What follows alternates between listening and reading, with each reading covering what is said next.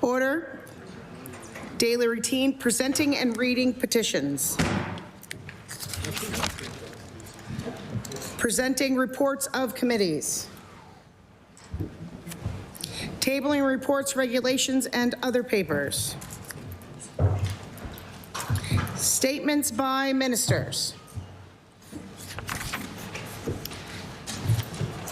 Government notice of motions. I recognize the Honourable Government House Leader.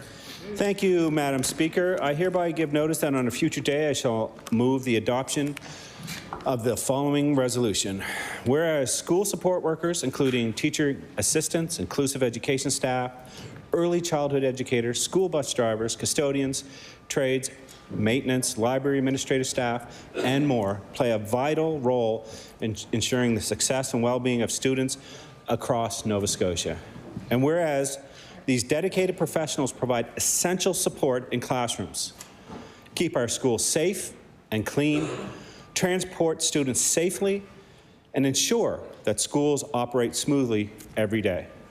Whereas their hard work and commitment contribute immeasurably to creating positive, inclusive, and supportive learning environments for all students. Therefore, be it resolved that all members of the House of Assembly recognize and celebrate the invaluable contributions of Nova Scotia school support workers and express our sincere gratitude for their dedication to students, families, and school communities across the province. Madam Speaker, I request waiver of notice and passage without debate. There has been a request for a waiver. Is it agreed? Agreed. It is agreed. Would all those in favour of the motion please say aye? Aye. Contrary-minded, nay. The motion is carried.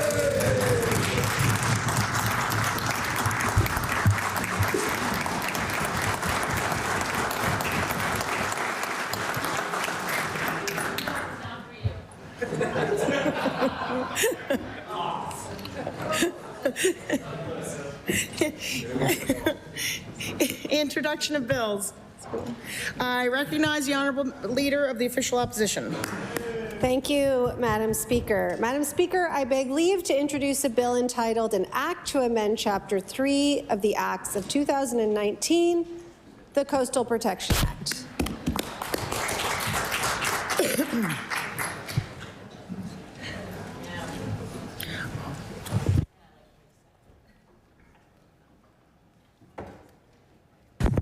The honourable member for Dartmouth South begs leave to introduce a bill entitled An Act to Amend Chapter 3 of the Acts of 2019, the Coastal Protection Act. Bill 43, an act to amend Chapter 3 of the Acts of 2019, the Coastal Protection Act.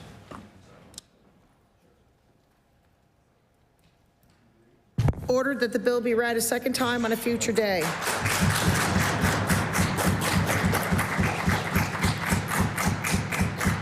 I recognize the honourable member for Sydney, member 2. Thank you, Madam Speaker. Madam Speaker, I beg leave to table a bill with the title, An Act to Expand Home Efficiency Programs to Small Landlords.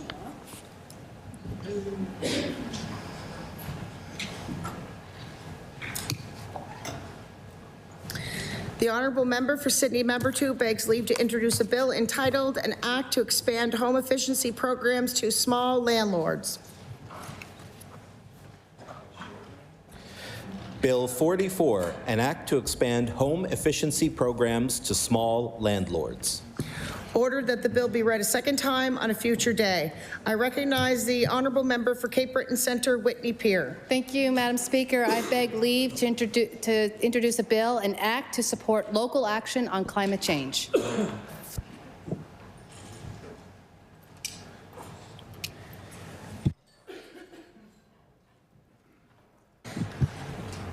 The honourable member for Cape Breton Centre, Whitney Pier, begs leave to introduce a bill entitled An Act to Support Local Action on Climate Change.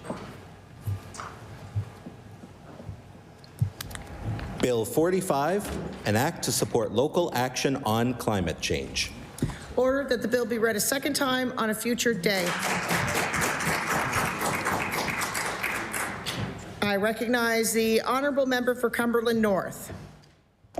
Thank you, Madam Speaker. I beg leave to table a bill entitled An Act to Amend Chapter 41 of the Acts of 2010, the Personal Health Information Act. Thank you, Madam Speaker.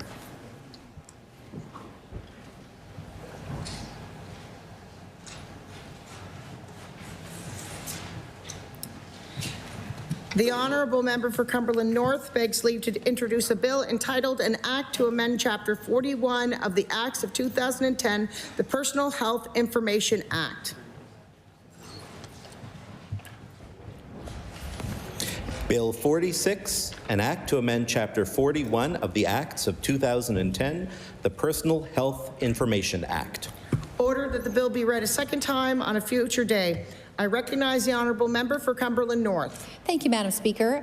I beg leave to table a bill entitled An Act to Amend Chapter 13 of the Acts of 2012, the Patient Safety Act. Thank you, Madam Speaker.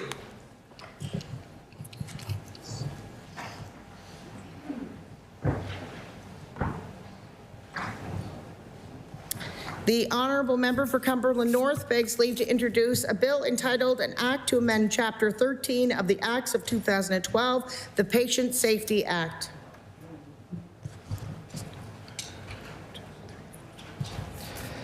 Bill 47, an act to amend Chapter 13 of the Acts of 2012, the Patient Safety Act.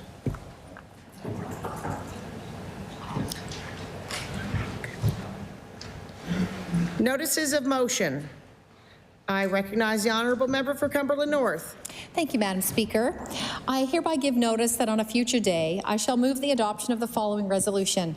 Be it resolved that the rules and forms of procedure of the House of Assembly are amended by adding immediately after paragraph 5C of Rule 60, the following paragraph, 5CA.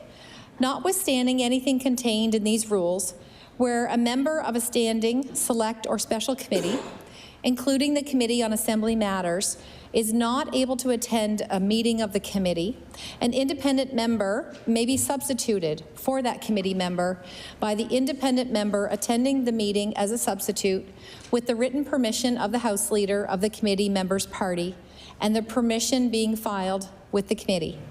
Madam Speaker, I request waiver of notice and passage without debate. There has been a request for waiver. Is it agreed? There are several nays. The notice of motion is tabled. Statements by members. I recognize the honourable member for King South. Speaker, I beg leave to make an introduction before reading my statement. Please do. In the gallery, I am so pleased to introduce two wonderful leaders from Benjamin Bridge, Nova Scotia's Sparkling Wine House. Joining us today are Kelty McNeil, the Director of Sustainability, and Brittany Parker, the Director of Hospitality.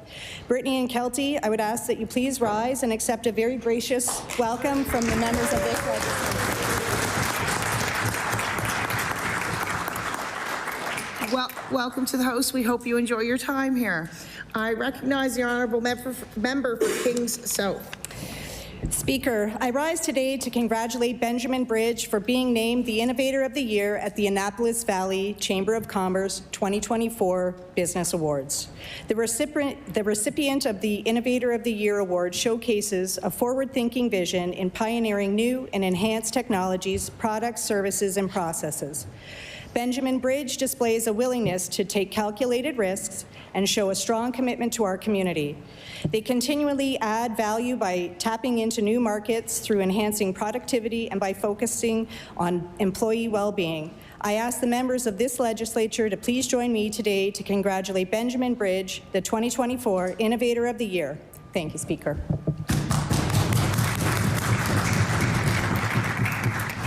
I recognize the honourable member for Halifax Citadel, Sable Island. Madam Speaker, I beg leave to make an introduction relative to my member statement. Please do. Joining us in the gallery today is Terry Appleby and Alex Biafra from Stardust. Would you please rise and accept the welcome of the House?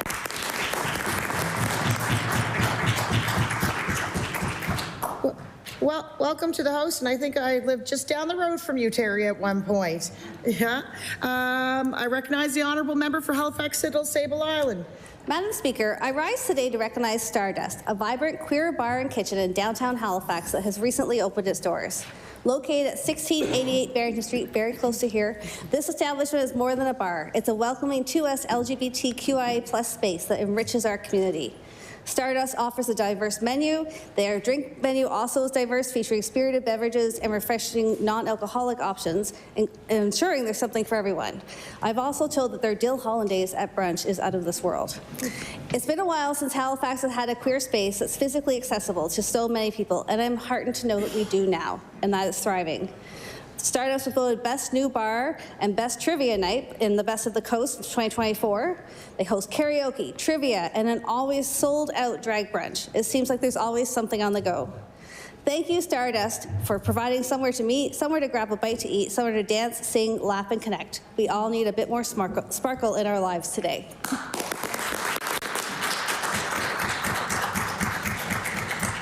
I recognize the honourable member for Sydney, member 2. Thank you, Madam Speaker. Madam Speaker, I rise on my feet to recognize someone that we all know, who this past fall we gathered as communities to celebrate Chief Terry Paul's 40th year as chief. Terry came home from Boston and started his career as an economic development officer, and then became the manager and was elected chief in 1984. So for 40 years, Terry has not only led Member 2 to prosperity, but also has been such a pillar of hard work and dedication to the entire island and beyond. So I'm so happy to rise on my feet and recognize one of our great leaders, Chief Terry Paul.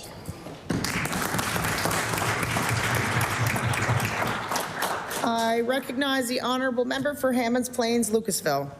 Speaker, before I read my statement, I beg leave to make an introduction. Please do. In the gallery, I'm honored to introduce Andre Kamau of Molding Warehouse. Andre, I would ask that you rise and accept a warm welcome to the legislature.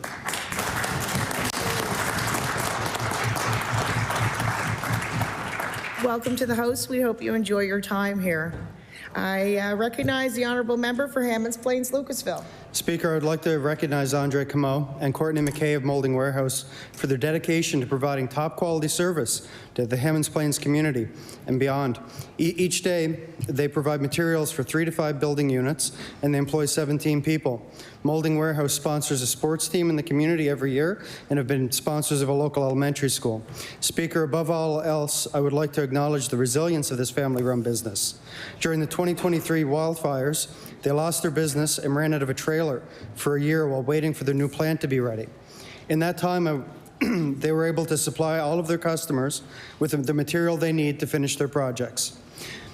Now with their new plant, they're purchasing their door slabs from Canadian companies using Canadian-made medium-density fiberboard to make moldings in Hammonds Plains. They also convert their waste to wood pellets for home heating, therefore keeping the prices 25 to 30% cheaper than anywhere else. Speaker, for the family from Molding Warehouse is a prime example of how Nova Scotians face adversity, that when faced with hardship and misfortune, we rise from the ashes like a phoenix, stronger than ever. Thank you, Speaker.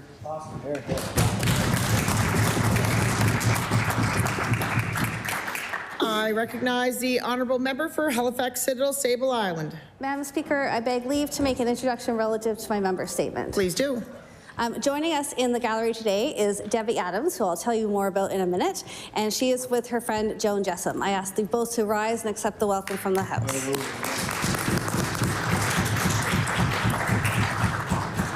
Welcome. We hope you enjoy your time here. I recognize the honourable member for Halifax Citadel Sable Island. Madam Speaker, I rise to recognize Debbie Adams. Debbie is a mom, author, and native of Newfoundland and Labrador living in Halifax.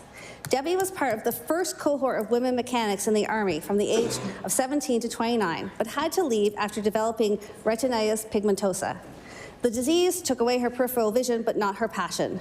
Debbie graduated from Mount St. Vincent in 2008 with a BA in political science. She also is the CEO and founder of People Can Training and Development. And Debbie is constantly supporting others to improve their skills because of her passion for lifelong learning and development. In free community sessions, she teaches Nova Scotians about financial literacy and supports adults to pick up the pen and start writing. Debbie is on the board of the Alumni Association of Mount St. Vincent University. She is a fierce accessibility and disability rights activist and was recognized as Entrepreneur of the Year from the Nova Scotia Entrepreneur with Disability Network. She wants to know that we are all more capable than we think. I ask all members to join me in recognizing Debbie Adams.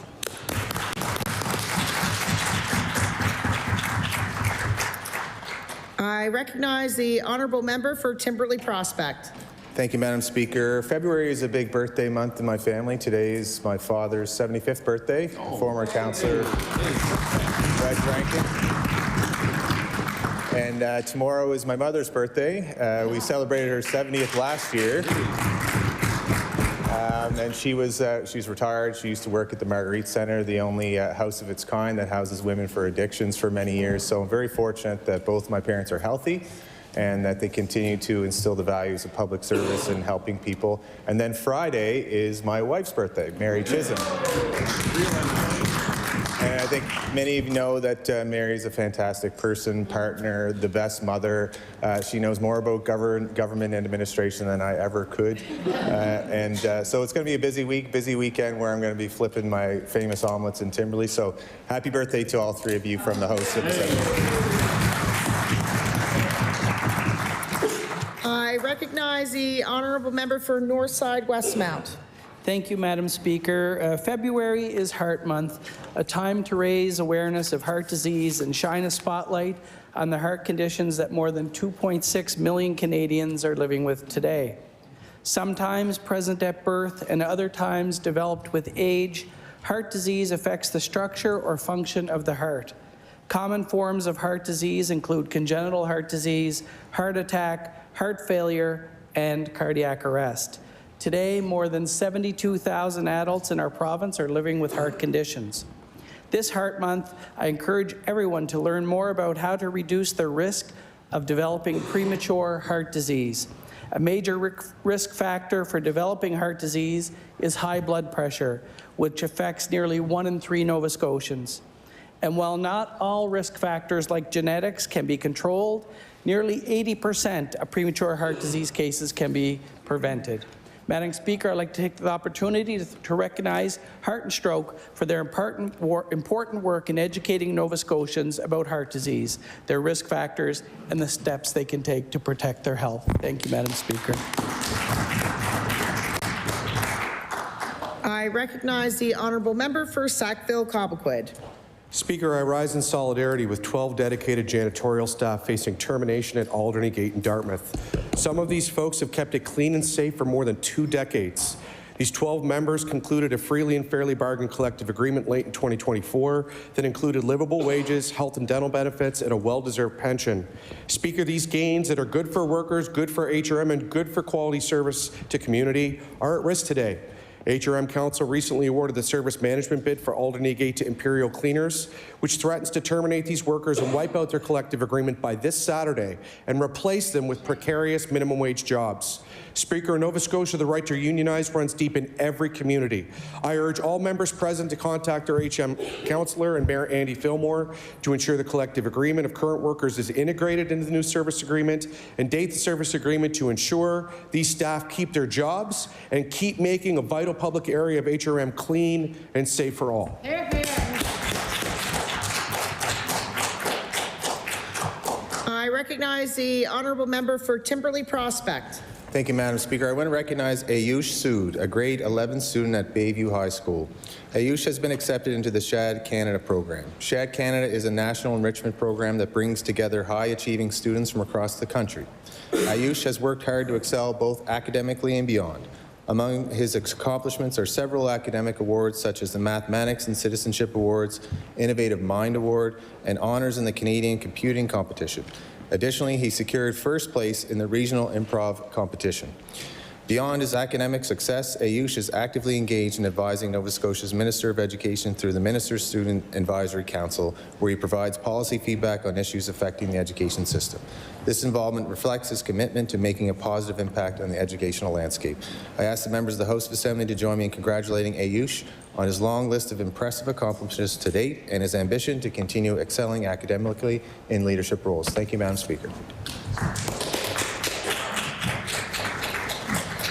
I recognize the honourable member for Kings West. Thank you, Madam Speaker, and I rise today to celebrate Pink Shirt Day, a day where we can come together to raise our voices against bullying and to promote kindness, inclusion, and respect. Pink Shirt Day originated from a simple yet impactful act at Central Kings High in Cambridge, Nova Scotia, where 2 students stood in solidarity with a classmate who had been bullied for wearing pink. This simple yet profound act of kindness ignited a global movement that continues to inspire us today. Pink Shirt Day is more than just wearing pink. It's a symbol of solidarity, compassion, and our responsibility to stand up against bullying. This day challenges us to reflect on how we treat one another and to actively work towards creating environments where kindness prevails, and even in this House, Madam Speaker. It's a day to reaffirm our commitment to speak out against injustice. As we wear our pink shirts today, let's remember the importance of this movement. Let us use this day as an opportunity to take meaningful steps toward a world where empathy and respect are the foundation of our interactions. Thank you, Madam Speaker. I recognize the honourable member for Halifax Needham. Madam Speaker, I rise today to recognize this special day, Pink Shirt Day. This is an annual day to raise awareness and take a stand against bullying and to promote kindness and inclusivity. Bullying is an intentional harm that's repeated over time in a relationship where there is an imbalance of power, and it can be physical, verbal, or even cyber. Bullying can have some serious negative impacts on mental health and physical health. Wearing pink is not just a movement. It's the meaning of this day should be something we embody in our day-to-day. Madam Speaker, we can all participate, not just by wearing pink, but by speaking out and up against bullying and encouraging others to be kind and inclusive. As members of this House, we hold a responsibility to do so. We should not be silenced, and we should stand up for all Nova Scotians. Thank you, Madam Speaker.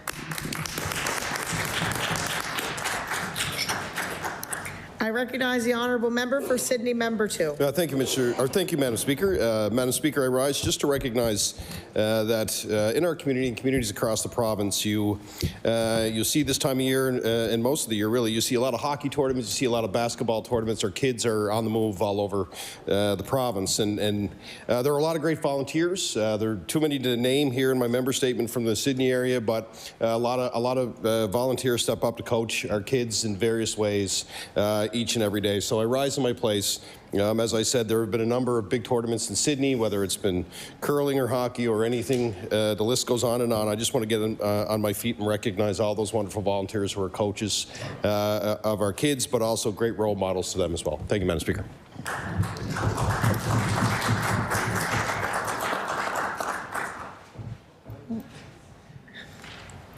I recognize the honourable member for Bedford Basin. Thank you, Speaker. Speaker, today I rise to recognize Mahashivratri, a festival celebrated by Hindu communities around the world. It marks a time for reflection and spiritual renewal. Mahashivratri, or the Great Night of Shiva, honors Lord Shiva, who represents transformation, compassion, and the eternal cycle of life. For many Nova Scotians, this festival is a time to fast, pray, and seek blessings for strength, peace, and wisdom. It's also a celebration of light overcoming darkness, reminding us of the importance of unity and truth. For many here in Nova Scotia, our Hindu community enriches the province by sharing their tradition and values. Festivals like Mahashivratri bring together fostering understanding and respect among diverse communities. Speaker, as we take time to reflect, let us remember the values that this day represents: compassion, self-discipline, and the pursuit of knowledge. Thank you, Speaker.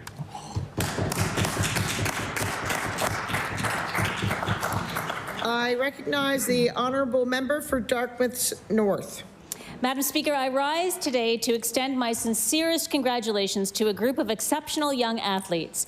Dartmouth North residents Mackenzie Devaney, Ashley Harvey, Mia Murphy, and all of their teammates on Team WAVE. Team WAVE is an advanced adaptive abilities co-ed cheer team composed of athletes from throughout Nova Scotia. They are a diverse and fully inclusive team who are adaptive to the needs of those who are with and without a physical, sensory, or intellectual disability. Recently, Team WAVE competed and earned the honor of being named Team Canada and will represent our country at the World's International Cheer Union Competition in Florida this April. This is the highest level of competition for any cheer athlete, and WAVE has earned this most prestigious of honors in their first year together. Madam Speaker, I ask the House to join me in cheering on Team WAVE and Coach Amanda Brown as they prepare to represent Nova Scotia and Canada on the world stage. Thank you. I recognize the honourable member for Yarmouth. Madam Speaker, the Physician Assessment Centre of Excellence is now open. Announced in the fall, this centre will see internationally trained physicians get licensed faster to practice in communities across the province. Right now, 4 internationally trained physicians are participating in a 12-week assessment program overseen by Nova Scotian doctors. They are providing care to 2,600 patients, all from the Need a Family Practice Registry. The centre will expand to assess more internationally trained doctors and eventually serve 6,500 patients. More Nova Scotians will get the primary care they need. There are many talented and in-demand internationally trained doctors who are eager to call Nova Scotia home. This centre is a first of its kind in North America, providing more doctors and the quality care that Nova Scotians expect. We are committed to fixing healthcare, but we couldn't do this alone. This is a partnership between the province, the College of Physicians and Surgeons of Nova Scotia, and the Medical Council of Canada. We are very grateful for this collaboration. We look forward to welcoming these skilled doctors to communities across the province. Thank you, Madam Speaker.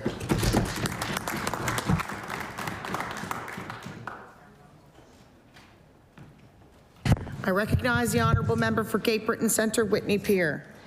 Speaker, I rise to recognize the Every Women's Centre, Cape Breton, and the Cape Breton Feminist collaboration to host the Women's March on January 18th in Sydney. The march mantra was, we all march for different reasons, but we march for the same cause, to defend our rights and our future. It was a privilege to lead the march chanting and addressing those in attendance about the need for core funding for the organizations doing the frontline work. Speaker, since declaring gender-based violence an epidemic in Nova Scotia, we have lost at least 7 people that we know by name. 7 too many, and many that we don't know. 1 is too many, Madam Speaker. Thoughts and prayers are not enough. Action is required by this government, including the full implementation of the Mass Casualty Commission's recommendations. Thank you. I recognize the honourable member for Shelburne. Thank you, Madam Speaker. Madam Speaker, I rise today to remember Collie Roy McLeod of Lockport, who passed away earlier this month, leaving a legacy of hard work and commitment to his family and also our community. Roy had a keen interest in politics, spending countless hours working with candidates and volunteering for elections, and he also served for many years as councillor in Lockport, including his time as deputy mayor. He was a man of great faith. Roy served for many years on his church board and was very active in our community, serving the school board, the housing board, the Roseway Manor board. His working career was long. It varied from teaching school to working for the Provincial Department of Transportation. And Madam Speaker, I respectfully ask all members join me in sending condolences to Roy's family and friends. He certainly will be missed. Thank you, Madam Speaker. I recognize the honourable member for Halifax Needham. Madam Speaker, I rise today to recognize Avon McDonald. Avon messaged me on the first day of my campaign in 2024 with a lovely message about helping out with the work that we are doing in the riding. I gave Avon a call that evening to let her know about some volunteer opportunities and just to have a little chat, because I do like to talk.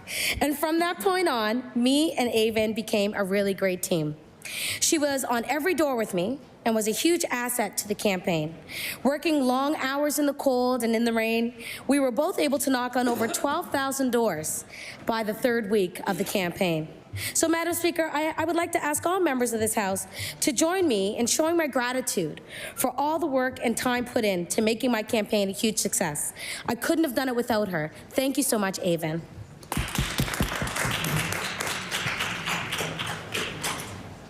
I recognize the honourable member for Cumberland North. Thank you, Madam Speaker. Today I rise to extend birthday greetings to Gladys Riley of Amherst, who turned 95 this month. Local residents know Gladys as the true matriarch of the African Nova Scotian community in Amherst, where she freely shares her immense wisdom and experience. Gladys is the true epitome of a going concern, who is still frequently seen walking at a quick pace through downtown Amherst as she greets the young and old alike. Many of you will recognize Gladys's son, Bill, who was only the 3rd black hockey player in the National Hockey League and the 1st of African Nova Scotian descent. But please note, I said Gladys's son, Bill, and not Bill Riley's mother, Gladys. She is very quick to let people know that she is not Bill Riley's mother, but rather Bill Riley is Gladys Riley's son. Yeah. Madam Speaker, I would ask my colleagues to join me in wishing Gladys Riley a very happy 95th birthday and to wish her many more years of health and happiness. Thank you, Madam Speaker.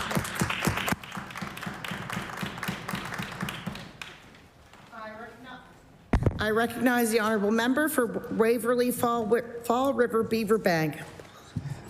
Thank you, Madam Speaker. Madam Speaker, I'd like to recognize a local hockey coach and volunteer from Beaverbank who goes out of his way to ensure the children of our community and the surrounding area have a safe, fun environment to play. Chris Frazier's dedication to our community is apparent in all his endeavors as he consistently prioritizes the community and invests countless hours into his volunteer work. Whether he's fundraising or coaching, Chris approaches every role with enthusiasm and precision. He's working tirelessly with the Lake District Recreation Association, who are actively competing for Craft Hockeyville to upgrade their arena in Lower Sackville. Madam Speaker, Chris is not only a coach, but he is the heart within the local hockey community. Please join me in thanking Chris for everything he does. Thank you, Madam Speaker.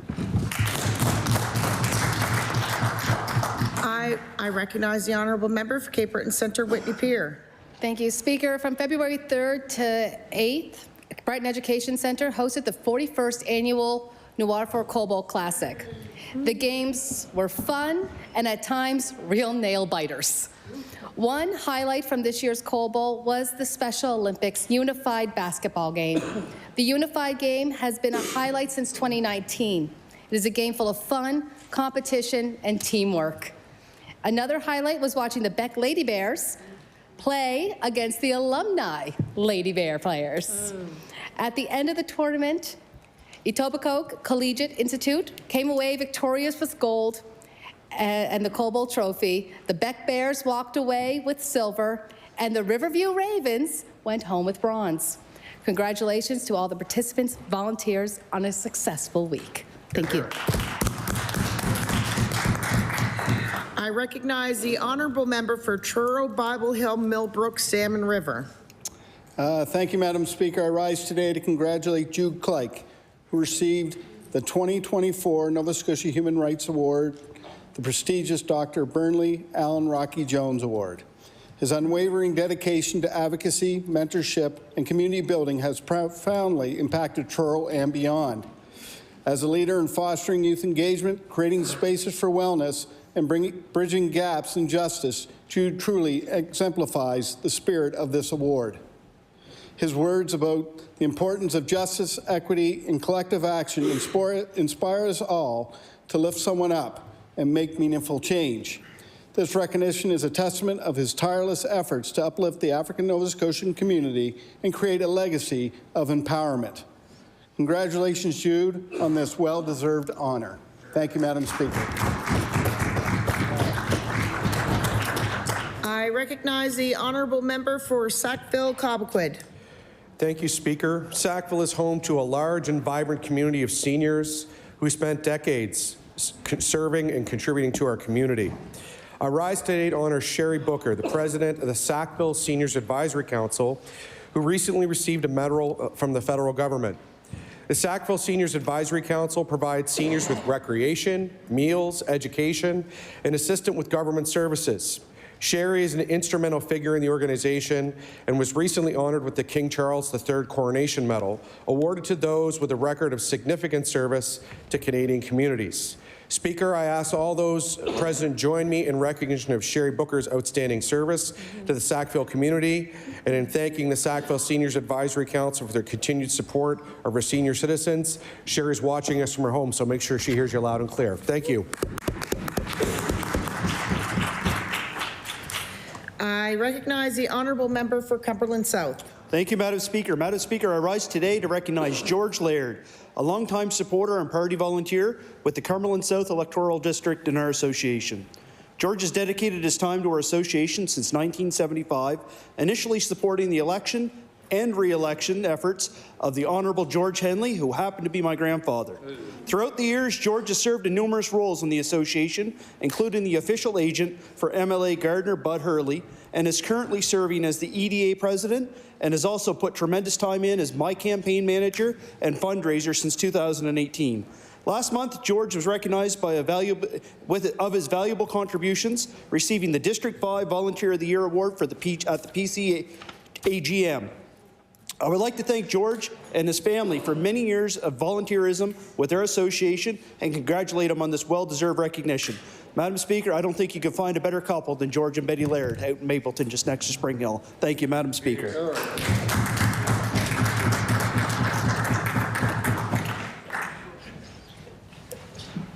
I recognize the honourable member for Dartmouth East. Madam Speaker, I rise today to speak about my beautiful daughter, Ella Hallman, who continues to inspire me every day. Ella selflessly dedicates her time volunteering at our local Square Roots program each month and was also an incredible help to me on the campaign trail, offering her advice with enthusiasm. Ella passionately pursues gymnastics, a sport that has become a cornerstone of her life.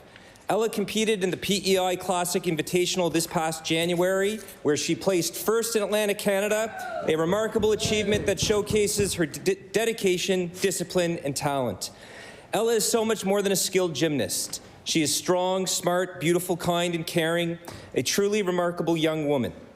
I am beyond proud of the person she is becoming, and I'm constantly in awe of her maturity and generosity at such a young age. Her mom would be very proud.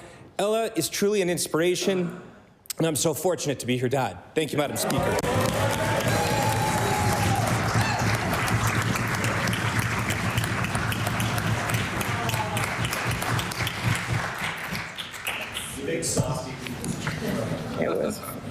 I recognize the honourable member for Hants West.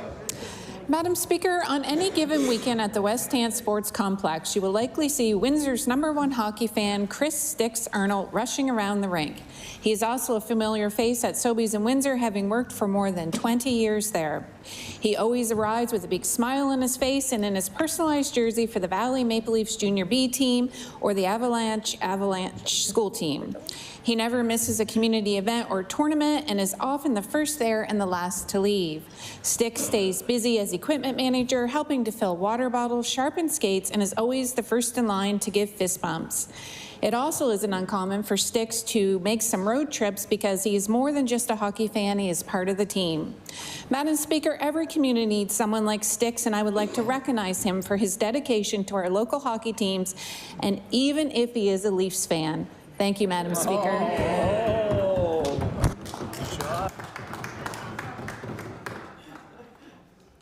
I recognize the honourable member for Victoria the Lakes.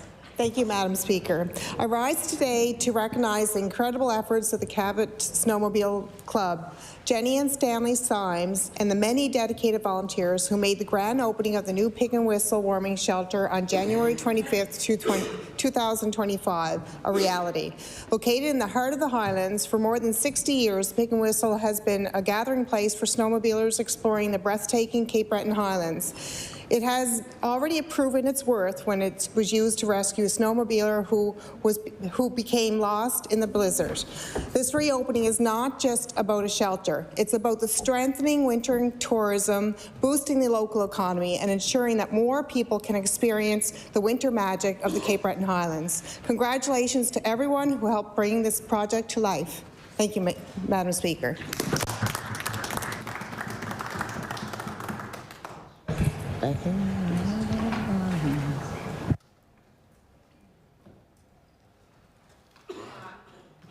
I recognize the honourable member for Lunenburg West.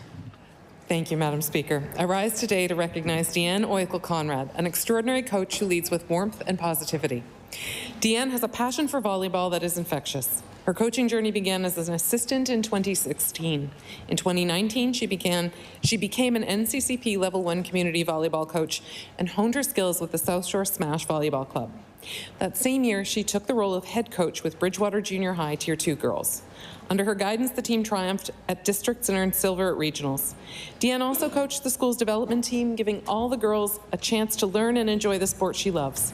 Her guidance has led to numerous successes for both the Vikings and Smash teams, including her U13 Smash winning silver at the 2023 Tier 1 Provincial Championships. But Deanne's impact doesn't stop at volleyball. She teaches Bridgewater Recreation mini volleyball, runs Volley Girls. On top of that, she works full-time with the Nova Scotia Apprenticeship Agency and even leads fitness programs. I ask the House to join me in thanking Deanne for her amazing leadership and the positive energy she brings to our community. Thank you, Madam Speaker.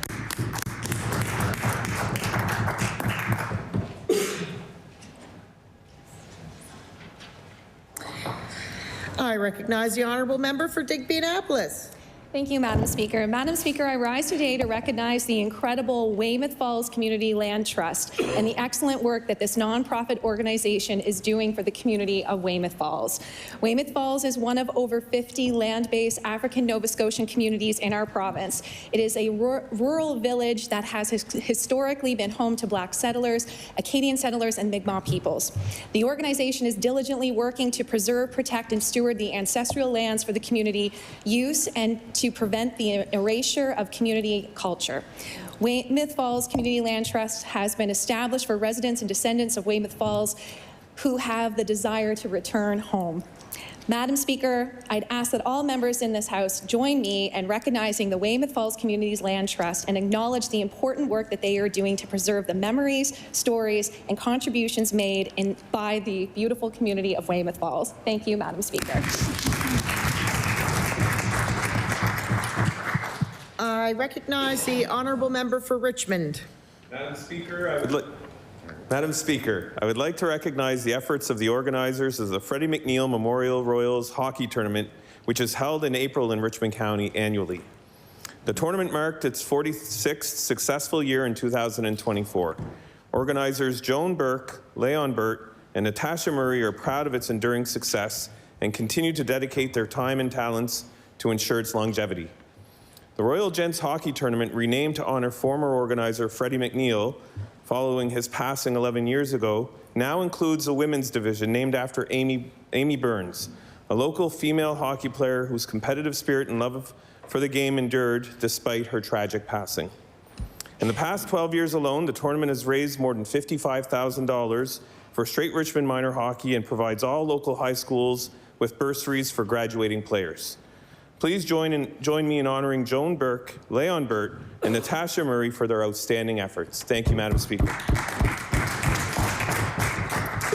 I recognize the honourable member for Cape Breton East. Madam Speaker, today I would like to congratulate an exciting new business that opened last year in the community of Howie Centre. The Red Farm is an ambitious development on a property formerly run as a farm by the Tobin family. CEO Christoph Martinez and property owner Johann and Brigitte Luxbauer are investing several $1 million into converting several buildings on the property into venues for weddings, concerts, and other large community events. There's a newly built 12-room hotel that's almost complete, and the plan is to build a beer garden, restaurant, and other amenities coming in the near future. Already the venue has proven a hit, hosting numerous weddings, receptions, and corporate events. Many nights throughout the winter, the Red Farm has played host to some great local musicians, bringing community members together in song and dance. I look forward to visiting the Red Farm soon and wish them all the best. Thank you, Madam Speaker. I recognize the honourable member for Argyll. Madam Speaker, I rise today to congratulate Kids Act, a nonprofit dance group for youth in my region, on its 4th annual fundraiser, its own version of Dancing with the Stars. The popular sold-out event was held over 4 nights, with the audience enjoying highly energetic hip-hop performances by Kids Act dancers and their stars. Amazingly, each dance was choreographed by the Kids Act dancer. Some of the stars, including moms and dads, brothers, teachers, or friends. Many of the stars had no previous dance experience, and although out of their comfort zone, they embraced the experience with much enthusiasm. Judges were on hand and new this year a golden buzzer.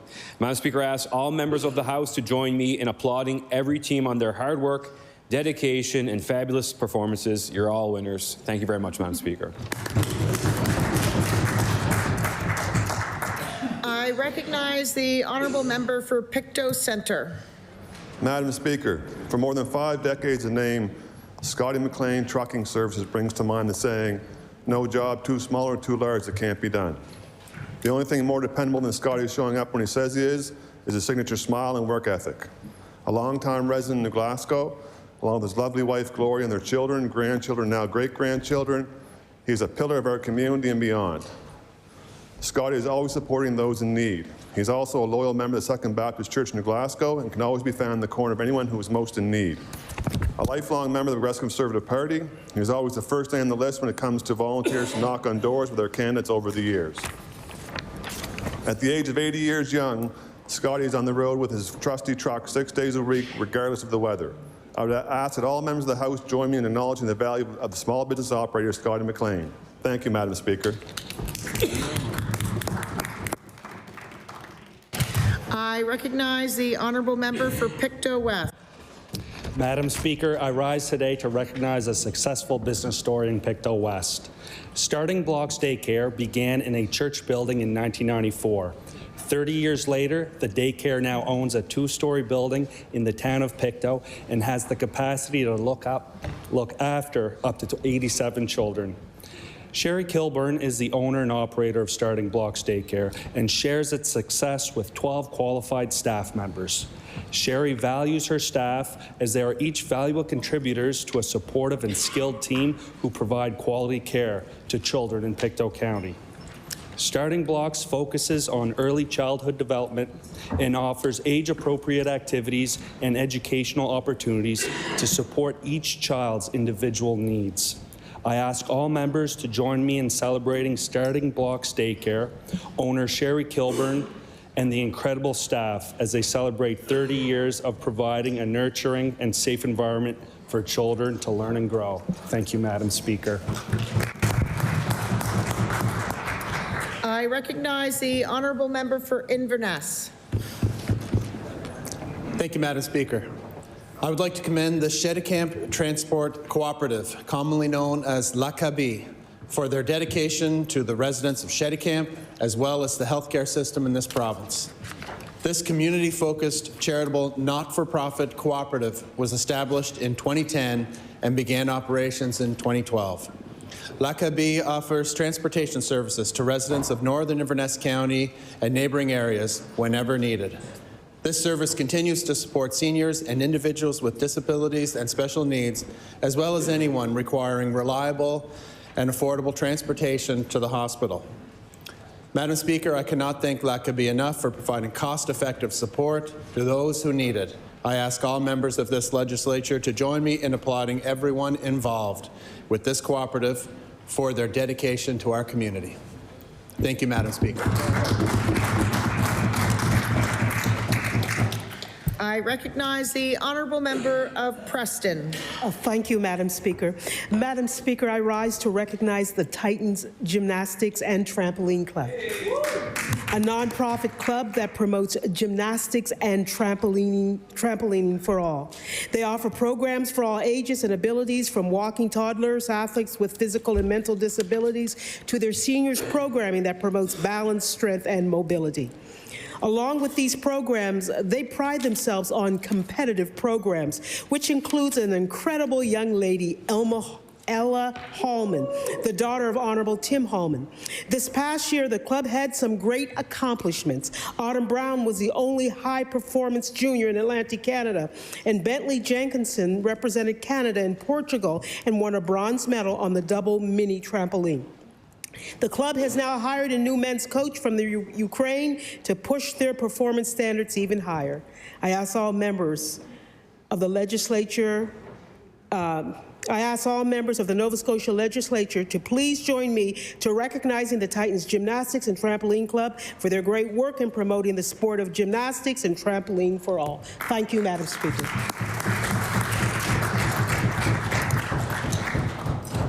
I recognize the honourable member for Bedford South. Thank you, Madam Speaker. I rise today to celebrate Bedford Minor Hockey Association, and this includes Bedford Basin, by the way, who reached an incredible milestone of 50 years in operation. Minor hockey has been the cornerstone of growing up in Bedford to thousands of young people spanning many years.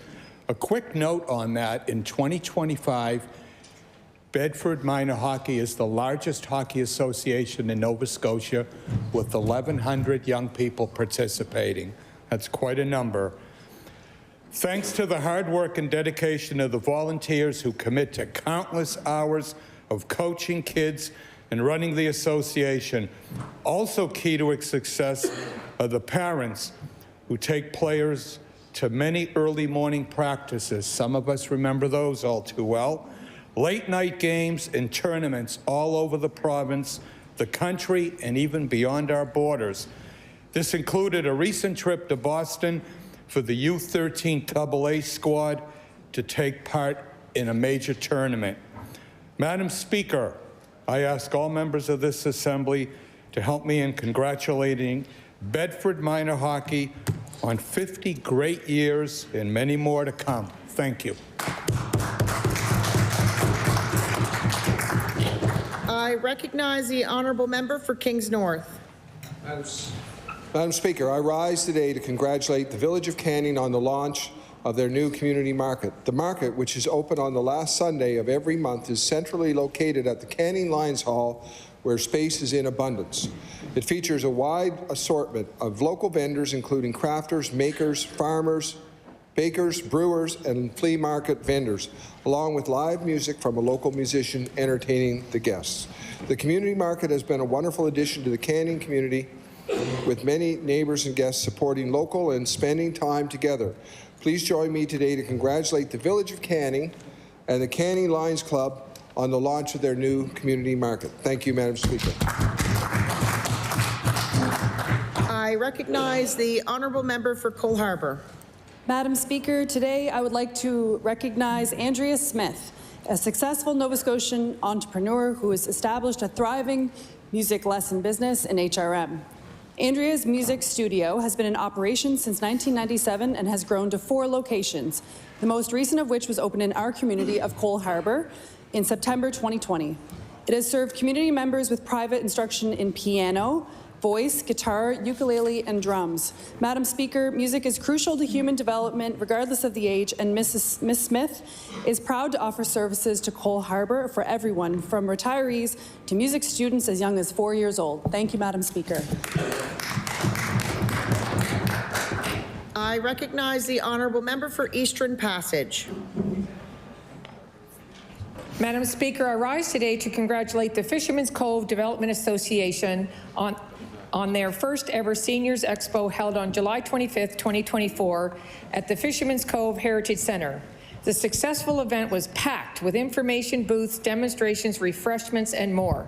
Following the information session, many enjoyed a social paint and music event that was for a limited number of participants.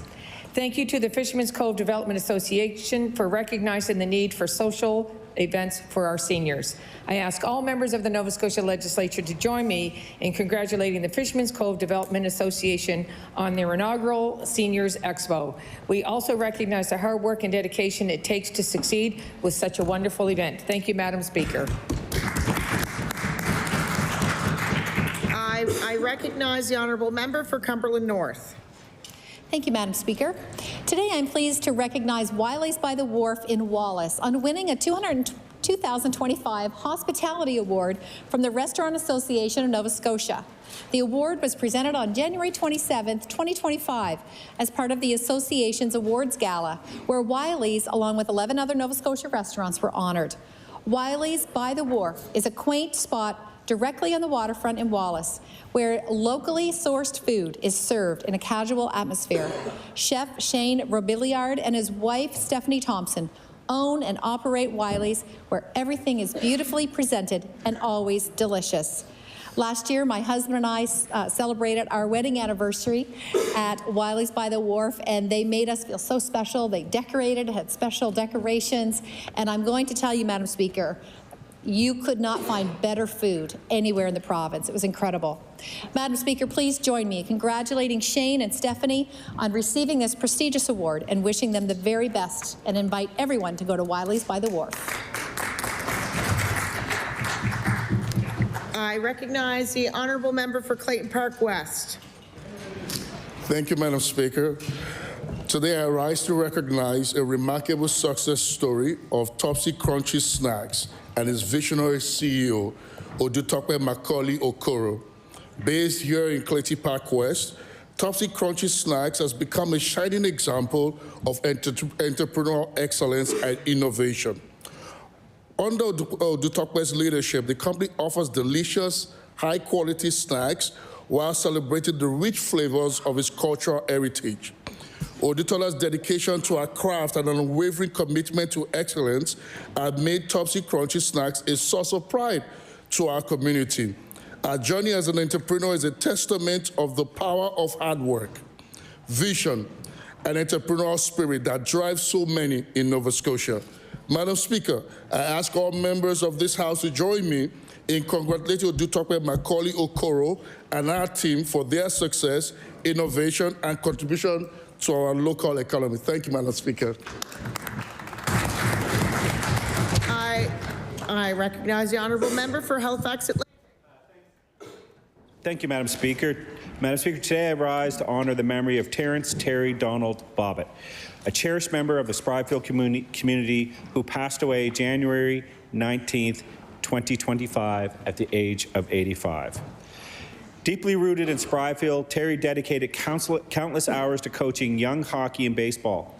He played a pivotal role in fundraising efforts for the local rink, ensuring a space for all to enjoy. His commitment to the environment was evident through his participation in the Macintosh Run annual cleanup. As a proud member of the Spryfield Legion Branch number 152, Terry served multiple terms as president, visiting seniors in schools, embodying the spirit of community service. Terry's legacy is carried forward by his 6 devoted daughters, numerous grandchildren and great-grandchildren. Our community owes a debt of gratitude to Terry Bobbitt for his unwavering commitment and the positive impact he made on so many lives. He will be deeply missed, and his legacy will continue to inspire us all. I recognize the honourable member for Bedford Basin. Thank you, Speaker. Speaker, I rise today to welcome a new business to Bedford Basin. Callie's Cakes, owned by Savannah Callie, has opened recently in the Sunnyside Mall. From cupcakes to theme cakes to wedding cakes to classic cookies, I have heard nothing but good things about the items that Savannah bakes. My CA Donna Lugar loves and recommends her almond croissants. With a BSc in biomedical science and a love of the outdoors, Savannah focuses on serving wholesome indulgences. That's the rationalization I use for visiting her shop. Speaker, I ask all members of the legislature to join me in congratulating Savannah Callie for taking what had been a hobby and turning it into a successful new business. Thank you, Speaker.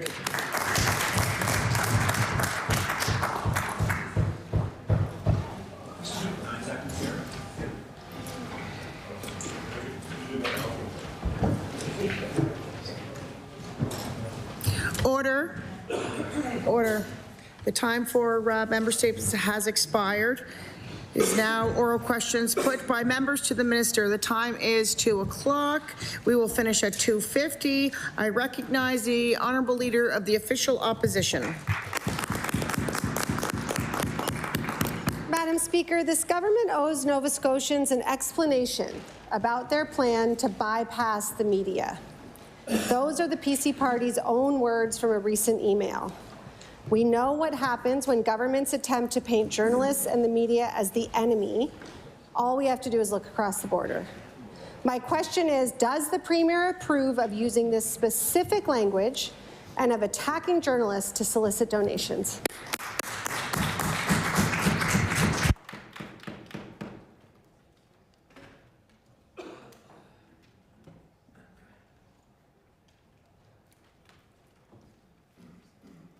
Your question is specifically about a PC email. I'd like you to reframe it about government. I recognize the honourable member or honourable leader of the official opposition. Thank you, Madam Speaker.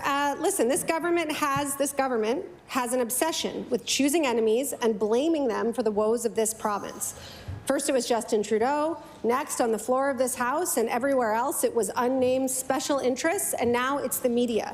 Over and over again, we have seen this government attempt to divide Nova Scotians rather than work with them. And this is a slippery slope. So my question to the Premier is bypassing the media official government policy?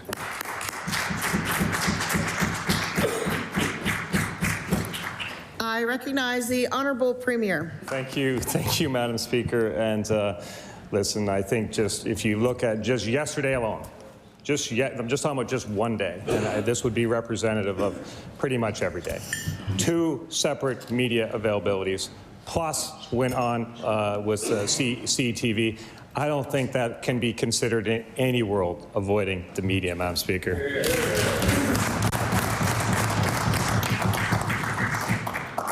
I recognize the honourable leader of the official opposition. Thank you, Madam Speaker. And yet, this government fundraises to, quote, the letter has been tabled, bypass the media when necessary. They are actively suppressing information from the public when they choose this tactic. Bypassing the media means not letting the media know what is happening, and it's in large part thanks to the media that the changes to the Auditor General are safe from government interference, and that we know that about so many issues facing Nova Scotians in this province. The depths of the housing crisis, issues with primary care, that's not something that's being put out by this government. It's something the media is reporting to serve the public. That's what the government should be doing too. So I'll ask it in a different way. Which issues do you need to buy? Order.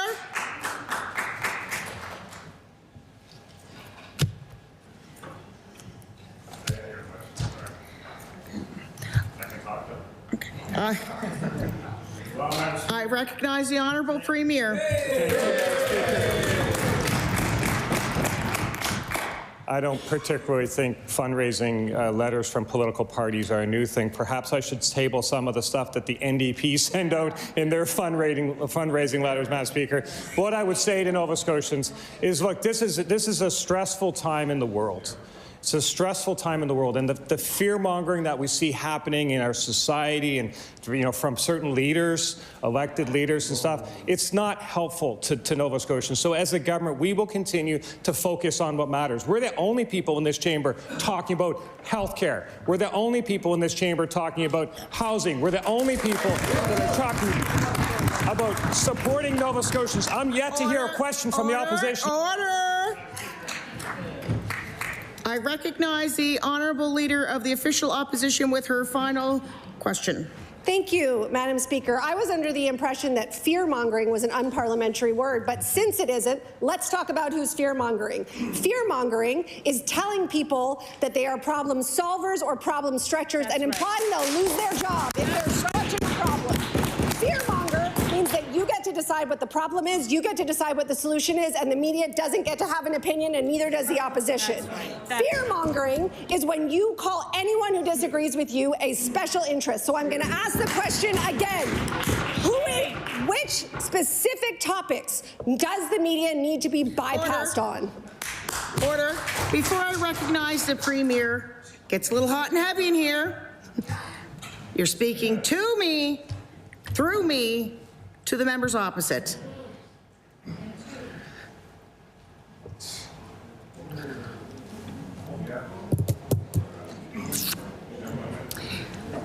At the end of the day, at the end of question period, if someone would like to stand up on a point of order, please do, but my ears are wide open and I'm paying close attention.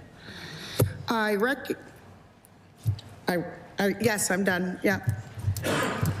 I recognize the Honourable Premier. Thank you, Madam Speaker. And it is true, in my opinion, that there really are only two types of people in the world. There are problem solvers and there are problem stretchers. And in this chamber, we know who the problem solvers are because they just tabled a budget that supports Nova Scotians across. And we know who the problem stretchers are. We just have to look at their social media where they bypass the media and use social media, Madam Speaker. I look for problem solvers. I love problem solvers. And fortunately, despite what you might see sometimes, this province is full of problem solvers, and I love them.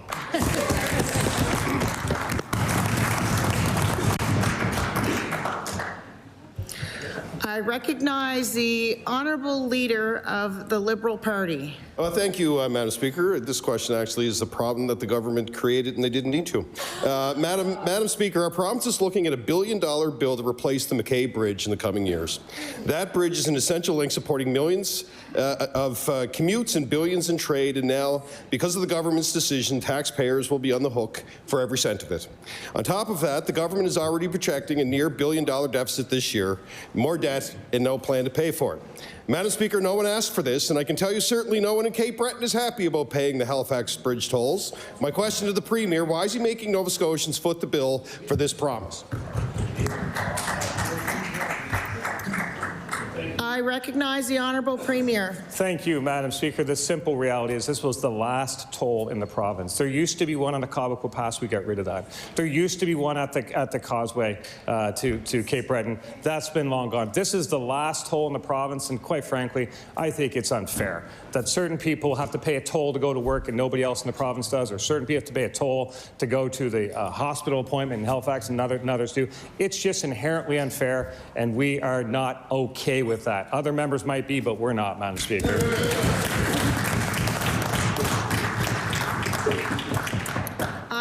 I recognize the Honourable Leader of the Liberal Party. Yeah, thank you, Mr. Speaker. And again, I'll reiterate that nobody was asking for this change. Madam Speaker, even former PC MLA and Halifax Councillor David Hensby is worried about this commitment. He says that this move will make traffic worse on both sides of the harbour and that we don't have the infrastructure to handle it. And I will table that, Madam Speaker.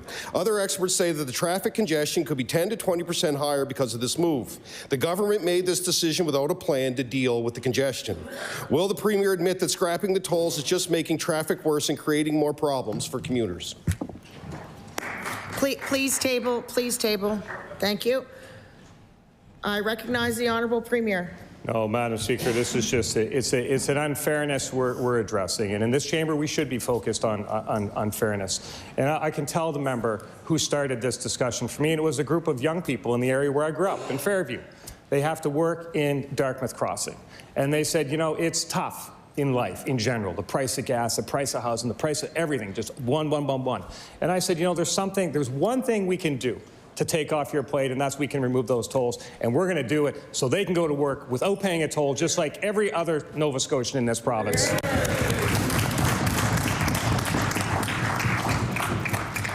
I recognize the Honourable Leader of the Liberal Party. Yeah, thank you, Madam Speaker. Madam Speaker, the government's decision to do this isn't just reckless, it's costly. And one way to finance a new bridge is through grants and loans from the federal government's infrastructure bank. But to qualify, a project needs a dedicated revenue stream, and that would have been the tolls. By scrapping the tolls, the Premier is cutting off a critical source of federal funding and leaving Nova Scotians to shoulder the full cost of the reconstruction.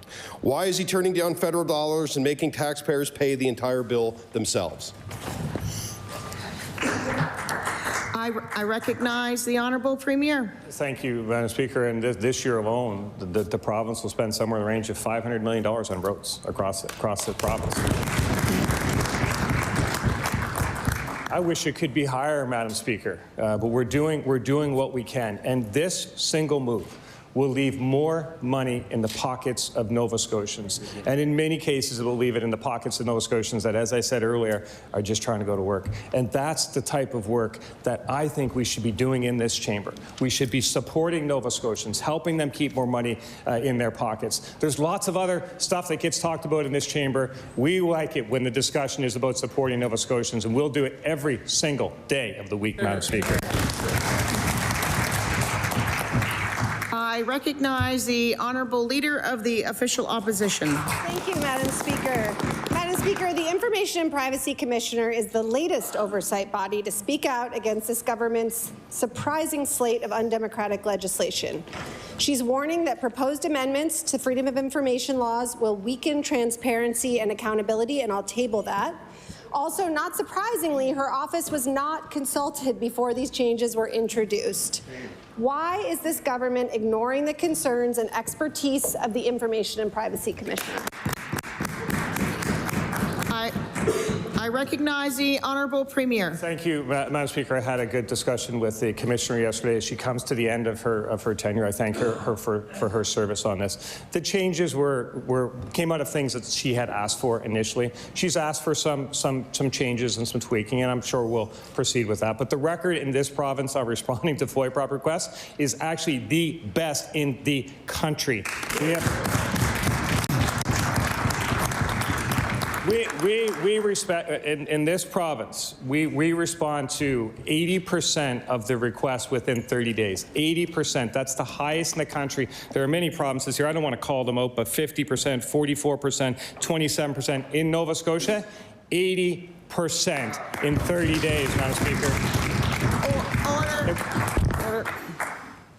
I recognize the Honourable Leader of the Official Opposition. Well, I am so glad to hear that some of the changes proposed are going to be walked back, and I wonder if the media had anything to do with that. This government has come here with a surprising agenda to double down on avoiding accountability, including trying to pass legislation that would have allowed the AG to be fired without cause, attempting to limit debate in this House, painting the media as the enemy, and now pushing changes that make it easier to deny freedom of information requests and figure out what's actually going on in here. The Premier was right to walk back proposed changes to the Auditor General's office. Can you tell us when he's going to do the same for the Information and Privacy Commissioner? I recognize the Honourable Premier. Madam Speaker, the Commissioner reached out. The Commissioner sent a letter and outlined some What she described in there, because it was kind of amendments and tweaking, that's the way the process works. It's actually built like that. Legislation is tabled. There's actually a process, committee of the whole, public engagement, second. That's actually the way the process works. Now, I know it might surprise members opposite because the Liberals, when they were in government, they didn't take many changes. Whatever they introduced, that was it. The NDP, well, we know what the NDP did, Madam Speaker. But this government, we have the courage to listen to Nova Scotians. We respect Nova Scotians, and we will continue to do that. We'll listen to Nova Scotians at every opportunity. When they put forward meaningful things like the Commissioner did, if the opposition puts something meaningful forward, the day I see that, I'd be happy to listen to that too, Madam Speaker. I recognize the Honourable Leader of the Official Opposition. Thank you, Madam Speaker. There's another thing that most governments do, which is consult before they put legislation in so they know what the concerns are going to be, but hopefully we'll get there. Donald Trump is threatening to impose 25% tariffs on our imports in less than a week. The measures the Premier announced yesterday to remove barriers to interprovincial trade is a start, but workers need to know that there is a plan to support them. The Premier has not, in fact, addressed the questions of the promised changes in procurement. What Nova Scotian producers, workers, and small businesses know or should know is the plan. What is the plan, and when will we know it? I recognize the Honourable Minister of Growth and Development. Thank you very much, Madam Speaker. Madam Speaker, I could not be prouder of the leadership of this Premier, Madam Speaker. For weeks now, he's been taking this issue top of mind. He's been traveling to meet with his federal and provincial and territorial counterparts, Madam Speaker. He's traveled to Washington on 2 occasions. He's met with business leaders. I've joined him on those meetings, Madam Speaker. We are leading the country in breaking down internal trade barriers, Madam Speaker. We want Nova Scotians and Nova Scotia businesses to know that we are taking action, Madam Speaker. We were the first province to provide or to come out with retaliatory actions, Madam Speaker, and we'll have more to say. I recognize the Leader of the Official Opposition. Thank you, Madam Speaker. That's just it. Nova Scotians don't know. I'm glad that everyone's proud of the Premier for his travel, but Nova Scotians don't know what's going to happen. They're working hard to afford their rent and their mortgages. They're making sacrifices so that they could buy groceries, and they're worried about the economic impact. So again, with less than a week before the deadline, when can Nova Scotians expect a plan from this government on how it will impact their families and what help will be there for them? I recognize the Honourable Minister of Growth and Development. Speaker, breaking down internal trade barriers is exactly what we've heard from Nova Scotians. They want to make it easier to do business not only in Nova Scotia, but across this country, Madam Speaker. I'll remind the honourable member, this is making national news, Madam Speaker. The Premier is taking the bull by the horns, taking this file seriously, breaking down these barriers, supporting Nova Scotia businesses, and will continue to do just that. I recognize the Honourable Member for Halifax, Citadel, Sable Island. Madam Speaker, last week, the Governor of the Bank of Canada cautioned that this time, if tariffs are long-lasting and broad-based, there won't be a bounce back. We may eventually regain our current rate of growth, but the level of output would be permanently lower. It's more than a shock, it's a structural change. Is the Minister of Finance confident that this government's habit of spending without accountability and transparency will not worsen the impact of tariffs on our province? I recognize the Honourable Minister of Finance. Madam Speaker, I'm happy to talk about the budget that we brought in, which was a historic budget, which will be a stimulus, a $500 million tax break to ordinary Nova Scotians to help them with the affordability issues that the NDP raises, Madam Speaker, and investments in infrastructure. It's not just me. I will quote and table. In the case of Nova Scotia, it's forecast that U.S. tariffs are largely expected to be offset by stimulus provided by the province's capital spending and tax reduction. Morningstar DBRS, the province has ample fiscal flexibility, relatively strong balance sheet, and a resilient economy, which provides a reasonable buffer.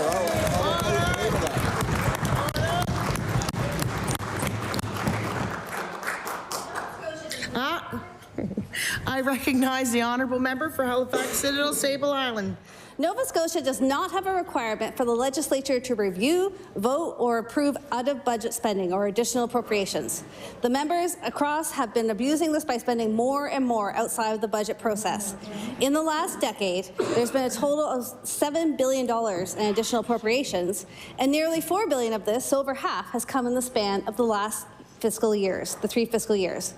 Will the minister do the responsible thing and commit to no additional appropriations outside the legislative process in this coming fiscal year in the time of economic and financial uncertainty? I recognize the honourable Minister of Finance. Madam Speaker, I want to assure Nova Scotians that we have received as a province 24 clean bills of health from the Auditor General.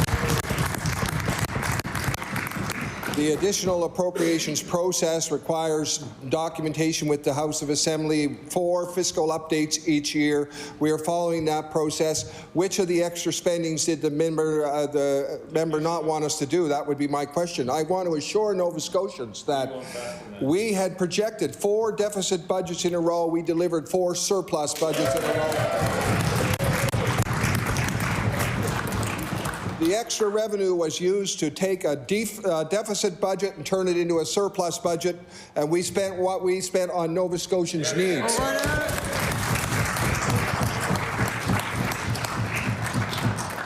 I recognize the honourable member for Timberley Prospect.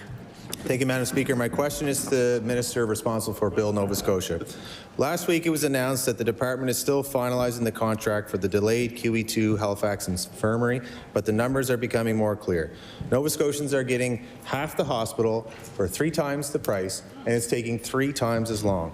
My question is, with a later, more expensive QE2 redevelopment plan, with patients waiting longer, is the Minister concerned that a tariff war might continue to present cost pressures and future delays in this already delayed project? Thank you, Madam Speaker.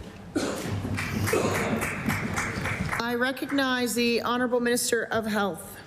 Thank you, Madam Speaker. And I just want to point out that there actually was no plan when we formed government, unless maybe the one that was on the back of a piece of a paper towel with a Class G estimate, if we were lucky. Yeah. This new project is going to revolutionize care in Halifax. So far with the early works, construction has met all milestones. The fact that we have reached financial close means that the amount of money that we pay for this project is not going to change. The teams have done an incredible job. We have 216 more beds in the system. We have 16 more operating rooms in the system. We have a double-sized emergency department, all just on the peninsula. I recognize the honourable member for Timberley Prospect. Thank you, Madam Speaker. What an insult to civil servants that are still working on the file in the Department of Health. The governing party, when they were in opposition, was actually opposed to the only bill that actually took place because it was already under construction when they took power at the Bayers Lake Outpatient Centre. They opposed that project, Madam Speaker. They came out against the rest of the VG bill that was recommended by those same experts in the field the minister just insulted, and that caused delays because they wanted to put their own stamp on the project. The fact is we could have some new infrastructure built now at the VG site, and instead it won't be ready until at least 2031. We all know how urgent this is. My question to the minister is, because the main strength of a P3 project is to defer those risks to the contractor, can the government ensure that the contractor will absorb all those risks on the project? I recognize the honourable Minister of Health and Wellness. What I would say respectfully is that people knew that that original plan was not achievable. There was no workforce that was going to be able to deliver this mammoth project that had not been thoroughly thought through. There was no plan to build off of. There were thoughts, there were hopes, there were wishes. And so now we have looked, we have done more faster. That building, that new facility, the cost is set. The teams have worked incredibly hard. Early works has moved this project forward exponentially. Nova Scotians should be very, very proud of the civil service that finally had the opportunity to deliver a manageable and appropriate project in this province.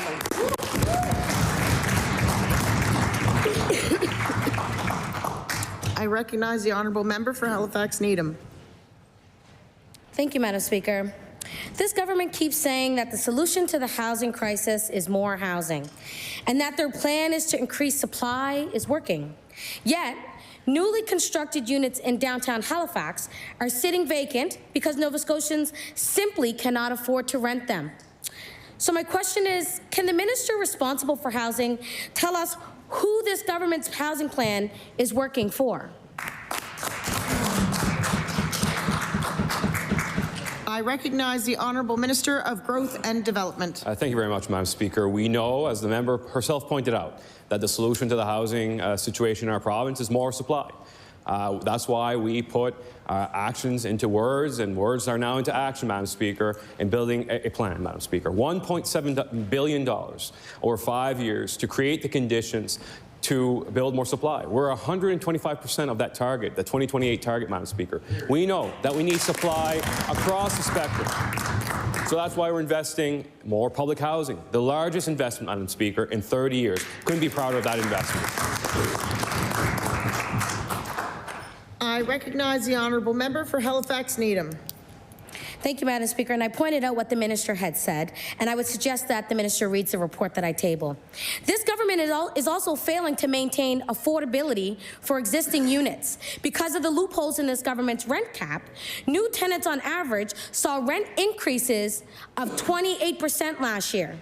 I don't know about the minister, but I know folks in my riding are struggling to stay housed with these soaring prices. So my question is, when will this government admit that their housing plan is not working and implement real rent control? I recognize the Honourable Minister of Growth and Development. Madam Speaker, I fundamentally disagree with the member opposite that rent control is going to fix our housing market, Madam Speaker. We need more supply. That is the truth, Madam Speaker. As I noted last week, Statistics Canada noted that from January of last year to January of this year, housing starts across the province have increased 38%, Madam Speaker. Our housing plan is working. Madam Speaker, the CMHC released a report indicating some of the highlights that increase in housing starts, as I noted, Madam Speaker, higher vacancy rates, Madam Speaker, and lower home prices, Madam Speaker. We've made a number of program changes to our rent supplement program, to public housing, Madam Speaker, ensure that the most vulnerable Nova Scotians that need it can have access to it, and I'll table that report. Did the member from Halifax Needham table the report? Thank you so much. I recognize the Honourable Member for Dartmouth North. Speaker, New Leaf is a program that addresses the root causes of gender-based violence. It provides group counseling and support for abusive men who want to stop hurting their loved ones. When we talk about gender-based violence prevention, these are the programs we need. But New Leaf is struggling to keep up with demand, and they need more funding to provide this vital service. And I can table an article about that. When will this government commit to providing stable core funding for groups like New Leaf to prevent gender-based violence? I recognize the Honourable Minister of Opportunities and Social Development. Well, thank you, Madam Speaker. We know that any incident of intimate partner violence is one too many. And across government, we are investing and making great strides in supporting groups across this province to intervene before incidents happen. New Leaf is a great example of that. Our department supports New Leaf over several years. Their funding has been increased. They have a proposal in. We're reviewing that proposal, and there'll be more to say on this later, Madam Speaker. I recognize the Honourable Member of Dartmouth North. Thank you, Madam Speaker. I'm glad to hear that a proposal is underway, but what is needed is what was recommended by the Mass Casualty Commission: stable core funding for organizations that address and prevent gender-based violence. This type of funding would mean that groups like New Leaf don't have to keep putting proposals in. They don't have to keep wondering if they will be able to continue next year or the year after. And supporting groups like New Leaf, which focus on interventions for men, will help address the root causes of gender-based violence. So my question is, why won't this government commit to funding model that will ensure important programs like New Leaf can continue year after year after year? I recognize the Honourable Minister of Justice. Thank you, Madam Speaker. Thank the member opposite for the question. And my colleagues and I are eagerly wanting to answer this question because we are working cross-department. But what I want to say, I do want to say we recognize the need to increase core funding. And we have, in fact, started increasing core funding. That took place last year with respect to the transition houses, the largest increase in core funding in decades. And that was a significant investment. We're continuing to assess that. But, Madam Speaker, I wanted to draw the member's attention to the work that we are doing around supporting men, because this is an incredibly important issue. And we heard from Todd Augustus Scott, who is a leader in this field, in an article from the Examiner. And he said, while more money is always welcome for programs, including for men, Nova Scotia is a leader nationally on this issue. Thank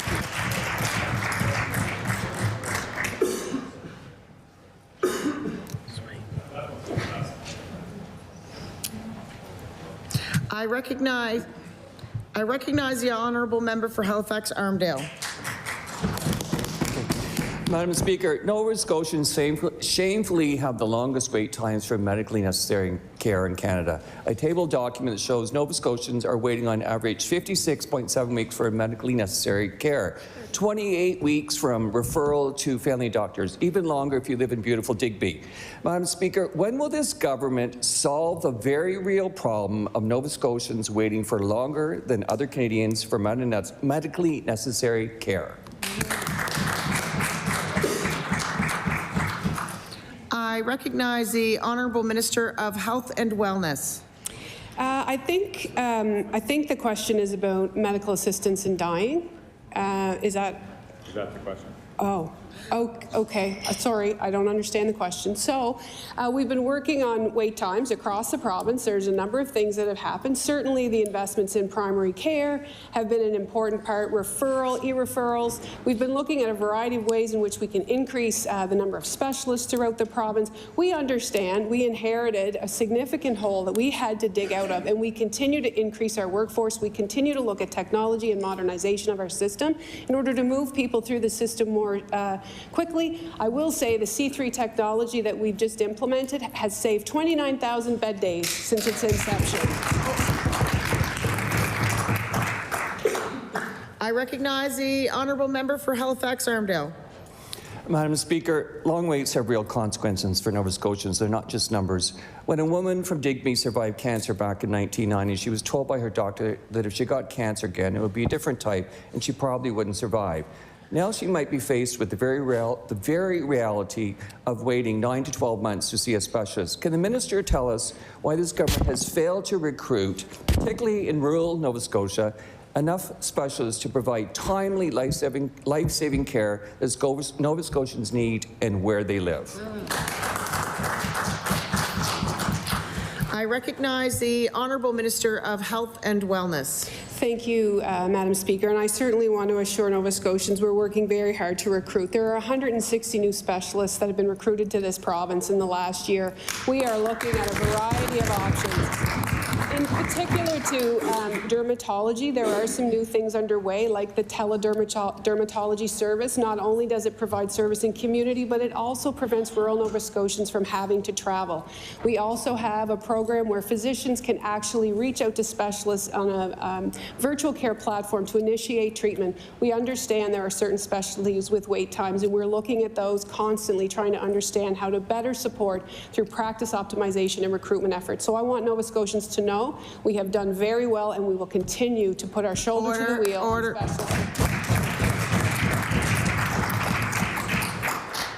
I recognize the Honourable Member for Cumberland North. Thank you, Madam Speaker. My question is for the Minister of Labour. Here in Nova Scotia, the Nova Scotia Nurses Union latest collective agreement settled in June 2024. Retroactive compensation for NSNU members dated back to 2020. Registered nurses working in long-term care who are not NSNU members only received 3 months of retro pay from April through June. Disparity is particularly concerning, given that all nurses perform the same work in long-term care, yet they did not receive the same retro pay. My question to the minister is, can he please provide insight into the rationale behind this decision and whether or not there are plans in place to rectify this decision to ensure there is equal pay for equal work here in Nova Scotia? I recognize the Honourable Minister for Labour Skills and Immigration. Thank you, Madam Speaker, and thank the member for this very important question. I'd be happy to chat with her sometime offline about this and look into that. I recognize the Honourable Member for Cumberland North. Thank you, Mr. Speaker, Madam Speaker, sorry, and thank you to the Minister for that answer and look forward to having that conversation. Madam Speaker, am I allowed to direct a question to someone else? You can always re-ask a question. You need to stay on topic. You just frame it up. You got 16 seconds. Thank you, Madam Speaker. I do want to express my concerns that nurses in this province are not being treated fairly. And earlier we heard the Premier talk a lot about fairness, but I want to stand in my spot, Madam Speaker, and verify and say, on behalf of all nurses and many other people, including teachers in this province, they do not feel like they're being treated fairly in many circumstances. And this example of not receiving the same retro pay, equal pay for equal work, is just one example. I'm hoping that the minister will stand and make a commitment to fix this and ensure that all non-unionized nurses are paid the same as the unionized nurses, since they completed the exact same type of work here in the province of Nova Scotia. Thank you, Madam Speaker.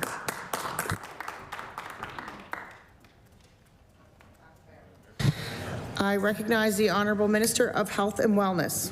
Thank you, Madam Speaker. And I really want to say that I feel that nurses, as a nurse, do feel valued in this province. We have settled a very generous and respectful contract with nurses. We have also settled 289 other collective agreements with very minimal labour disruption. There are people who work outside of a unionized environment, and those relationships, my understanding, is with the employer.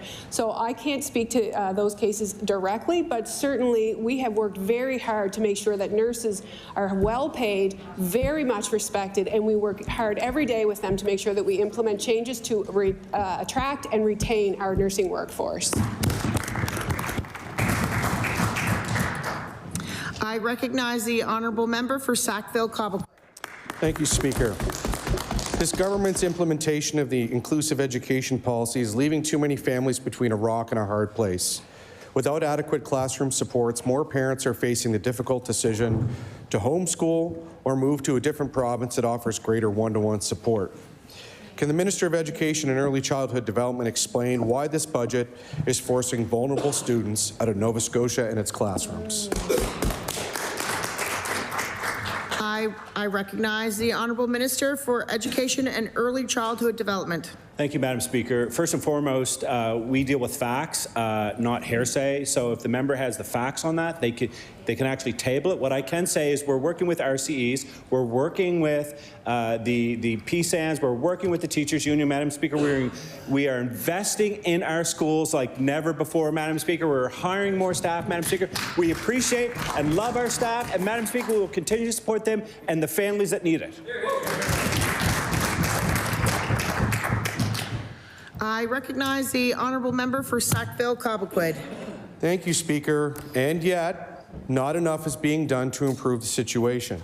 Nova Scotia Teachers Union President Peter Day reports that the current caseloads of school psychologists, social workers, and speech-language pathologists are not only unrealistic, they're unsustainable. Without additional funding for staff, the policy risks remaining words on a paper rather than reality. I ask, why does this budget include so little new funding for inclusive education to address the crushing workloads of vital specialists in our system? I recognize the Honourable Minister for Education and Early Childhood Development. And thank you, Madam Speaker. What we do know is that this has been an issue for a lot longer before before we were in government, Madam Speaker. In fact, we are addressing it now, Madam Speaker, we are addressing it now. We've continued to address it over the last 5 years. And Madam Speaker, this was an issue when that member was president of the NSTU, and we didn't hear a peep out of him on that, Madam Speaker. Madam Speaker, what I will tell you is if you look in the budget, you'll see investment in ECEs, you'll see investment in teachers. Order. Quiet, please. Minister speaking, a member speaking. A little too rowdy. I recognize the Honourable Minister of Education and Early Childhood Development. Madam Speaker, when the NDP were in government, they cut education, Madam Speaker. Madam Speaker, what I can tell you is there's more teachers working now than ever before. In fact, Madam Speaker, under this government and this current NSTU president, they ratified an agreement.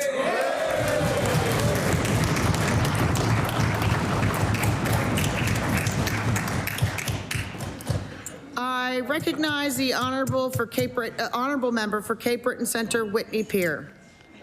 Madam Speaker, Alan McKay has spent years searching for an apartment in Cape Breton that is both accessible and affordable without any luck. As a last resort, he's paying $1,200 a month to live at the North Side General. My question for the minister responsible for housing, how long will this government keep folks like Alan McKay waiting for an appropriate, affordable, and barrier-free housing?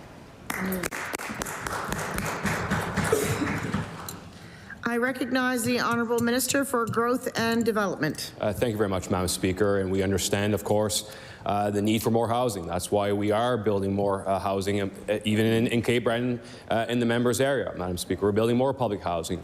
In addition to that, we're also making significant investments in converting a number of units into accessible units, Madam Speaker.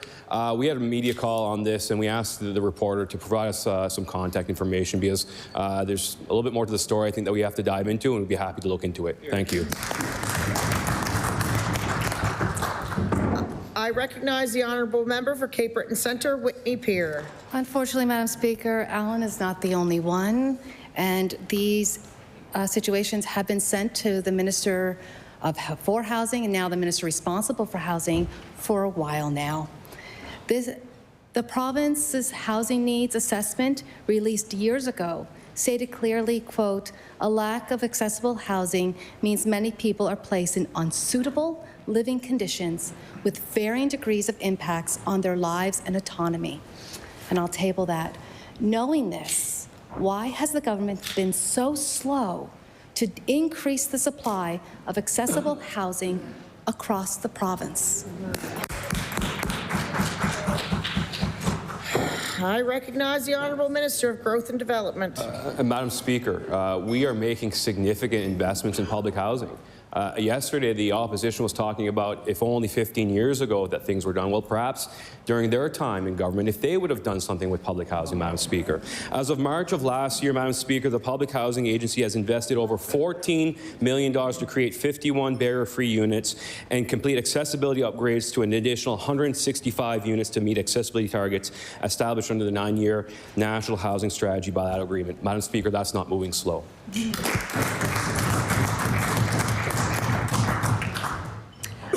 I recognize the Honourable Member for Fairview Clayton Park. Thank you, Speaker. Nova Scotia's Canadian Centre for Policy Alternatives released a report recently showing that the conditions for frontline child protection workers have deteriorated dramatically. Workers are faced with overwhelming caseloads, high turnovers within the department. So I have an easy yes or no question for the Minister of Opportunities and Social Development. Is this department actively implementing the recommendations from this report to improve the working conditions of the child protection workers?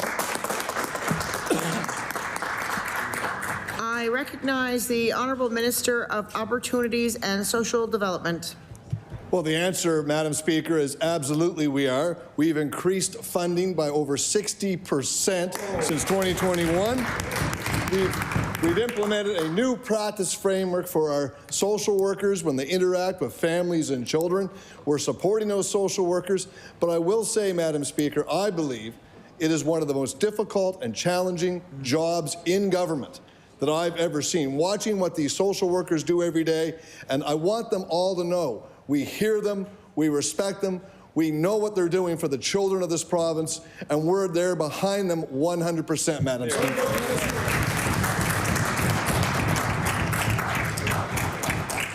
I recognize the honourable member for Fairview Clayton Park. Thank you, Speaker. And yet, we're hearing things such as a quote from a worker, and I will table that. We're literally crying for help. We're going to our supervisors and our managers and anyone who will listen, and nobody's doing anything to help us. We have social workers down there having panic attacks, people talking about going on short-term leave or resigning. Everyone is so burnt out.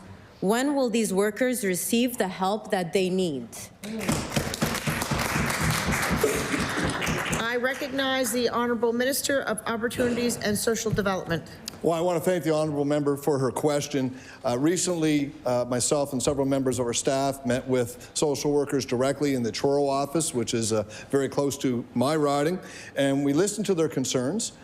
We've directed departmental staff to take some action on some of these. One of them is in the area of professional development, because as we all know, since the pandemic, the challenges young families are facing are probably at the highest they've ever been.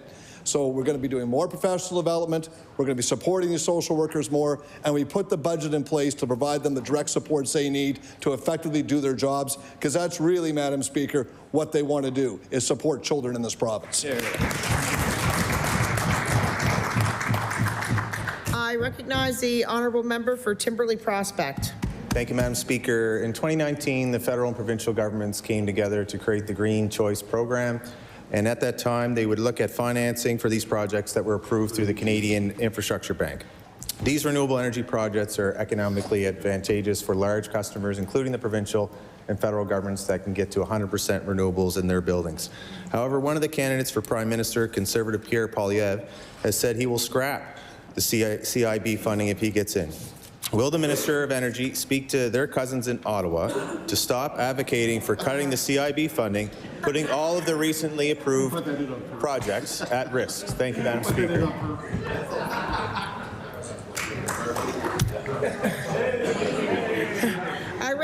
I recognize the Honourable Minister of Energy.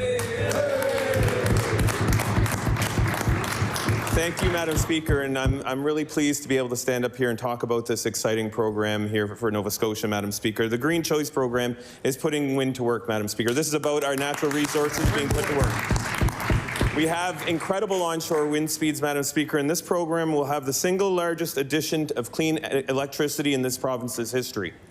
And Madam Speaker, that's 19% more clean electricity to the grid.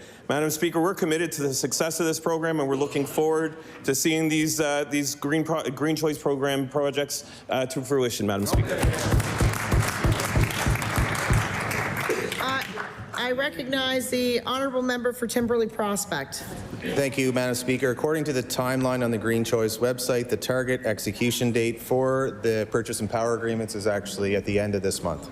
With nearly $80 million in collective securities due from proponents and Mr. Poilievre's looming threats to cancel the CIB program. In partnership with 13 First Nation communities in the province, NSP is also supposed to be getting funding from this for the big battery project. Nova Scotia has been working on wind and battery projects well before this government has taken power, and now all these projects are at risk without this significant federal program that reduces costs for ratepayers. If the CIB is scrapped, I'd ask the Minister, is the provincial government prepared to backstop all of this preferential financing to protect ratepayers in the province? Thank you, Madam Speaker. I recognize the Honourable Minister for Energy. Thank you, Madam Speaker. Thank you to the member for the question, and we are absolutely committed to this program and the success of this program, Madam Speaker. Not only is it about getting to 80% renewables, Madam Speaker, but wind is also the cheapest form of electricity for Nova Scotia, Madam Speaker. This is about stabilizing rates for Nova Scotians and the ratepayers of Nova Scotia. We're really looking forward to seeing this come to fruition, Madam Speaker, and as I've said twice already, and I'll say it again, Madam Speaker, we are committed to seeing the success of this program. I recognize the Honourable Member for Halifax Citadel Sable Island. Thank you, Madam Speaker. My question is for the Minister of Education. Bullying is present throughout our society. It is in our schools, our workplaces, and our communities. We owe it to Nova Scotians to stand up to bullying by being positive role models who always show respect and kindness to one another. Will the minister stand and affirm this government's commitment to end bullying in all forms? I recognize the Honourable Minister of Education and Early Childhood Development. I want to thank the honourable member for the question. Of course, Madam Speaker, of course. I say this all the time. If we need to make sure that our children and our staff, when they go into a school, they feel safe, they can learn, and they can prosper. Madam Speaker, we have been working with our stakeholders right across the province on a new code of conduct, and I'm excited. I'm excited. You want to talk about consultation? There's been more consultation on this than just about anything I've ever seen, Madam Speaker, and I want to thank the former Minister of Education for that. I want to thank NSTU. I want to thank PSANS. I want to thank QB. I want to thank everyone that was involved in this. Madam Speaker, we're doing everything we can. I recognize the Honourable Member for Halifax Citadel Sable Island. It's a tough time for 2S LGBTQIA+ youth who report some of the worst experiences in the Student Success Survey, and I'll table that. In 2014, the Department of Education adopted guidelines for supporting trans and gender nonconforming students, and I'll table those. And in 2022, this government committed to updating the guidelines. The former minister confirmed in this House that the current pronoun policy in particular would stand. By September 2023, CBC reported that the Department of Education had draft guidelines. But recently in estimates, the current minister denied that guidelines are coming. Will the minister today tell queer and trans youth that revised guidelines are coming or not? I recognize the Honourable Minister of Education and Early Childhood Development. Madam Speaker, I did not say they weren't coming. What I said was we're using that, we're using the information, the committees, the surveys, and all the outreach that was done by the previous minister to inform us on the code of conduct, which the Auditor General herself said should be the top priority, Madam Speaker. And what I also said, which was not said in the question, is once the code of conduct comes out, if we missed anything, we will make sure that we go back and fix it. I want every single child in this province, no matter who they love, no matter where they live, no matter what they look like, to know that this government is behind them and they deserve a safe place in every single school in this province.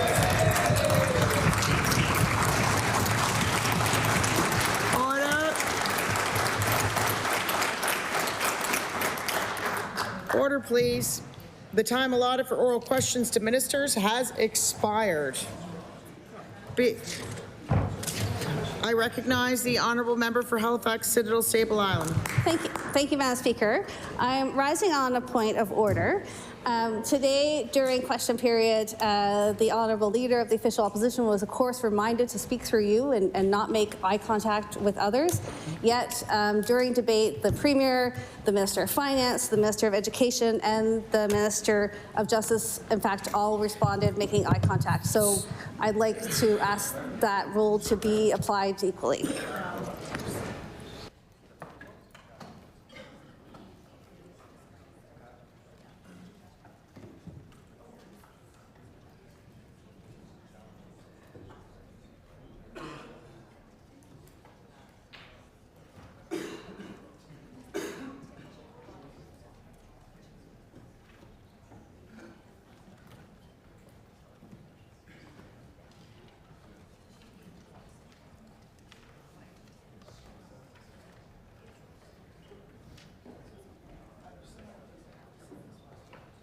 So, I've been watching very closely. The Minister of Finance stares at the floor and aims towards me. The Minister of Justice looks at the clock, and the reason why the Leader of the Official Opposition was called out on that is because she was pointing across the floor over her desk, and you will be able to see that in the camera.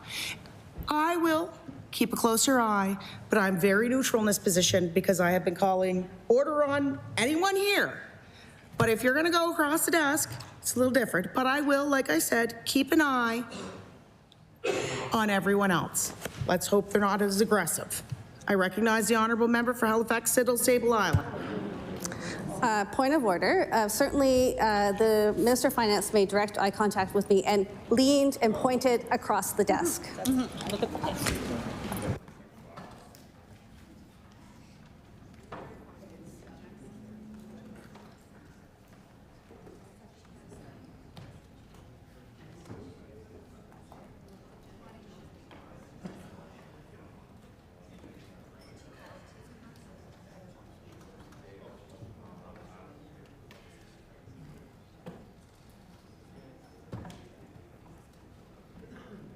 What we're going to do is take, I know for the second question that did not happen. I will take it under advisement for the first response and review the tape. Did you say that? No. Move on. I should have done this earlier today, which is the topic of late debate. By Derek Mombercat, MLA for Sydney Member 2, whereas there has been no focus and limited investment given to growing Nova Scotia's economy during the past 3 years, whereas public debt and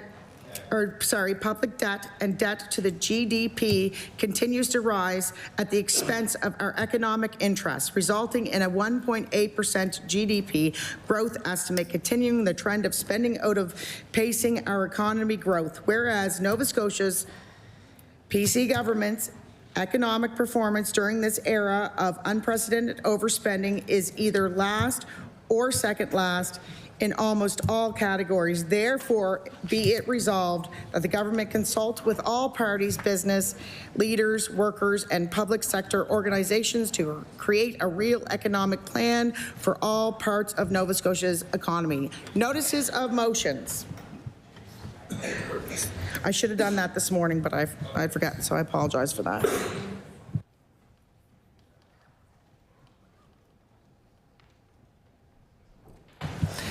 I recognize we're going into opposition business. I recognize the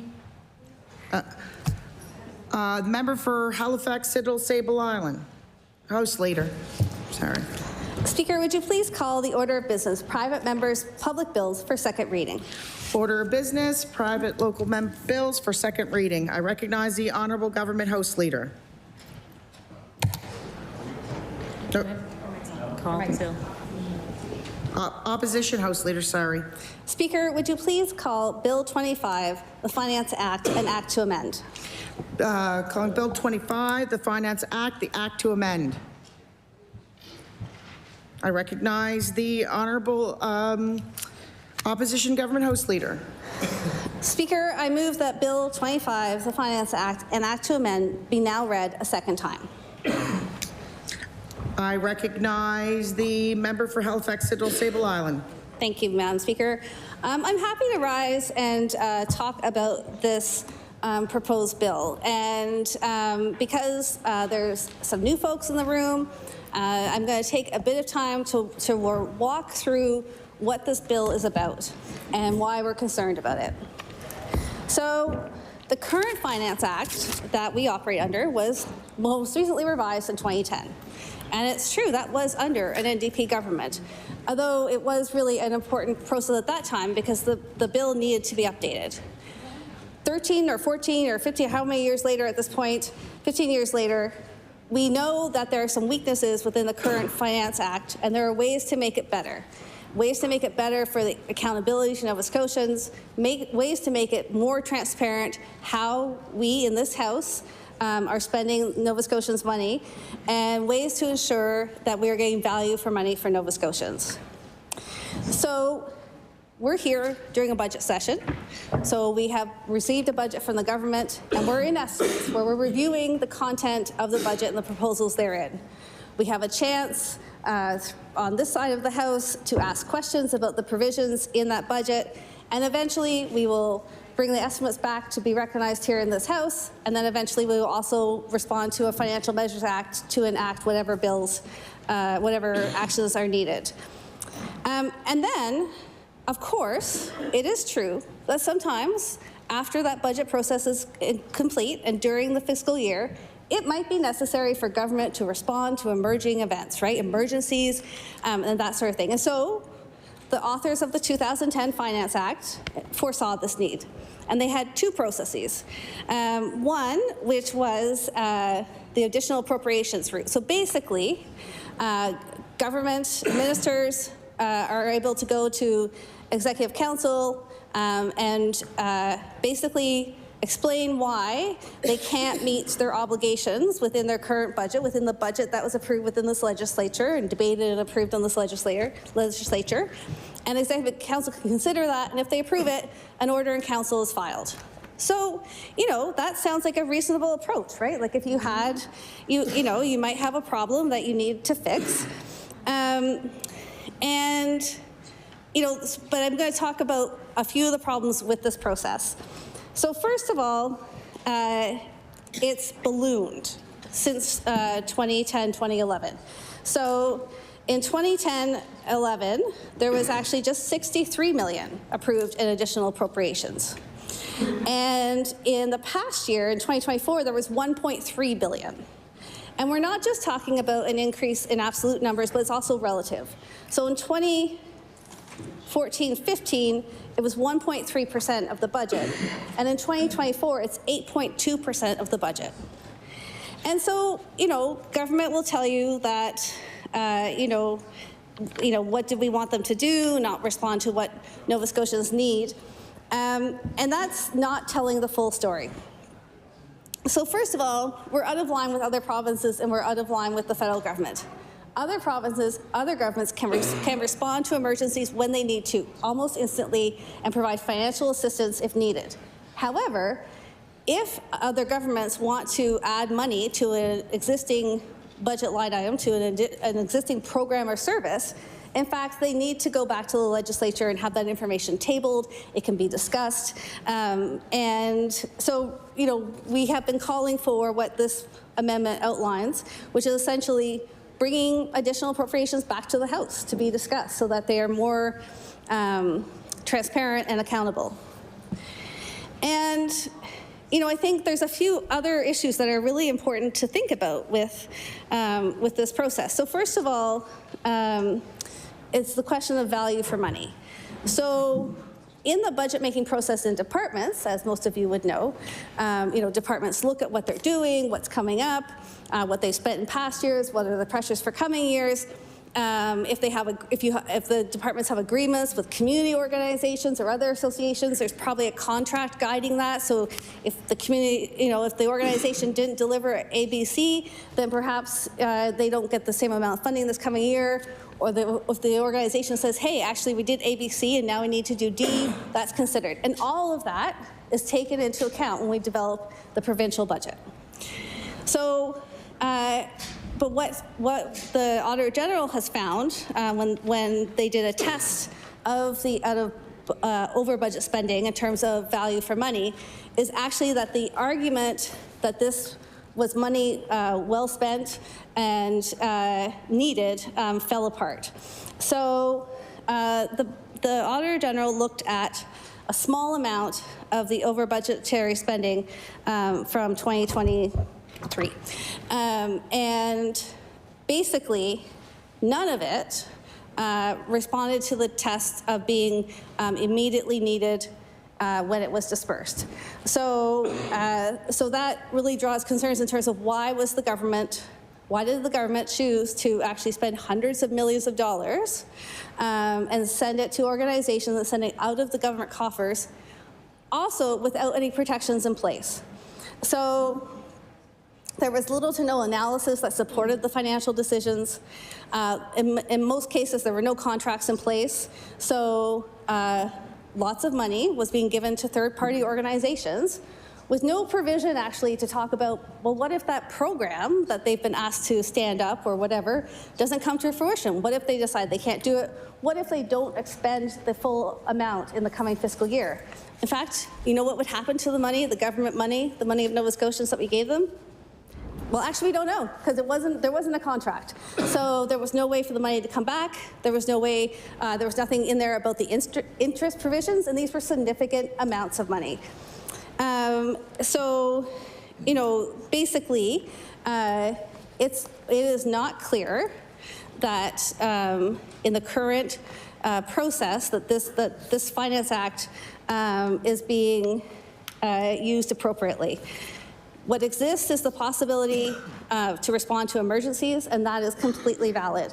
But in the case of the funding that was provided to folks, and I'm sorry, I'm just digging through my files, you know, there were things like, you know, there was a bunch of money given in post-secondary spending, like huge year-end grants, that they were not good, they were for future programs. They were not things that were going to be spent by March 31st of that year.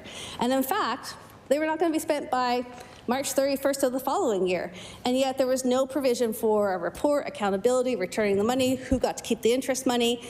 There was nothing in the, because there weren't contracts in place, there was no ring fencing of the money. So it wasn't like we said to SMU, here's the $25 million for health data analytics. Stand it up in September. Then SMU said, hey, actually, we can't stand it up in September because there's a whole process of accrediting new programs.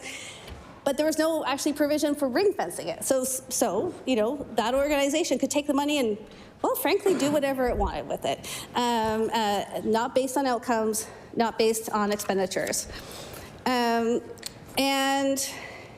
you know, I'm going to try and wrap up here pretty quickly. But, you know, it's all in a number of Auditor General reports. So for the new folks here, I would suggest picking those reports up. So the value for money of over budget spending, and the most recent financial report, which also looks at, again, the lack of accountability and how we are out of sync with other provinces. And so so I want to really say that, like, the concern here is value for money. Right? Like, why are we giving away large, hundreds of millions of dollars without contracts? Mm-hmm. I mean, this is not acceptable. And then why are we allowing financial decisions to carry on through the year that are not emergency responses? And I would say that the other issue around what the effect is for Nova Scotians, besides, you know, really not knowing where the money is or how it's going to be managed or having any contracts in place for results, is also the long-term impact. So all of this extra budgetary spending was on the basis of non-permanent growth in our economy. So basically it was a windfall, right? We had population growth and we had federal transfers. So it's not actually building the economy of this province. In New Brunswick, you know, whose government decisions I don't really agree with, however, they had the same windfall. And you know what they did? They paid down their debt. So in our case, we now have a 4-year fiscal plan, which takes us to the point where our net debt to GDP ratio bumps at 40%, which is the limit that this government wants to go to, and yet we don't have the results that we need. So I think we are concerned that that this is continuing. We want more transparency and accountability. We want to know. And we want Nova Scotians to feel confident in how their money is being used and allocated within government. And with that, I will take my seat. I recognize the member from Timberley Prospect. Thank you, Mr. Speaker, Mr. Chair. Just a few comments on the bill before us. We'd obviously support the bill. It's pretty close to a bill that we previously tabled in the House in this session, and we also tabled this bill last year. The former colleague for King South, Keith Irving, when he was finance critic, tabled a bill that would comply with the Auditor General's recommendation to amend the Finance Act, and there is good reason, if we're actually talking about best practices, looking at other provinces, when virtually every other province and the federal government complies with making sure that there's authority for spending in the House of Commons or the legislature. It seems like a no-brainer and low-hanging fruit for us to level up, so to speak, in terms of the way that our precious public financing is approved. There was a value of money audit by the Auditor General's office for this over-budget spending last year, and the key message right off the hop was that over-budget spending does not adequately consider value for money or safeguard public funds. And the whole report, I'll table this, but that's essentially the recommendation is to, which the Auditor General has said she will continue to make every year that she is the Auditor General for our province. It's that important to her. I'd say it's priority number one. It was the one example that the Auditor General gave when she was asked if there was any bone of contention with the current government when she had the threat of being let go without cause. And I think she was loathed to give examples, but that certainly has been a recommendation, and the Minister of Finance has over and over and over said that they comply and agree with over 200 recommendations from the Auditor General's office, but they regularly disagree that they should have to actually go back to the legislature and simply be here to answer questions. And in this bill, it proposes an estimates kind of forum where the ministers that are asking for additional appropriations simply have to answer questions. And I could see why they may not want to answer questions on some of these allocations. There's a number of departments that the Auditor General has scrutinized in terms of grants given out, and it would be helpful if members knew where some of these grants were going, which constituencies that some of this public funding is ending up in. The House Leader actually tried to keep every department out of this chamber, except for health, in terms of asking questions to ministers during our budget session this time as well. And so my colleague who introduced the bill mentioned New Brunswick. It was also PEI. Both provinces that are next door were able to reduce their debt to GDP with the windfall revenues that the province has been taking in. That is one way that we can be better prepared for what's before us today in terms of the looming tariff situation. We could have a better fiscal health despite everything that the Minister of Finance is pointing to. We could have positioned ourselves to be able to respond to these threats that are before us economically. We had choices to make, and the extra funding that was available was simply spent. The population growth that was unprecedented, the transfer payments that was unprecedented, this is slowing down. And in fact, federal transfers could be reduced, whether that's their federal cousin in Ottawa, if he ends up being elected, whether that's recessions, and other governments had to make tough decisions when they were in power because of dried up funds. This government likes to spend the gravy train that's now 38% of total aggregate revenue. 38% of it comes from the very federal government that they used as the boogeyman, and they're searching for new boogeymans. But they were happily spending this money, happily forecasting tripling the debt, the public debt of our province, happily forecasting going to 40% debt to GDP when the IBNI goals was very clear on the ways that we could bring it down to 30% so that we had a better economic foundation for attracting venture capital, for attracting larger businesses, and ensuring that we actually are open for business. And one way that we can make sure that we have prudent spending overall is ensuring that we don't have this additional appropriation problem. I think some future government at some day will make this change. It's just standing out in Canada why it's there. And people will talk about the good old days when, do you know what, in Nova Scotia they used to just be able to sign something across the street and just get a quorum of 4 ministers, I think it is, to simply agree with the Premier and how much more that we can spend.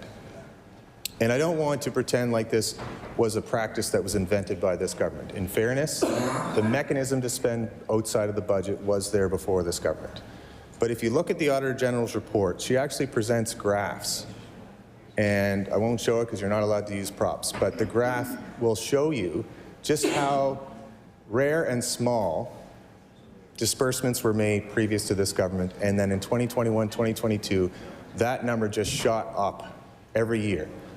We're now talking about billions of dollars at the end of the year that's used as a March Madness, it's called in many media circles, where we know at the end of the year if there's extra revenue to be spent, then it ends up being rushed out the door, whether that's in Conservative constituencies or other priorities that the government has.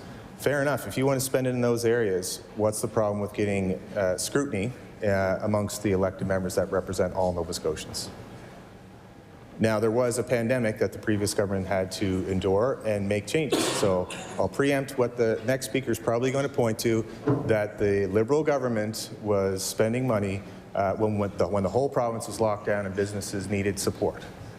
And I don't apologize for authorizing some of that funding that needed to go to people that needed it the most. Now, they're spending more than that, overspending more than when the economy was actually shut down on their priorities. Pretty easy to see why that's problematic. Pretty easy to see why $3.6 billion in extra spending over the last 3 years is problematic. Pretty easy to see when public debt is tripling under the 2 terms of this government and why that's problematic. This bill isn't even about spending less, which I obviously am pretty passionate about, and I believe our government is too big in this province. This bill is about ensuring that there is that same check and balance that every other province has, that you simply need to go back to the House and ask the legislature, which you have 2/3 of the votes anyway. 2/3 of the votes. We know whatever you want to spend, the members want to spend at year end is obviously going to be achievable. But this bill prevents quick, unscrutinized spending from the 7th floor across the street. That's simply what it does. And that's why I would support this bill. I think it's virtually the same as the bill we have that we've introduced as well.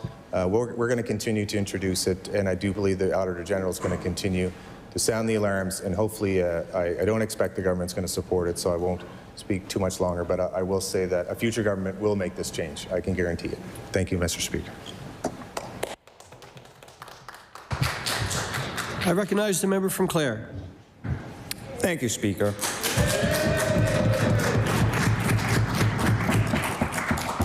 Regarding the additional appropriations that was previously mentioned, spending authority is established under the Finance Act. Through this legislation passed in 2010, the legislature has authorized Governing Council to grant additional appropriations when departments have identified unexpected or unbudgeted costs. We have an obligation to report to Nova Scotia how their taxpayer dollars are being spent in a transparent and accountable way. And I'm sure the Minister agrees that we've been meeting those obligations. The Finance Act allows the government to direct more funds throughout the year to respond to emergencies in areas that matter most to Nova Scotians.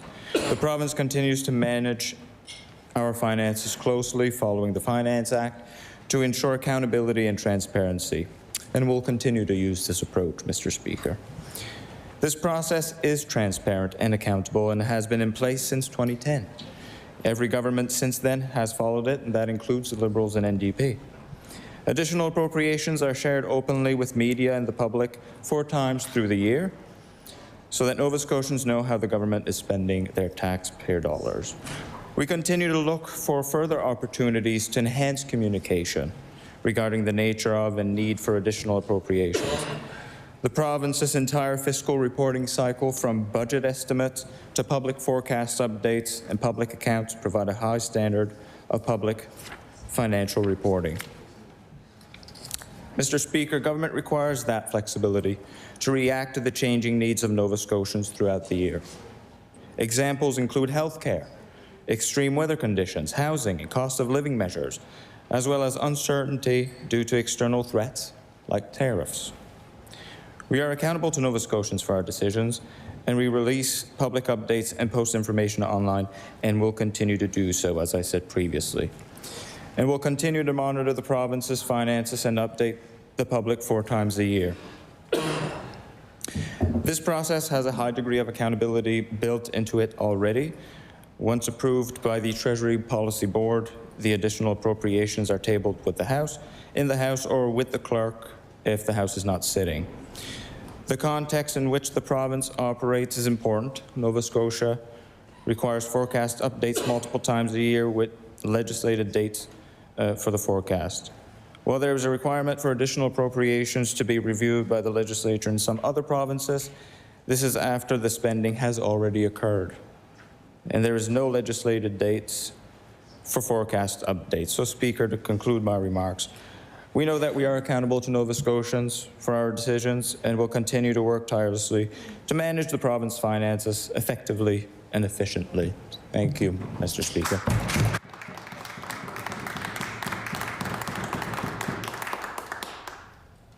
I recognize the member for Halifax-Chubbucto. Thank you, Mr. Speaker. It's my pleasure today, excuse me, to rise to discuss Bill 25, an act to amend the Chapter 2 of the Finance Act. These changes would increase transparency and accountability in government spending.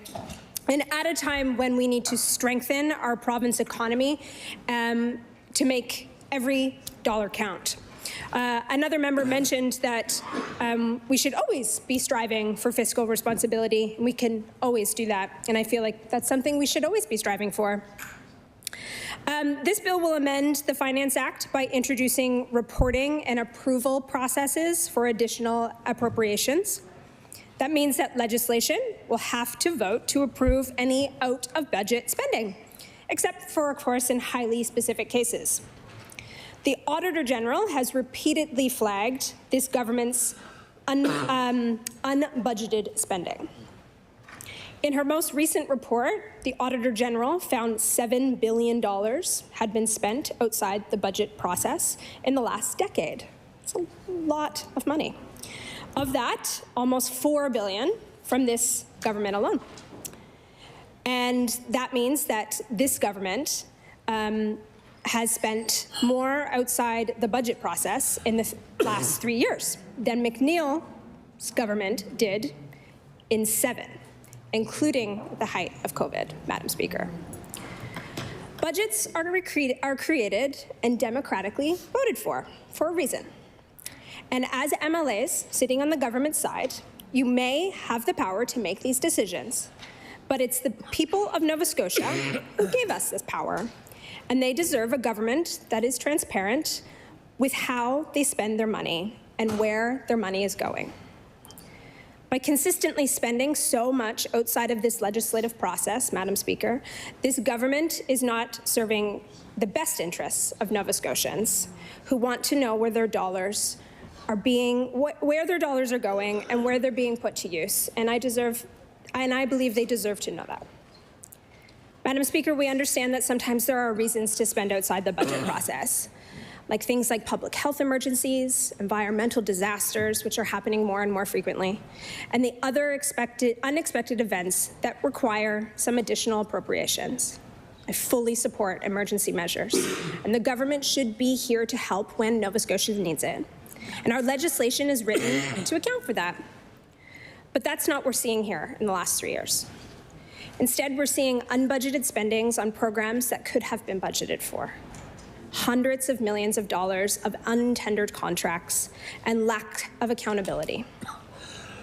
We only know about this spending because of the Auditor General's very hard work, bringing these numbers to light. Before rightfully backtracking earlier this week, this government had said that they wanted a change in the laws to limit the Auditor General's work, and that the government were doing so to align with other jurisdictions. Well, if you're still interested in bringing Nova Scotia in line with other provinces, we should follow her advice to amend the Finance Act. Nova Scotia is the only province that doesn't require extra spending to be vetted by MLAs who were elected to represent the voices of all Nova Scotians, not just the ones that might agree with the government. This is the 3rd year the Auditor General recommended that the Finance Act be amended to improve accountability and transparency in over-budget spending. If this Premier truly respects the work of the Auditor General, as he has claimed earlier this week, this government, and if this government respects Nova Scotians who want to ensure their money is being spent responsibly, then we urge you to amend the Finance Act. Bring Nova Scotia in step with all other provinces and increase transparency around the government spend so Nova Scotians know how and why we're spending their money. And with that, Madam Speaker, I move to adjourn debate. Thank you.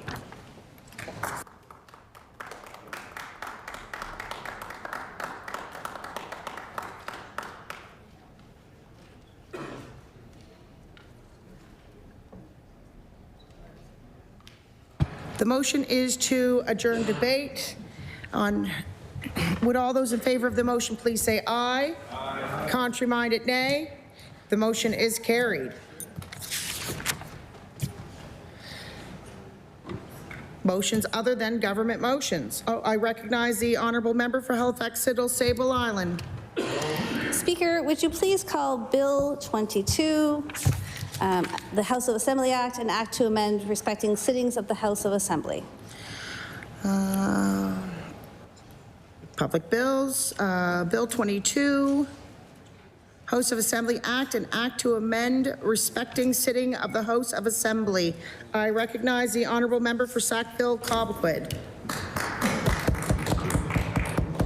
Speaker, I move that Bill 22, an act to amend Chapter 1 of the revised statutes 1989, the House of Assembly Act, respecting sittings of the House of Assembly, be now read a second time.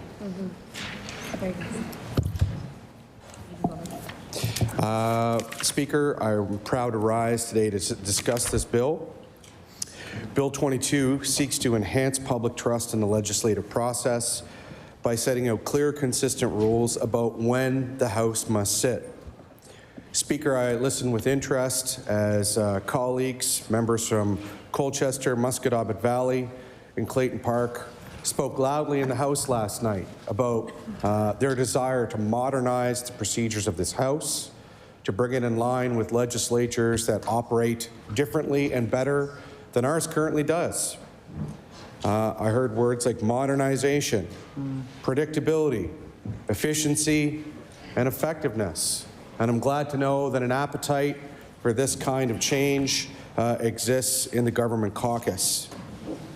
Bill 22 seeks to achieve these priorities. It will ensure that committees can continue their work even when the government decides to prorogue the House. At its core, Bill 22 aims to protect our democracy and ensure Nova Scotians can get the information they need about how their government and this legislature works. It seems reasonable to provide the people of this province with clarity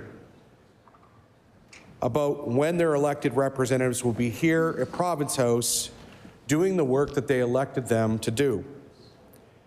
For too long in Nova Scotia, in the absence of a legislative calendar, Nova Scotians have seen key decisions made behind closed doors, debate cut short, and accountability pushed aside. Unless anyone in the House thinks that's a partisan slap, the opposition agrees that these are tactics that can be ascribed to parties that have formed government at various times. Speaker, I draw to the attention of the House that we are the only province in Canada without a legislative calendar.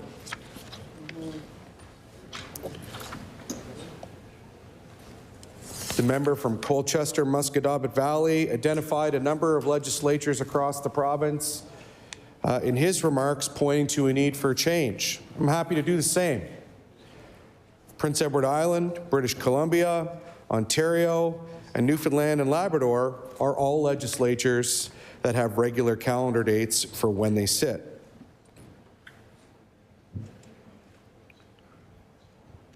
This simple step will allow Nova Scotians to know when the business of the House is underway, when we will be here, when we will be debating issues that will affect their lives, and, as the member from Clayton Park West identified, rightly pointed out, making decisions that impact the lives of the people we represent. Nova Scotians deserve to know when these issues are up for debate in the House so they can make sure that their voices are heard. Sadly, Madam Speaker, this House sits fewer and fewer days over time. Around 2010, this House sat on average for more than 60 days a year. Several years later, that number declined to 42.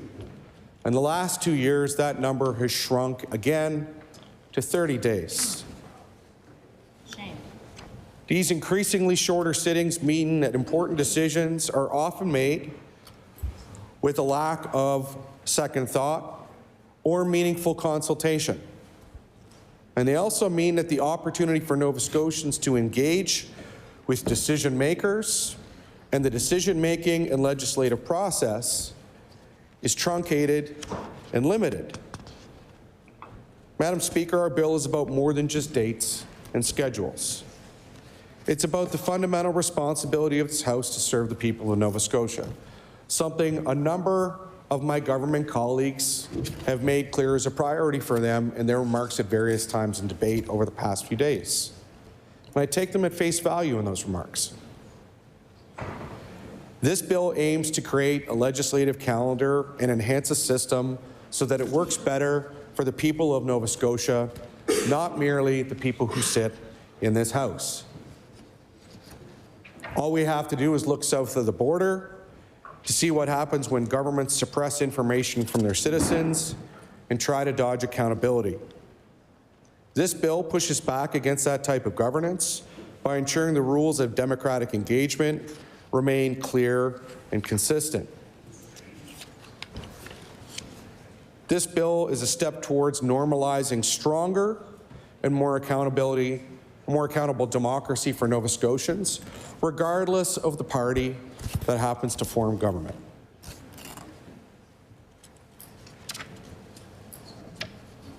So to sum up, Nova Scotians need to know what work is being done on their behalf and when, but governments of various stripes have resisted that call, such that we remain at the mercy of whatever party happens to form government to determine when committees start, when the legislature is called back, and when and if any legislative activity takes place.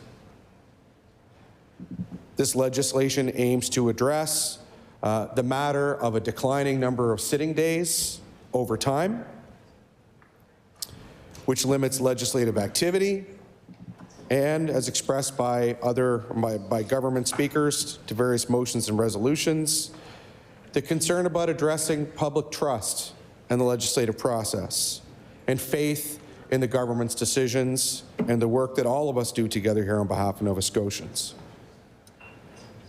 Some may recall that we previously introduced this bill in 2021 when this was a matter of concern, and we're reintroducing it here today for debate because clearly this topic remains front of mind for Nova Scotians and members that represent all parties in this House. So, Speaker, I thank you for the opportunity to speak in support of this bill, and I would invite members from the other caucuses to support it as well. Thank you. I recognize the honourable member for Sydney, member 2. Yeah, thank you, Madam Speaker. Happy to rise in my place to offer a few comments on Bill 22. It's a bill we endorse ourselves as a caucus. Because, and as my colleague from the NDP said, there's been a lot of conversation over the last number of days around modernizing the legislature and some passionate discussion from government members about the rationale. Order. Someone has their phone on. I asked them to turn it off. I heard it from this side. All right, thank you. I recognize the honourable member for Sydney, member 2. Yeah, thank you, Madam Speaker. So there's been a lot of passionate conversation around modernizing the legislature, and this bill it really is part of that. I've had the opportunity to be in here for many years on both sides of the floor, and there's something to be said about having some predictability around when the House is going to sit. Why not do that if you want to set certain hours, if you want to set the time for, if the government wants to set the time for debate. Madam Speaker, this would just be one of the next logical steps in that process. Seeing that we're the only province without a legislative calendar, as I said, as members on all sides passionately talked about last night about modernizing this House, why not do this as well? Really, for us, this is something that we have supported in the past too as well. When this has come forward, this isn't the first time this conversation has come up in the legislature. And my colleague referenced the sitting days of this House in the last number of years, and there has been a steep decrease in the number of days that government has sat. And we can debate that all day long, back and forth, about who sat more in government and government's being shut down. But there is a trend where there's less time we're spending in here. So a calendar would give predictability to MLAs and their staff. It would give predictability to the staff in the legislature that help us run the legislature while we're here. It would give predictability to the media, knowing that having a legislative calendar would allow for the media to know when we're here and set a schedule as well when it comes to telling the story to Nova Scotians about what happens here and the decisions that government make and the debates that happen in here. And ultimately, it would support Nova Scotians in the sense that Nova Scotians would know when the government is sitting. It may... You're good? You good? That's okay. You're, yep. Yeah, I'm finding it getting a little noisy in here. I ask that members quiet down. I recognize the honourable member for Sydney, member 2. Yeah, a good point my colleague just made, passed it over to me too as well, is it would help families in their work-life balance as well. That if there was a calendar in place, that would also help a lot of people who may want to run, Madam Speaker, that may not now due to the unpredictability of when they have to be here and sit in their seat to represent their community. So with that, Madam Speaker, we believe it would be more efficient and we support this bill.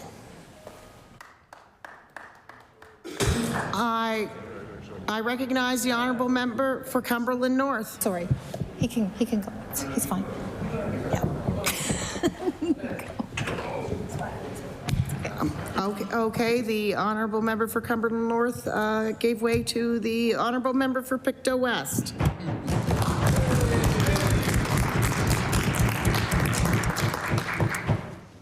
Madam Speaker, I'll be speaking on Bill 22, which is a bit of a stumper for a couple reasons. And I'll start with the technical reason. So for the last 3 decades, the rules of this House have been amended 19 times. And each and every time, it has been done by way of a resolution. March 6, 1981, March 25th, 1983. I'll skip ahead. Most recently, October 13th, 2022. And it's right there in the Green Rule Book. The opposition assumes that legislation undergoes more scrutiny, and maybe with this bill, the NDP is doubling down on that assumption. I'm not really sure. But, Madam Speaker, I think we can all agree that the ongoing debate on Resolution 5 proves, without question, that resolutions are given careful consideration by this House. While it's true that this bill is in order, it's not necessary. All of the actions contemplated in this legislation could be spoken about later tonight in debate on Resolution 5. I find it strange that the opposition would use the limited time they have to debate their bills to talk about something they have ample time to talk about later today or tonight. This brings me to the second reason I am puzzled by this bill. Yesterday, the member for Fairview Clayton Park expressed her frustration at debating rule changes instead of other issues she said had a bigger impact on the people she represents. All members understood how sincere she was when she made those comments. And honestly, we're awe-inspired by the members' journey here to Province House. But now, here we are, less than 24 hours later, debating rule changes for the first of 2 times today. Earlier today, I consulted the order paper to see the issues the NDP had to choose from when they selected opposition business today. There are bills about food security and agriculture, energy affordability, labor standards, mental health, residential tenancies. These are all important issues. There is no doubt of that. But despite that array of bills and the sincere passion I know members of that party have for those issues, today the NDP chose to talk about rule changes. Even though they criticized the government for introducing a resolution to change the rules just yesterday. Madam Speaker, I struggle with the logic, but I respect the opposition's right to call whatever business they want to on their opposition day. And I'm pleased to be able to say a few words on Bill 22. In the House of Commons, I believe they are scheduled to sit for about 150 days. We've seen them on TV, arguing, debating, adjourning, debating. And you know what? For the amount of time that they are scheduled to sit, I can't help but feel that they don't get much done. This is a government of action. We sit, we get the job done, and we go home to our constituencies where the real work happens.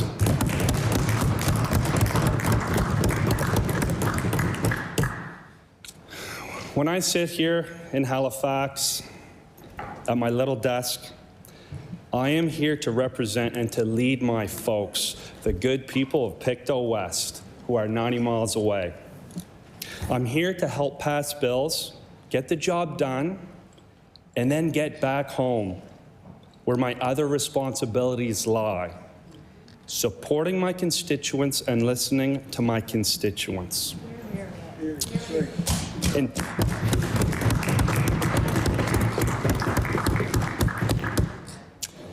In Pictou West, that means showing up at the harvest festivals, community engagement meetings, Wednesday luncheons, municipal meetings, road inspections, constituency meetings, and coaching the wonderful kids at Pictou Academy. Woo!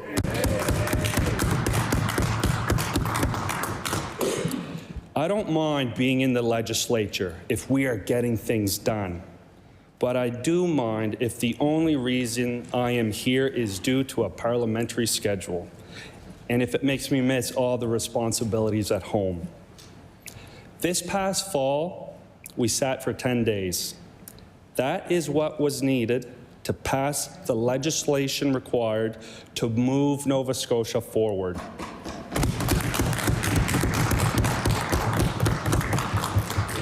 "10 days, no more, no less. Bill 22 suggests sitting for the month of October and the month of November. Is that required, or is that a make-work project? I believe that the requirements of Nova Scotians, aka the bills we need to pass to move Nova Scotia forward, to be the determinant of how long we sit here. This could be less days than what Bill 22 proposes. This could be more days than what Bill 22 proposes. No one knows how long the hay season is going to be. All you know is that you make it when the sun is shining, you go until the burn is full, and then you get on with your other chores. Nova Scotians aren't asking us to spend a designated or scheduled amount of time in this beautiful, historic building. They are demanding an effective government. For that reason, I won't be supporting this bill. Thank you, Madam Speaker.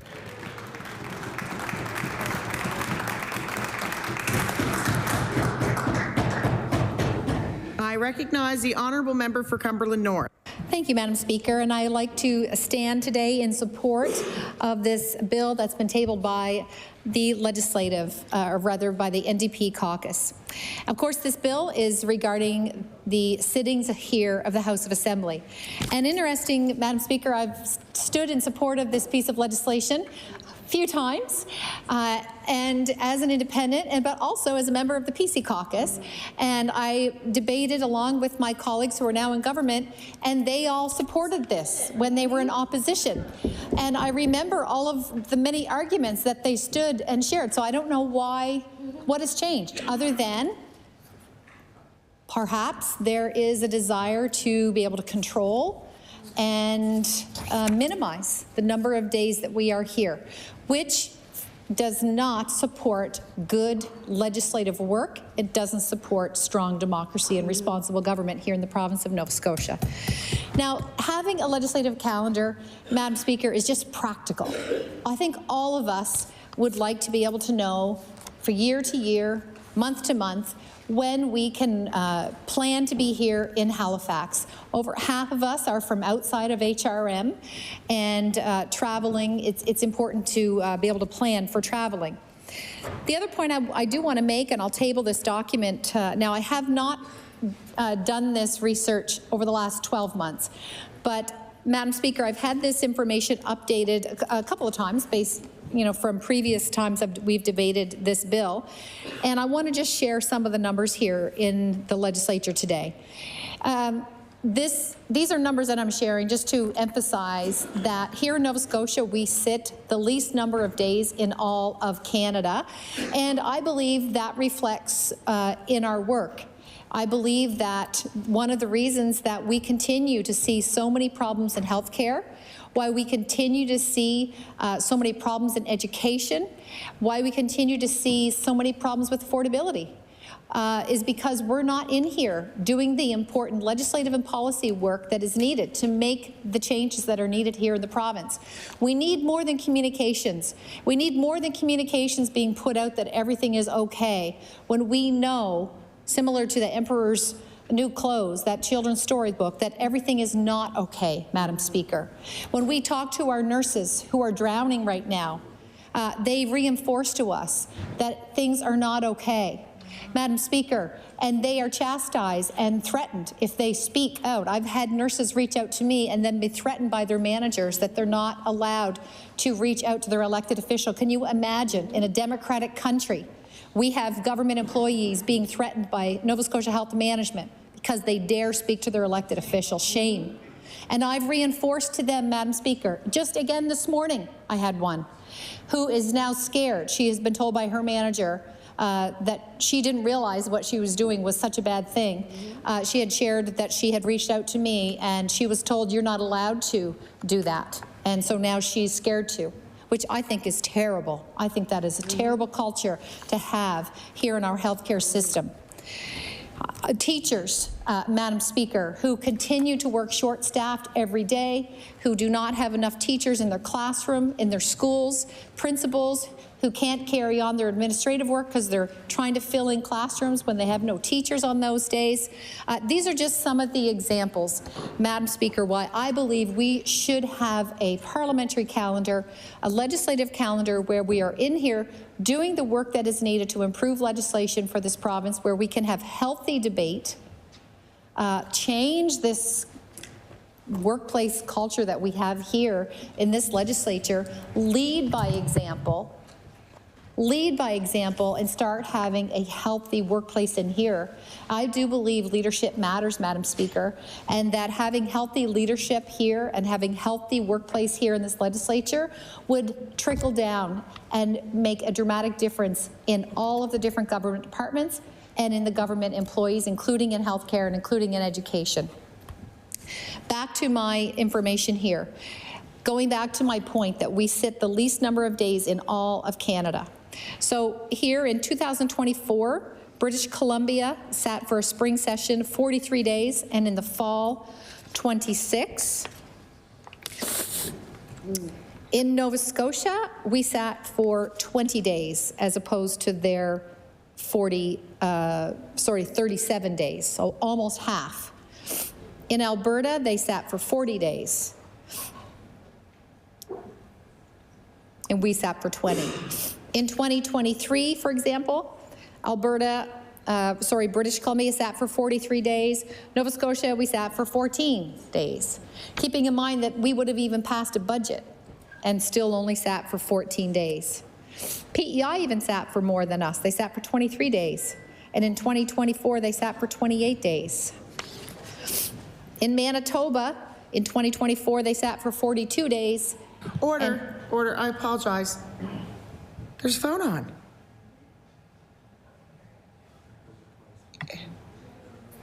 So, okay, so I ask that everyone up in the viewing area, please turn up, make sure your phones are turned off. I recognize the honorable member for Cumberland North. Great, thank you. Thank you, Madam Speaker. Anyway, I will table this document, Madam Speaker, but it is a document. It goes from 2024 back to 2018. It shows, on average, British Columbia sat in the spring for 38 days, on average, between 2024 and 2018. Alberta, 35 days. Saskatchewan, 35. Manitoba, 41.5. Ontario, 43. Quebec, 34. New Brunswick, 22. Nova Scotia, 19. PEI was 30. Newfoundland, 27. Yukon, 25. Northwest Territories, 30. And Nunavut, 23. So Nova Scotia sat the least number of days on average between 2024 and 2018. So I'll table that document. Now, if you believe, Madam Speaker, that the number of days work correlates into the quality of work, then that's an argument you could use for why we need to be here. And I agree with the member opposite that we all want to be in our constituencies and doing the hard work there. And former Premier Roger Bacon always said to me, God rest his soul, never forget who you work for, and never forget home, never forget the people. And I agree with him, and I will never forget those words. However, Madam Speaker, we do have a responsibility. We are the lawmakers for this province of Nova Scotia. This is more about than political gamesmanship. Now, being an independent here in the House, I do have a unique experience and a unique view. I've sat in opposition with many members of the government. I've heard them debate and support this piece of legislation that we are debating here today, and I don't understand why they would not support it. And the NDP do have in this bill some suggestions, such as that we would meet from the second Tuesday in February to the last Thursday in May, inclusive. From the first Tuesday in October to the last Thursday in November, inclusive. Now, if the government, many MLAs in the government, truly supported this, which I believe they do because I've heard them debate it in support, then why not take this bill, tweak it, maybe add some amendments that they would want to see, but put it in place so that we have a dependable schedule that we can all plan our lives and better plan. I would argue we can actually better plan our constituency work, Madam Speaker, and that we could have healthier hours. I want to just say, as a registered nurse, being in here the hours that we sit, listen, I'm a hard worker. I'll be the first to say. I'm not going to, last week I was probably never been sicker, and I refused to miss an hour of being here. But it's not healthy. And we all should be striving to have a healthy workplace balance and a healthy family life. Do you know, Madam Speaker, one of the worst things that was ever said to me when I first was elected in 2017, it was said by the PC caucus staff. They said, Elizabeth, or they said, everyone, all the new MLAs, by the way, everyone gets divorced after you become an MLA. And I thought, that is just a terrible, terrible thing to say to someone. I love my husband, and I value him and my marriage. And for someone to joke and say that, and then when I challenged it, I said, that's a terrible thing to say to someone. And they said, well, it's the truth, so we're just letting you know. And I said, well, that's not going to happen to me. My husband and I have a plan where we're going to make sure we take time to spend with each other in our work. He has a busy job, I have a busy job, but we put each other first. And having a legislative calendar where we can have set working hours, where we can make sure that we have time for our spouses, that we have time for our children, that we have time for our families.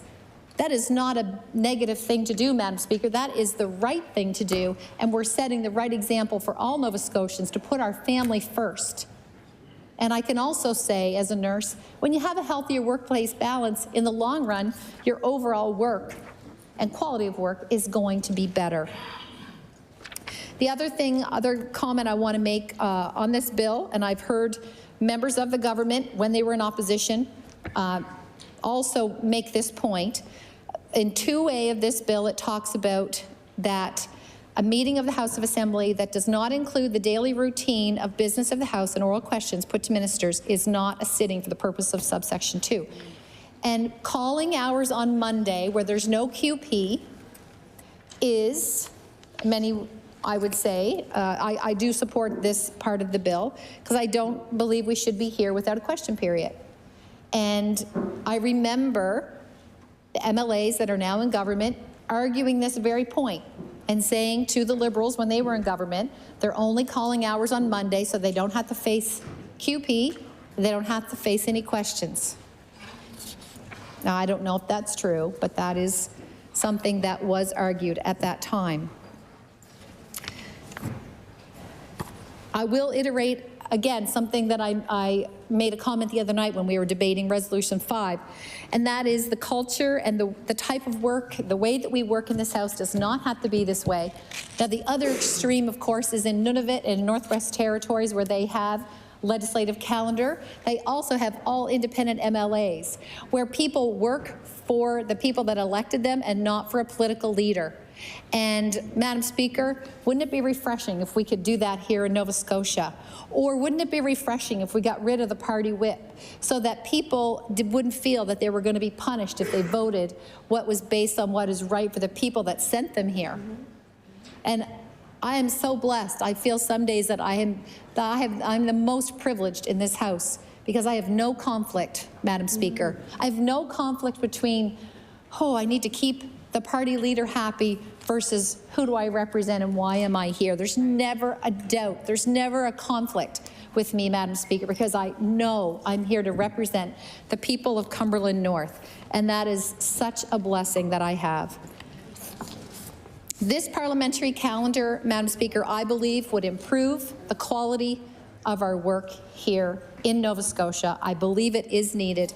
You know, there's been a little bit in the media, and I've heard from a few people back home about the raises that has been recommended, and some of the, not everyone supports that raise. And one of the reporters from CTV asked me what did I think, and I said, well, I do support the raises, the base raise, but an argument that I would say on behalf of the people of Nova Scotia is yes, we are the least paid in Nova Scotia of MLAs. We also sit in the legislature the least number of days in Nova Scotia. So if we're going to increase our wage by 29% or more, let's start working in this legislature 29% or more to reflect that, the wages that we're getting. Madam Speaker, I do want to table this document here. This is an article that was written April the 6th, 2021, and it is an article about the NDP when they tabled this bill to seek more consistency here in Province House. And the Premier is quoted, Tory Tim Leader says, having regular calendar dates for the spring and the fall sitting, as well as fixed election dates, is something he would welcome. So my question to the Premier today is what has changed between then and now? And thank you, Madam Speaker. I stand in support of this bill.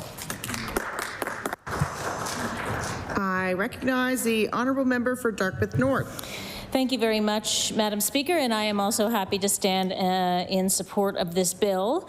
I just want to address a couple of the comments that I heard from other members in the House. Number one, the member from Pictou East was clearly stumped by the reason why we would call this bill today. So I just want to clarify a couple of things for him who was so confused by this bill. Number one, when he said we will be talking about these issues later when we debate Resolution 5, he's incorrect, Madam Speaker. Resolution 5 does not contemplate anything about sitting days or a legislative calendar. And so whereas we are talking about changing some rules of the House, we are also suggesting some changes ourselves. So I think it's rather fitting, not that I have to defend why we would call this bill today, but I just wanted to clarify for the member who was so stumped by why we would be talking about this. He seemed to be struggling with the logic of calling this bill, as he said, and I am sorry that he was struggling with it. I will also let him know that the bill does not limit, does not extend the days that we must sit. Really what it says is that there would be a start date, and we wouldn't be able to call extended hours until a certain date. So therefore, it would require us to be sitting at predictable hours, i.e. 1 to 6 or 9 to 2 or whatever it is, 9 to 1, until a certain date. And if we can't get the business of the House done within those 2 dates, or the start and the finish, then the government would be able to call extended hours. But I rather think, Madam Speaker, that we would be able to get all of the business of the House done in that time. I will remind the member that we are not making hay. God love and respect, huge respect to all the farmers in this province, but we are not making hay in this legislature. We're making laws, and sometimes laws take time to get them right. If they are rushed through, we know what can happen. There are constitutional challenges on laws, and we also don't get a chance to hear from the very Nova Scotians that we represent. Now, the member has suggested that that he would rather be home in his constituency working for the people of Pictou West.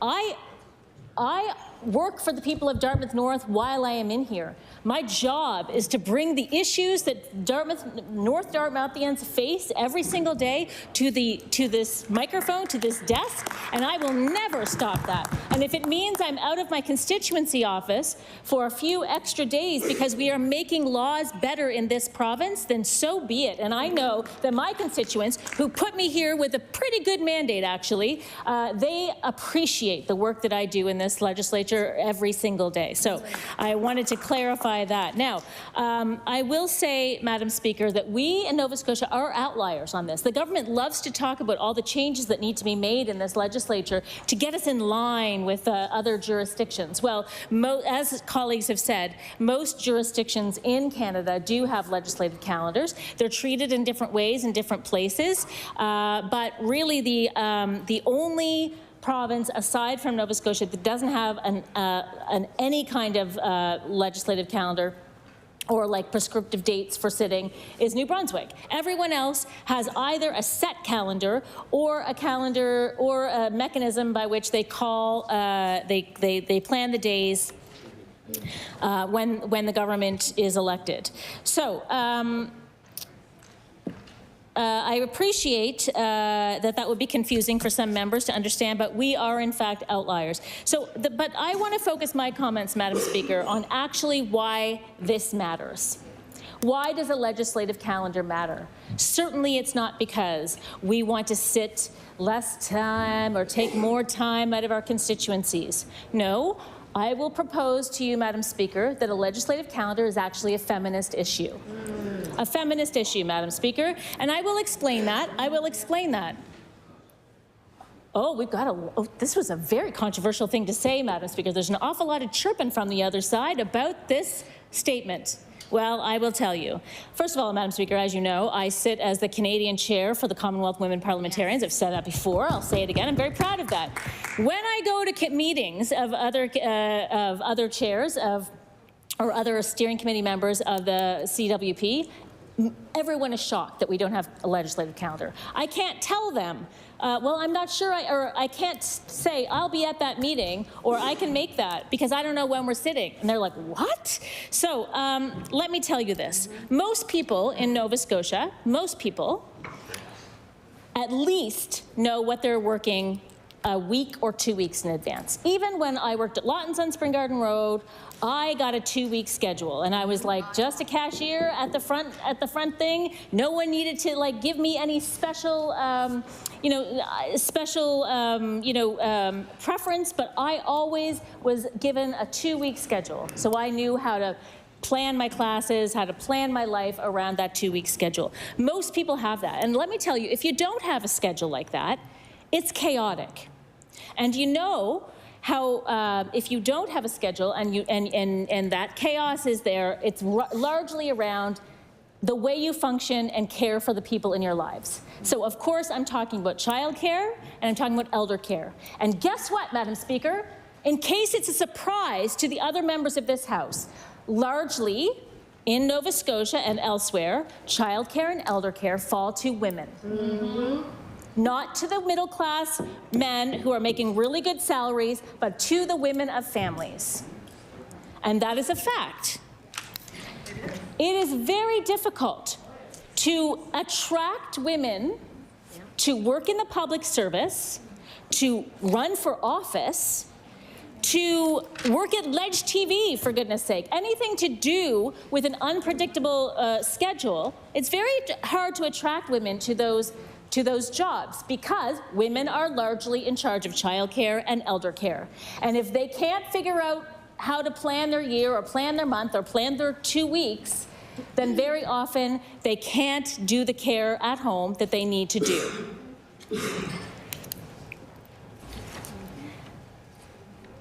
And why does it matter? Why does that part of this matter, Madam Speaker? Well, if we can't attract women to run for office, then we don't have women in this chamber discussing things like gender-based violence. Talking about how feminist the Premier is, what a great ally he is. We won't have women doing that. And this House will devolve into... Order. No need to start counting how many female MLAs there are. There is a member speaking. I ask that we respect that. I recognize the honourable member for Dartmouth North. Centre? Order. Order.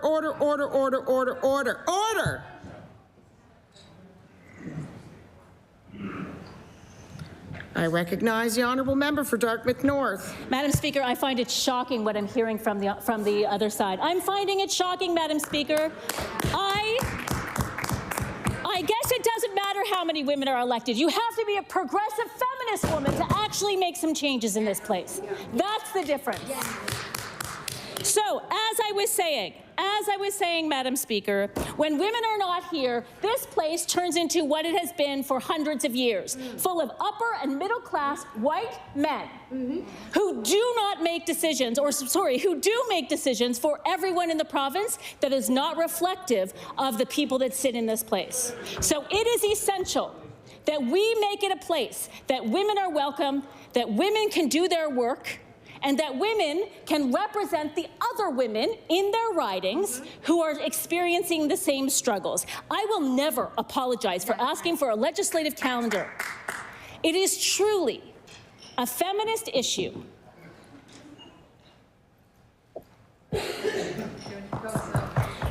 I spent last night asking questions of the minister responsible for the Advisory Council on the status of women. And I have to tell you, Madam Speaker, in her opening remarks, I was heartened.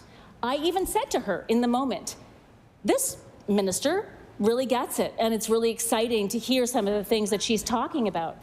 Well, I have to say, I guess I've learned my lesson. What I've heard today is deeply disturbing. Deeply disturbing. We need to stand together. We need to make it easier for as many people as possible to be able to work in this legislature. Just because one woman can do it with no problem, they have kids, they've been able to manage it, doesn't mean that lots of other kids can. Members can. I also have young children. When I was elected, my children were 2 and 4. Now they are 10 and 12.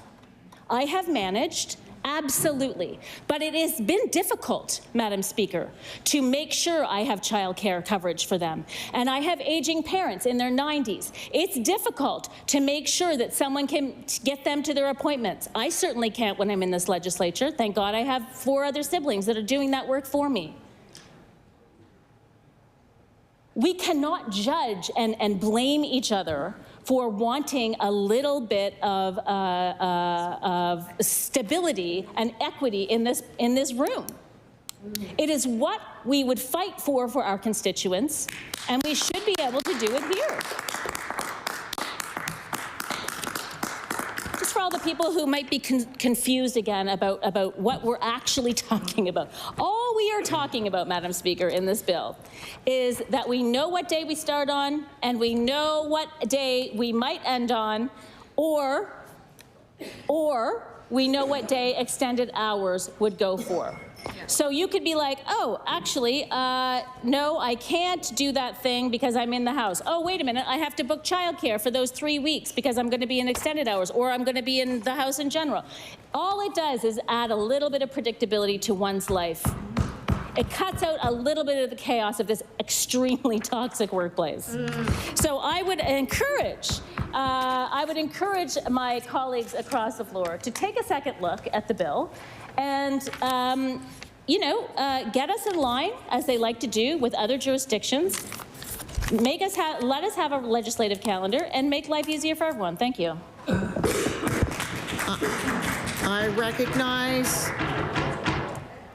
I recognize the honourable member for Halifax Atlantic. Thank you, Madam Speaker. I appreciate the debate tonight. I wasn't going to stand, but as I'm listening to some of the arguments, it's clear to me.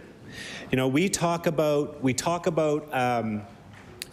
being able to schedule our lives around this chamber and around this legislative sitting. I've been on that side.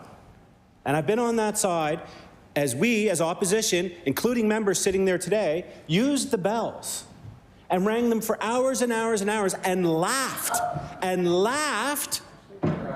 because it was delaying this side, including the women on this side, from going home to be with their families. Madam Speaker, I watched as they did that over and I was part of it. I was part of it. And listen, I'm tired of this, Madam Speaker. Every time we get up to speak, the opposition, the official opposition, is chirping us. We sit here and listen. Yet they think they're above the rules. And I'm tired of it. They talked about, we heard the member for Sackville-Cobequid call Alberta and Saskatchewan and Manitoba draconian rules. But now they're saying, let's have the same rules as them. Madam Speaker, they talk about debate in this House and that somehow this is going to enable better debate in this House. Madam Speaker, like I said, I've been part of it. I've seen 10, 12, 15, 20 hours of bell ringing. So if they're so concerned about debate, I am proud to hear that they're going to support Resolution 5.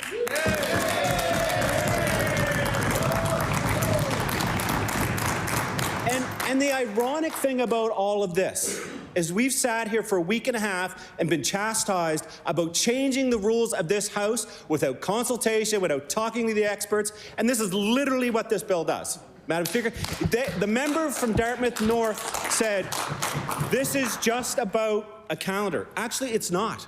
It actually restricts extended hours. So if something happens where we need to extend hours, not allowed to do it. Not allowed to do it, even though that's been a practice in this House since the beginning of time. So what gives them the right to change the rules? And then they pick dates. They pick dates. Where did the dates come from? What experts, what legislative experts did they talk to? Did they do consultation with all three parties? I would be interested to know how they came up with the dates for this House to sit. And did they talk to the member for Sydney, member 2? Did they talk to this side of the House about it? Absolutely not. So what's good for the goose is good for the gander. They sit there and they accuse us of doing things when they do the exact same thing, Madam Speaker. They talk about the traditions in this House, and yet they introduce bills to fix it and change it.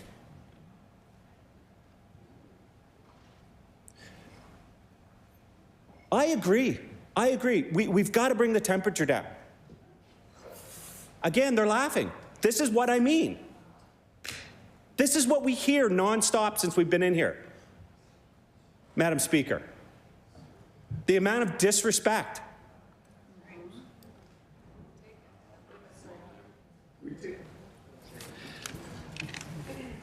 I heard the member from Cumberland say, let's get rid of the party whip.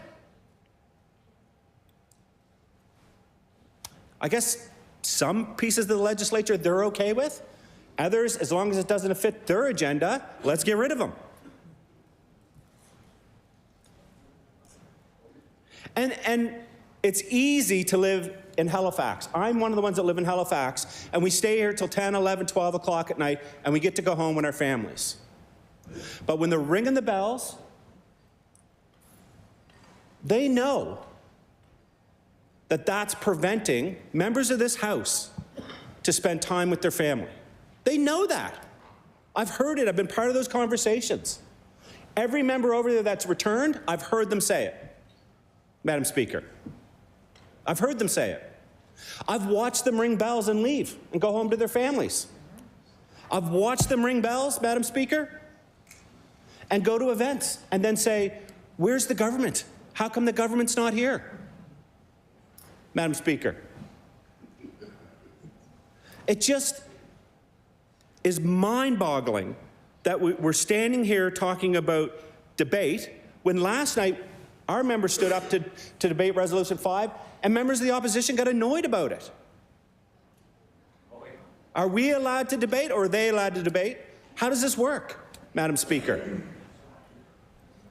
And then I heard the member from Cumberland make accusations against bureaucrats and people that work in the public sector and party members, Madam Speaker, knowing that they can't defend themselves and knowing that you have the ability to say whatever you want in this House. So when you say that nurses are under threat, that are scared to go to work, and you have nothing to table, no proof to show, is it a difficult job? Absolutely. Are we proud of the work they do? Absolutely.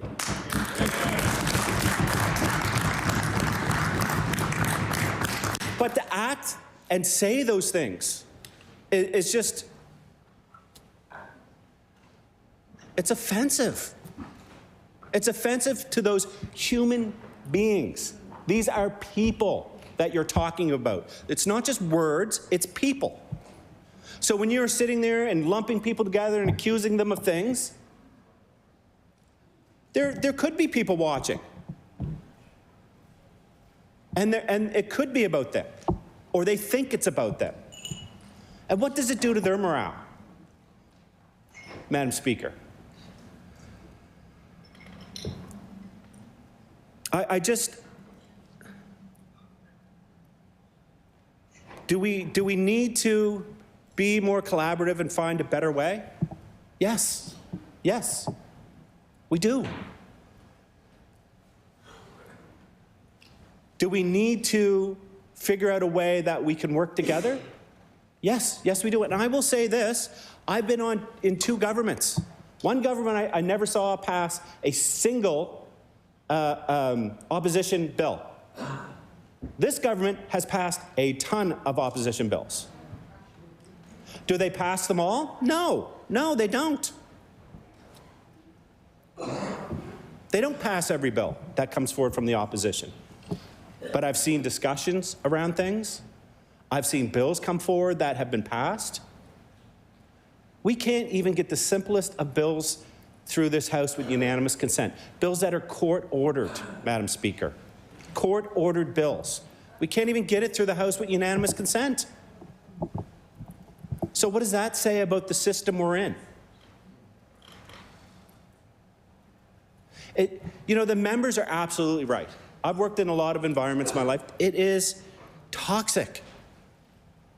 I hold no ill will against anyone in this House. In fact, I have respect for every single person in this House, no matter what party they're in. I have a lot of respect for them, Madam Speaker.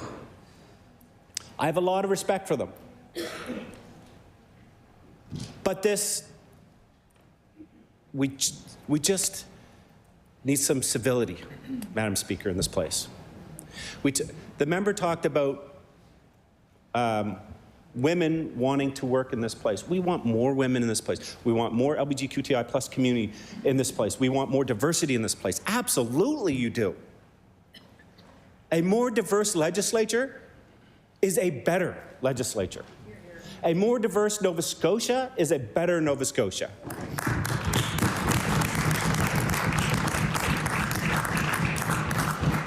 And I don't pretend to stand here and act like I know any of the experiences of any other member in this House. I know it's not easy.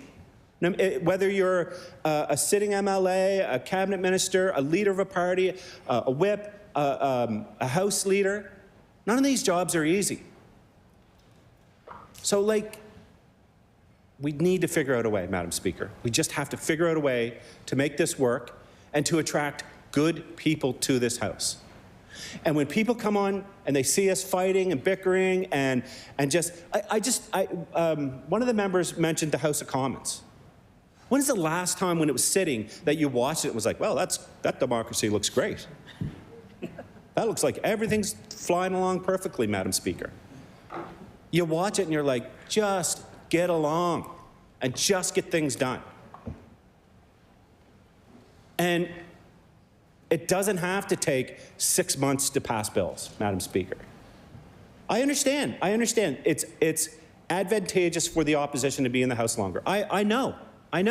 Nobody's disputing that. More question periods, all that stuff. They have a job to do to hold the government accountable. And that's part of democracy. And that's what they've been tasked by Nova Scotians to do. But we've just got to figure out a way. It can't be personal and it can't be just back and forth all the time, Madam Speaker. Because you don't know, and I try. And listen, I'm not going to pretend like, I'm innocent in all this. Because I do get into it. And I do get emotional. But then you step back and you think, I don't know what that person's going through. I don't know what the pressure, that's what goes through my head. I don't know what pressure that person's under. And people have seen it where I've attacked, and I've attacked lots of members on this side. The Minister of Health is drilling a hole through me right now. And then I come over and apologize because I feel bad, because that's not who I am. And it's not who any of us are. And Madam Speaker, it's bringing it out. And I apologize. No, wait. Wait. I'm sorry.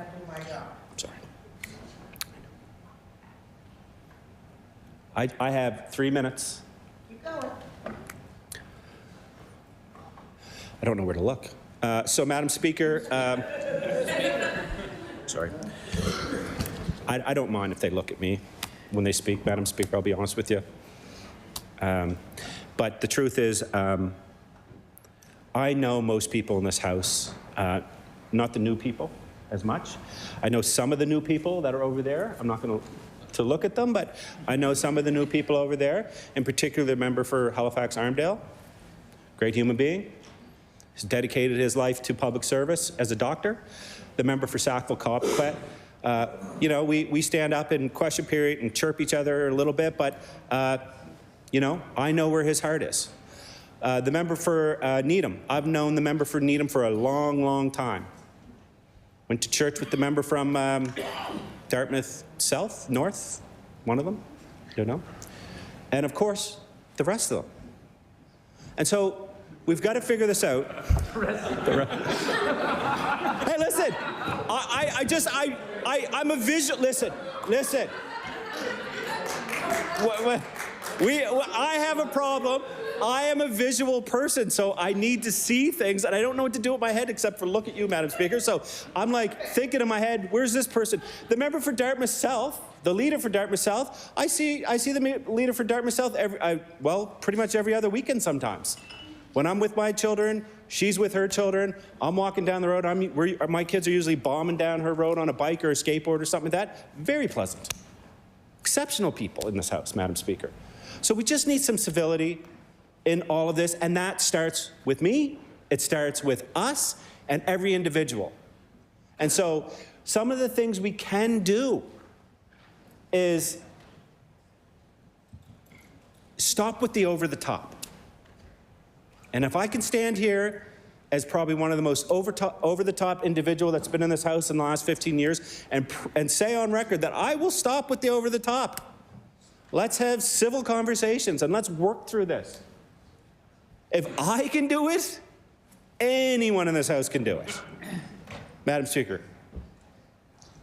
But we know the tools of the House that have been used to agitate, to irritate, to get under people's skin, because everybody in this House that is not new have used them. And they've gleefully used them, Madam Speaker. So what I would say to all the members involved is,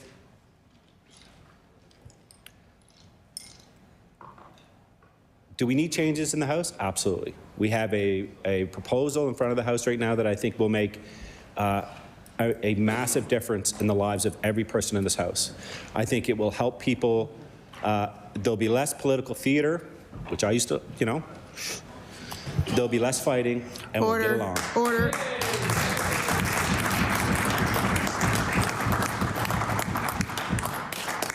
The time allotted for debate on this bill has elapsed. Pursuant to Rule 22, the debate is deemed to be adjourned. I recognize the Honourable House Leader for the official opposition. Speaker, would you please call Resolution 15? Resolution 15. I recognize the Honourable Leader for the official opposition. Thank you, Madam Speaker. I move that Resolution 15 do now be read. We just heard a lot about making Nova Scotians' lives better, and yet no, I can't look at the member for Halifax Atlantic because I am not permitted to do that. Instead of getting to work for Nova Scotians, though, Madam Speaker, what we've actually seen from the legislation and the rules that have come forward is a movement towards less accountability, less oversight, and I think in the Premier's own words during the election, less opposition. And that's what we're seeing. That's what we're seeing, and that's what we want to discuss today, because this is not what Nova Scotians expected. This is not what I expected. We've had a good chat today about some history, what's it been like in the chamber, what's history been like. I'll say for the record that I myself have passed legislation both with the consent of the governing Liberals and with the consent of the governing Tories. These things can happen in this House. I don't think one government, in my estimation, because I've been in opposition the whole time, is particularly better than the other on that scale. But what I want to say is that this slate of legislation that is before us and that this resolution deals with is not what Nova Scotians went to the polls on. And I sat here in opposition and, as the member for Cumberland North said, heard my colleagues in the PC party support the idea of a legislative calendar, but I also heard them argue time and time again for increased transparency, for order-making powers for the Information and Privacy Commissioner, for information on health care. This was the PC brand. Accountability. And I will say that in the first term of this government, They went to the polls and said, we're going to fix healthcare. That's what we're going to do.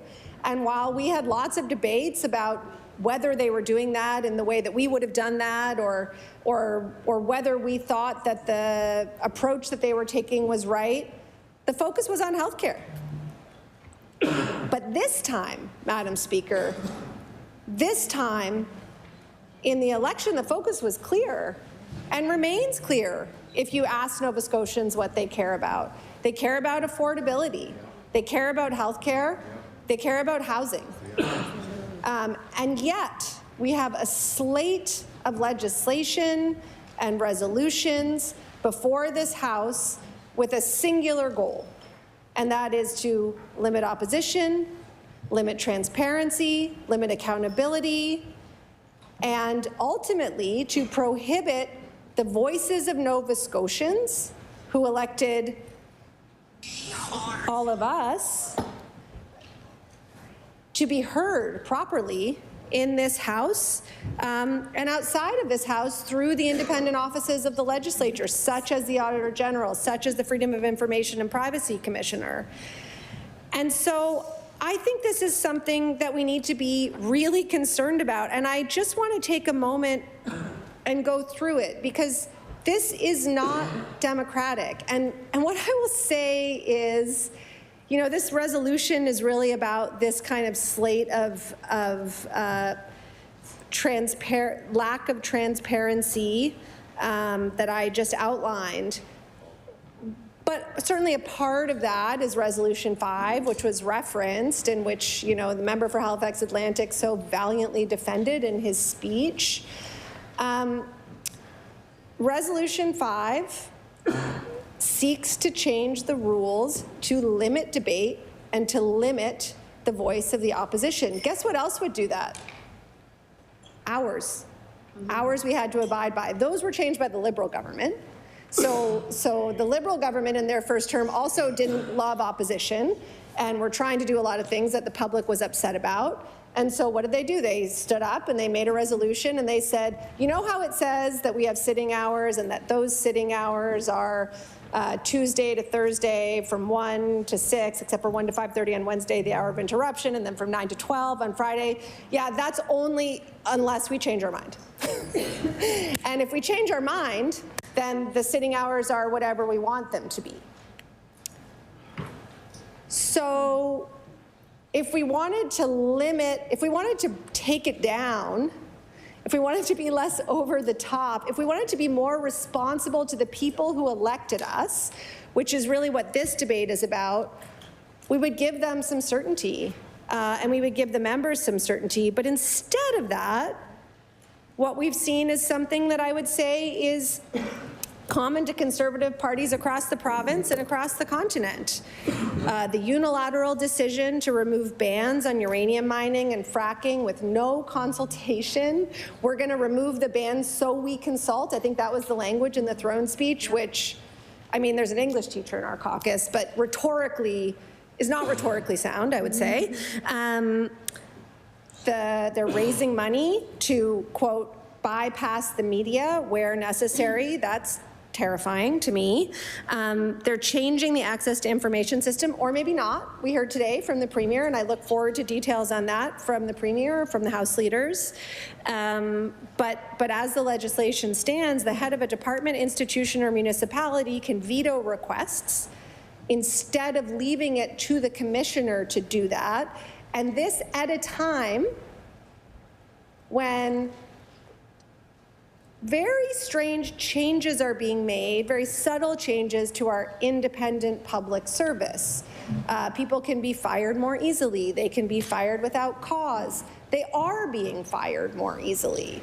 And those are the people who are supposed to decide if things are frivolous or vexatious, or maybe they're just supposed to decide whether they might be harmful to the government. It's really difficult to tell. And if those people have to risk their jobs to make information public in the public interest, if they have to serve both the public interest and the political interest, but the political interest pays the bills, I think that's going to be a tough choice for people, Mr. Speaker. This government's doing away with the ER accountability report, and we're told that our apps are going to do that for us. And certainly we have information through that reporting. It's not the same information. It's not a point in time. It's not year over year. It's not showing us whether things are getting better or worse. And again, this government's core commitment was to fix healthcare. That's what they were elected to do, Mr. Speaker. And so you would think they would want to track and broadcast how they're doing on that commitment. But instead, that commitment is disappearing. We've already talked about, but it bears noting, that this government appointed a Minister of Communications Nova Scotia whose job seems to have been to dismantle Communications Nova Scotia, and then quickly on the heels of that, to let the supporters of the PC party know that they were going to need some money to bypass the media. We're seeing that play out in other places. It's not in the public interest. It's not doing a service to people. It won't do a service to people here. And last, as we'll be discussing tonight, they're restricting debate on important issues facing Nova Scotians. And when we debate, because that's what we're doing, when we debate things like Resolution 5, we're not keeping people here. When we ring the bells on Resolution 5, we are giving the public and the media that this government is trying to bypass, in their own words, time to tell the story. Because we're not debating Resolution 5 at 4:30 in the afternoon. We're not debating Resolution 5 at 2 o'clock in the afternoon. We're debating Resolution 5 at 9 o'clock at night. That's when this government calls business. Every government before this one in the estimates process would call estimates after business. We would sit, we would do question period, we would debate bills. The media would file their stories on those bills so people knew what we were talking about in the House. And then we would go through the estimate process. But this government got wise that it made it a lot harder for people to know what was going on to turn that around. And so now, in the last 4 years, every important piece of legislation that has come before this House has come after the hour of 6 p.m., 8 p.m. That is not something that Nova Scotians can easily understand. And again, I have to ask, why? We have heard so much about this vaunted majority. And it's true. All of the MLAs in this chamber were duly elected by their constituents to represent them. And I take them at their word when they say that that is what they want to do. It's true. And I will also say that none of the things that are before us right now allow them to do that. And to the point of us being here and what's happening in terms of the accountability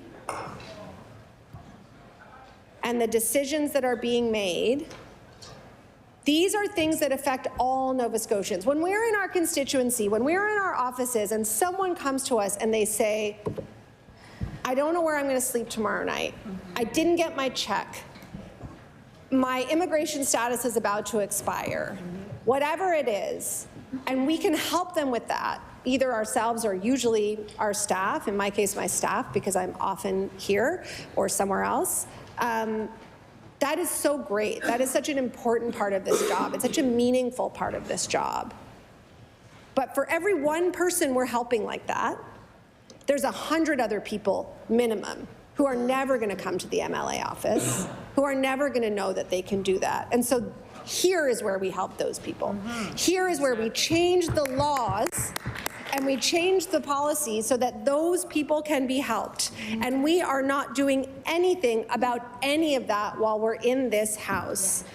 And so the people of this province have a right to know how their money is being spent, what is happening in here, and none of that is clear. It's not about partisan politics. Taking information away from Nova Scotians, imposing policies on them without consultation and debate is wrong, and it's undemocratic. And I'm going to close with an example. We've talked a lot about the changes that are going to be made to walk back the provisions that impact the Auditor General. Well, we haven't accomplished that yet in this House, Madam Speaker, and here's why. Because at some point, this government and this Premier listened to the public and determined that they had to walk that back, but they didn't reach out to the opposition about that. They didn't let us know about the elaborate legal instrument that was required in order to do that on the floor of this House.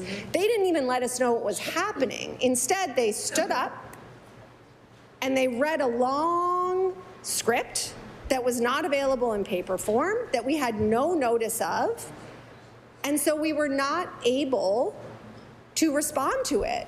And so then we were asked yes or no. And we said no because we wanted to see it. We wanted to have the basic decency of this government to understand the changes and to know if the changes were the right ones. Because the last time that the House Leader had stood up and read a resolution, the last two times, one, it was to limit debate on estimates, and number two, Order. It's getting chatty. I recognize the honourable leader of the official opposition. Thank you. So the first time we had heard a resolution, it was to try to shut down the estimates process in the chamber, and the second was Resolution 5. And so when the House Leader sprung a new resolution on us, we didn't know what it was. And so we voted against it, and it hasn't come back yet. And we have asked, we have said, we are ready to support it. We've had the opportunity to read it. It hasn't been provided to us, but we've read Hansard, and we've consulted, we've gotten legal advice, and we've understood that the legal avenue by which they are attempting to amend the bill is valid. So we invite them to bring it back. Thank you, Madam Speaker. I recognize the honourable member for Timberley Prospect. Thank you, Madam Speaker. And I guess I'll pick up on that last point that my colleague makes around the lack of consultation and the context of how a lot of the changes that are being brought forward in this session came to be. And I think that's really overall what probably bothers me the most is as I listen and I'm surprised by the first session when Resolution 5 was called, and then some of the changes that the Premier walked in and made and left the building. It's very clear that the government does not want support from the opposition. That they actually, maybe they get pleasure out of it, but they certainly want to make changes without... I'd ask that you rephrase that. You're not allowed stating a member comes, goes. I recognize the honourable member for Timberley Prospect. Yeah, I'll rephrase. When the Premier had tabled amendments to the bill that the opposition was unaware of. If they want support from opposition members, you would think that we would actually get some kind of heads up, at least the day of, but in practice, you actually get briefings on bills and things like that before the day of that they're presented in the House. So I guess it's odd to me, the attitude of this government is that they have this supermajority and that they can do what they want and they don't need the support or votes of the opposition members. And I think this session, if there is a theme ever since February 18th, when some of these changes were being brought down, the theme is that this government is looking at worst practices. The term best practices have been brought up quite often and looking at some of the changes that they've made, but the list is getting pretty long on some of these changes that they're asking for. And the resolution that we're debating is to bring back some of the impartial bits of information that the opposition, the media, and the general public at large has access to. But they brought down some of these changes after a jurisdictional scan. I mean, that's what the Premier said, is his understanding was that there was a scan and they were trying to level up to bring Auditor Generals up to a certain code. So somebody's, even though that was the Premier's own bill, so that was his understanding, but he was the one that brought the bill forward to make the changes to the Auditor General. So out of the long list of changes that are being proposed here, the only ones that are, I believe, being stepped back from are the Auditor General, and the freedom of information is potentially being stepped back. But we still have areas where they want to limit the opposition. That means the changes that are based on a scan that looked across the province and the country to see how do we limit, who limits the opposition the most? Well, the House of Commons. The members just talked about how the House of Commons is not a good practice and how things don't get done there. Yet they want to look at the House of Commons to try to limit debate with closure notices of motions. They're limiting opposition by not allowing deputy chairs to be appointed. Only government members can be deputy speakers, which isn't the normal practice. They're limiting committees, another way for opposition members to not have their say during the House session. They must have had a jurisdictional scan looking at access to media. What province doesn't allow scrums within the House? They must have had another scan to say, what about that Law Amendments Committee? We're probably the only province that has Law Amendments Committee. Geez, that's a pesky committee. Let's change the name, and let's not allow anyone to say what changes should be made to bills. And I know there's a lot of new members in the House, but I could think of examples where there was valuable feedback being brought forward by the public. I think most members know that there's an intention to make our province accessible by 2030. I can tell you that that law amendments experience brought forward significant changes to that bill. So much so that we actually changed the bill from a Department of Community Services bill to a Department of Justice bill. The bill was frozen at that point. I was at that committee and made the motion myself, despite the Minister of Community Services even being aware of it. We didn't have to check with the Premier's office or the Minister or the Department. We were members on the committee, government members, who actually liked some of the amendments being brought forward by community. Nothing for us without us was the terms that were being used. That was a functioning committee that made laws better. They must have looked at how they could speed bills through the legislature faster. And actually, the House leader who just spoke tried to prevent every single department from coming in the main chamber with the exception of health, with a clarification that they found in the rule book, and was forced to apologize to the House. They must have looked at how to prevent nonpartisan communications from coming out of the government by eliminating Communications Nova Scotia. The FOIPOP stuff, which I won't speak to because I think they're over across the street trying to figure out how to get out of that one. They must have looked at how to control and make sure that their public servants get in line and are cheerleaders for whatever government proposals and policies and legislation that they bring forward. More emails going out to civil servants with a bill before the legislature that hovers above them that they better get in line or they can lose their job without cause. Shameful. Shameful. That's a list of about 10 things. Like, obviously, they looked across, and this isn't about best practices. This is a race to the bottom. Most times they can come up with one, two, maybe three other provinces. How, in what world is that leveling up our institutions? This is the oldest legislature. And I believe that it is not a stretch to say that there is a cloak of darkness that's falling and descending over top of this House. Rule changes. I was going to speak to this later, but I think it's important to note that the House Leader brought it forward. We were completely unaware, and they know the other majority. I remember when the last time we made significant rule changes, all three House Leaders worked on them together. That member was one of the few that were here. The Premier was here, and the member for Kings North was here.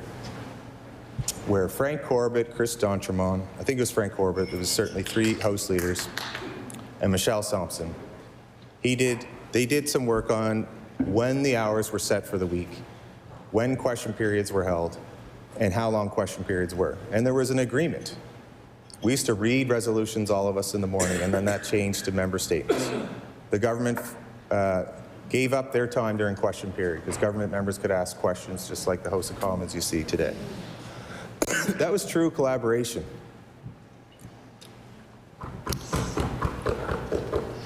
And again, it can happen again. We're all for modernizing the way that this House runs. And I just want the members to think about how this is institutional change. A lot of what we're debating has nothing to do with policy. It's about how our institutions function and protect the democracy. These are the institutions that, by the way, have failed marginalized populations for generations. They failed, if you go back far enough, failed Catholics, Acadians, literally everyone who's not a white man that owned a certain amount of land that was able to vote. Like, that is modern history, and I'm not sensationalizing that they're trying to take us back to those times by any stretch of the imagination, but it is about protection of the institution and allowing the checks and balances and the accountability and the independence and the nonpartisan ways that our officers run their business. The free and independent media, freedom of information, Auditor General. And it's actually about protecting future PC opposition members. They're making big changes here, not only about their government. Just think forward. They're not going to be in government forever despite what they'd like to, if they'd like to be. But governments change. And they're making big changes here. I think we do sit less than any other province in the country. I don't know if that's still the case. It was before. And it gets me thinking, we already are the low bar in that area, and I wonder if other conservative provinces are looking to us to try to bring themselves down to that level. But there were some areas that we were, I think, best practice. And that's the danger of what we're seeing today, is as the place that started responsible government in 1848, like, that was a fight. That took a majority with Joseph Howe in 1836 when the Liberals came in and they challenged those vested interests that had the ability to protect the merchants in Halifax and the special interests, the Council of 12 that were appointing magistrates in Halifax. And just imagine if Joseph Howe was looking at worst practices then. Nova Scotia was a pioneer leading the way in reform. And imagine if he looked across the country to see, oh, I wonder what Lower Canada is doing. I wonder what Upper Canada is doing. We would never get to responsible government. We led the way for the country. And we're doing the exact opposite here. And I think that's something that this legislature has never seen, certainly in the time that I've been here, but I think in generations that we've never seen. And it's not policy, this is institutional change that's taking place. Whether that's the rules, Communications Nova Scotia, the AG, freedom of information, and the list goes on and on. So I just want to tell the members that they have a responsibility to the future. Order. There are no pictures to be taken from the gallery. I ask that anyone in the gallery please put their phones away and them not to be used. I recognize the honourable member of Timberley Prospect. Thank you, Madam Speaker.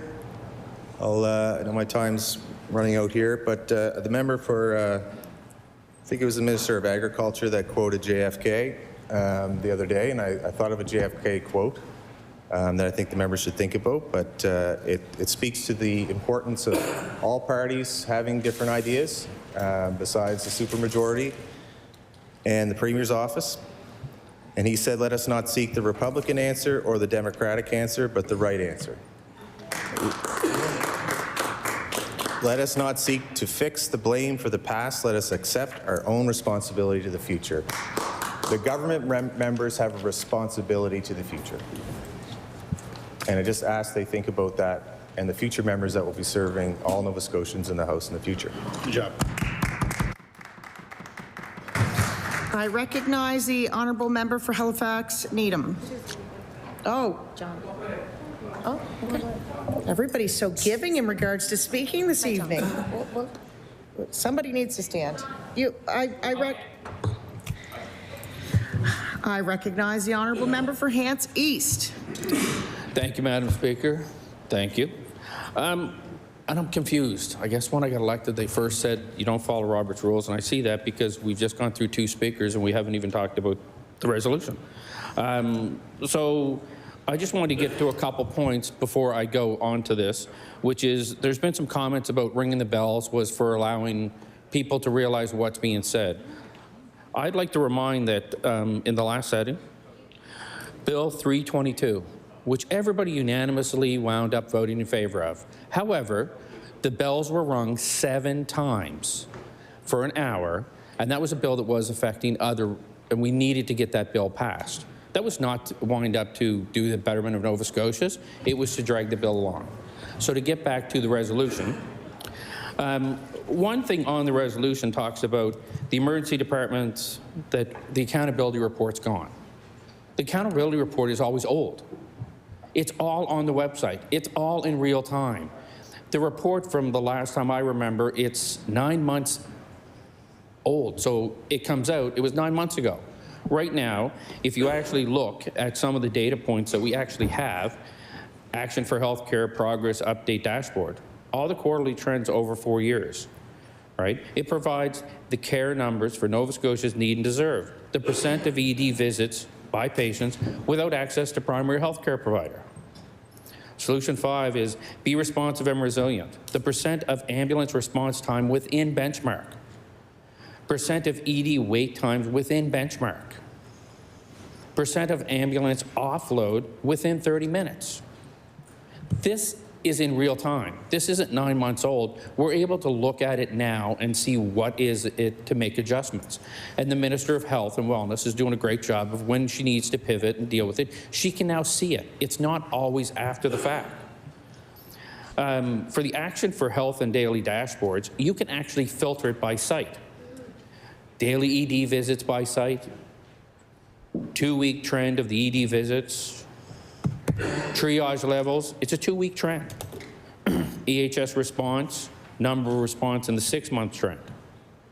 Average EHS response time in minutes. Weekly EHS offload by site.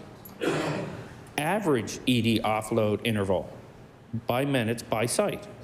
Average ED offload by minutes by site or all, 6-month trend.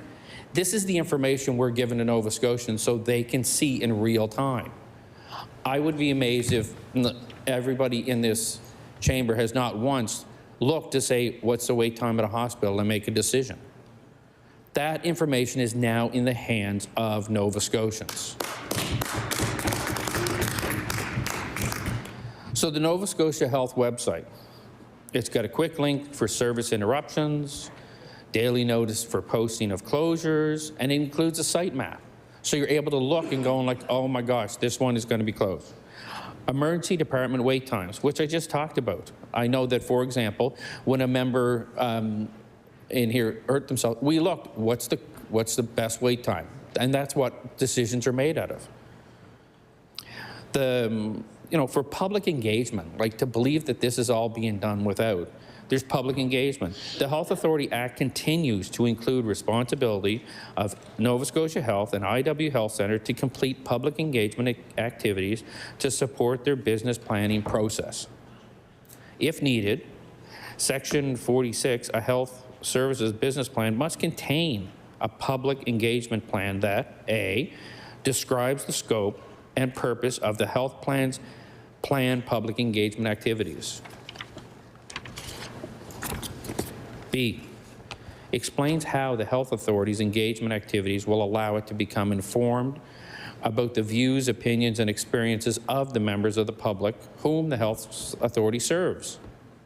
C, specifies the way in which health authorities will advise the public of the outcome of issues on which the public is consulted. And D, includes all other requirements prescribed by the minister. So we're removing a report that staff have to spend their time doing, and by the time it comes out, all the data is already old. That is not being progressive. That is going and saying, we've always had this report, let's always keep this report. I mean, if you look at some of the stuff that goes on here, at one point we used horses, then it went to cars, and now everybody's, in some cases, electric cars. We advance. Staying in the past is not going to work. So I just wanted to give some updates on, for example, some of the things the government has done. So in 2021, first urgent treatment centers open in Cape Breton. Parisboro Urgent Treatment Center open. 2022, Annapolis Urgent Treatment Center open. More funding for medical first responder training. And medical first responders are the first ones on scene in most cases, and we need to support them. In 2023, Emergency Care Improvement Plan.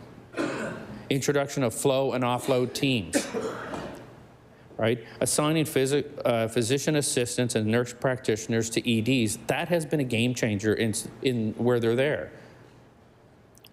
Making virtual cares available for less urgent needs. I'd be amazed if not everybody in here knows somebody who's able to use that instead of being in an ER or trying to wait to get in to see a doctor. The Your Health NS was launched and introduced wait time, viewing options. Right? We've introduced waiting room care providers, patient attendants, patient advocates. ED physician hourly rates are increased per the master agreement. ED physicians qualify for enhanced travel benefits under the locum program. This is all helping to enhance what's there. 2024, 6 rapid assessment zones are introduced. In 2025, 101 waiting room care providers. Patient attendants in 12 sites across Nova Scotia. 142 LPNs are at 24 sites across Nova Scotia. 8 physician assistants are at 4 sites. 17 nurse practitioners are at 10 sites. Patient advocates are at 13 sites. So let's talk about the ED redevelopment expansions, because we know there's millions of people watching, wanting to know what the government's doing. So Cape Breton Regional, 2024 to 28. IWK, 2025. South Shore Regional, Stage 1 is 2025, Stage 2 is 2027. Yarmouth Regional is 2027 to 28. The HEPA is to be announced. We also have Glace Bay and Cumberland Regional. So we also have Northside General, open 2021. South Cumberland Community Care Center, 2021. Victoria County Memorial was temporary, 2022. Annapolis Community Health Center, 2022. Lillian Fraser Memorial and Eastern Shore Memorial and Musquodoboit Valley Memorial, 2023. Yarmouth Regional, 2024. Some key data that you can get on the website, but I'll give it for everybody anyways. At NSH, offloads are down 40 minutes. So it was 64 minutes in December 2024 compared to 104 in December of 2023. IWK offloads are at about 21 minutes below the 30-minute benchmark. Total patients wait for a bed in an an ED, is down 2.6 hours, 30.2 hours in 2024 compared to 32 hours in 2023. And let's look at some of the things we've done to help out emergency health services. In 2021, we expanded the patient transfer units. In 2022, new license allows paramedics to work sooner. Restricted the temporary license allows new grads to work along a paramedic with 2 years experience. 65 new power loaders, 78 new power stretchers. Directed triage was implemented. Allows paramedics to deliver low-risk patients to triage staff to eliminate waiting in the EDs with patients.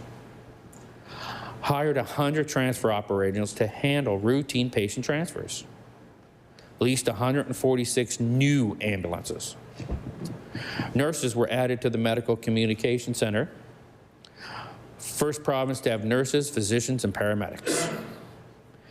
EMCI, Employee Advisory Council, was formed. Now 2023. Lifelight, Air Medical Transfer Service.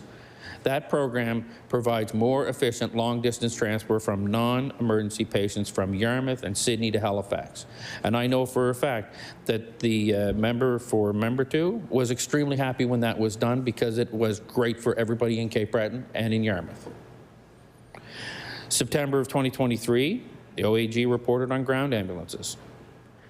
Department of Health and Wellness and EHS kept expanding training locations for paramedics to Yarmouth, Stellarton, and Sydney. Pilot program for free tuition for PCPs in exchange for a 3-year return to service. New contract for paramedics signed, negotiated, 8.5% increase, 16.5% classification adjustment, and a $5,000 retaining bonus. 2024.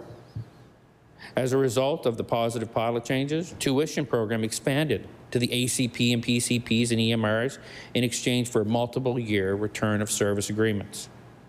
Introduced EMRs, created pathways to recruit paramedics from Australia. I would have never expected that we were getting people from Australia wanting to come to Nova Scotia to be a paramedic, but it's great. 2025. New recruitment paths for international recruitment of paramedics from UK, South Africa, and New Zealand.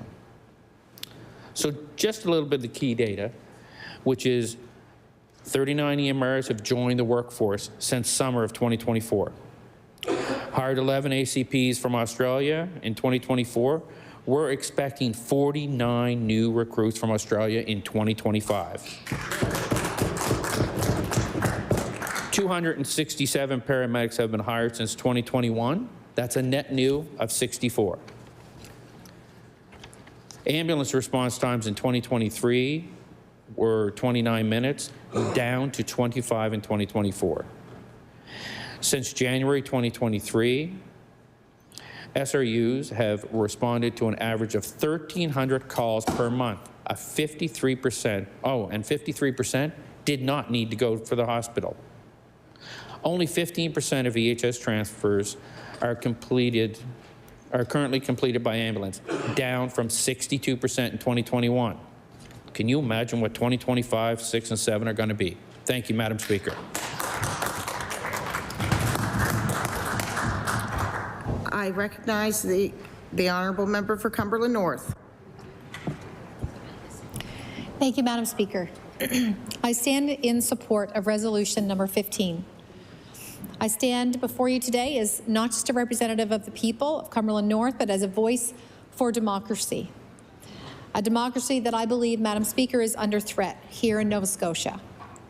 The actions of this government, under the leadership of the Premier, have set a dangerous precedent, one that erodes the very foundation of transparency, accountability, and the democratic principles we hold dear here in Nova Scotia.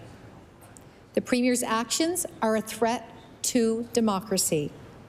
The decision to silence impartial voices of the Auditor General, Communications Nova Scotia, and the annual accountability report on emergency departments is nothing short of an attack on the people's right to know. These institutions exist to ensure that government actions are scrutinized, that tax dollars are spent wisely, and that our citizens are informed of the policies that shape their daily lives. Yet this government has chosen to dismantle these pillars of accountability. We ask the question, why? What is the reason behind proposing these changes? Because transparency is inconvenient. Because accountability challenges power. Because when people are deprived of truthful, unbiased information, it becomes easier to rule without question. This is not governance, Madam Speaker. This is an abuse of power. Silence is complicity. Complicity. We must remember the words of Dietrich Bonhoeffer, a man who resisted tyranny at great personal cost. Silence in the face of evil is evil itself. God will not hold us guiltless. Not to speak is to speak, and not to act is to act. Today, I direct those words not only at those in power, but to every Nova Scotian who chooses to remain silent. Now, we have seen quite an outrage across the province, really more than I've seen in quite a while. And we have seen the government backtrack on one of these threats to democracy. But what about the rest? Democracy is not merely the act of casting a ballot every 3 or 4 years. It's a living, breathing institution that requires vigilance of its people. We cannot stand idly by as this government strips away oversight and transparency. Resolution number 15 highlights these, and it calls us to reconsider these disastrous decisions and demand the restoration of impartial information sources for Nova Scotians. We cannot allow this government to dictate what the public has a right to know. We must act now before it is too late. To those who sit in this House today, will you be complicit in this erosion of democracy, or will you stand on the right side of history? To the citizens of Nova Scotia, will you allow this government to take away your right or truth, or will you demand better? Will you speak up, or will you remain silent, knowing that silence itself is an action with consequences? Madam Speaker, democracy does not die in a moment. It dies in a slow, steady silence of those who refuse to act and notice. Earlier today, I spoke to another bill. And when I was gone from the chamber, I was attacked by another member and criticized for the words that I shared here in this House. And I was simply speaking for the nurses and for the teachers of this province. Madam Speaker, each one of us should be able to stand and speak in this legislature and speak the truth that we know for our constituents without being harassed, without being criticized by fellow members, without being diminished and demeaned. It's not right. And when we do that to each other, we're harming democracy. We should be able to debate and share the truth of the people that we represent without having to worry about others demeaning us here in this House. Let us not be those people, Madam Speaker. Let us fight for the principles that make this province strong, fair, and just. Stand up for transparency, stand up for accountability, stand up for democracy, and restore what the Premier is trying to take away for this province. Thank you, Madam Speaker.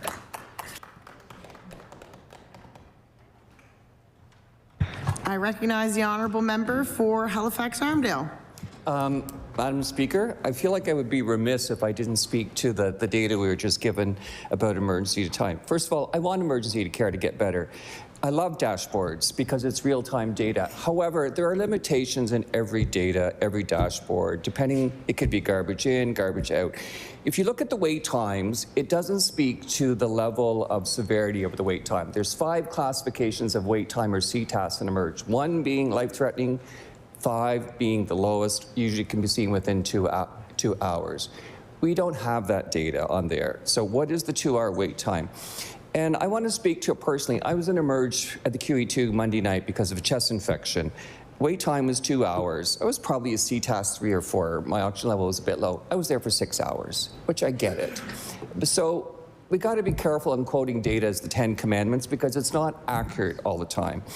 And it can be sorted out. The one thing, there is another tool that's helpful, probably at a higher level than NEDOCS, which is the National Emergency Department Overcrowding Survey. That also includes how many beds are full within the department.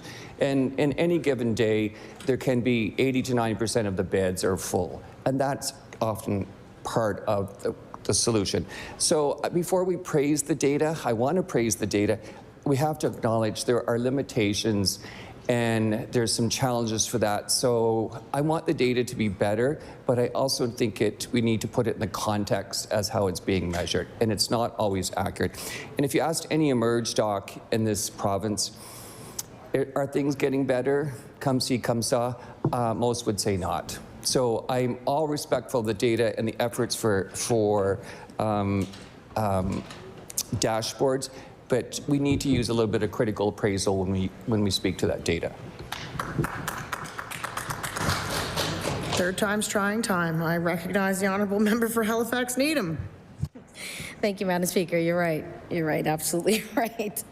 I want to bring us back to Resolution 15, and I kind of want to speak to, just so folks are aware of what we're actually talking about and what is important, is we talked about the Auditor General and how important their role is in helping understanding how their government is spending and managing tax dollars, and then as well about Communications Nova Scotia and how they've helped Nova Scotians understand what their government was doing and why.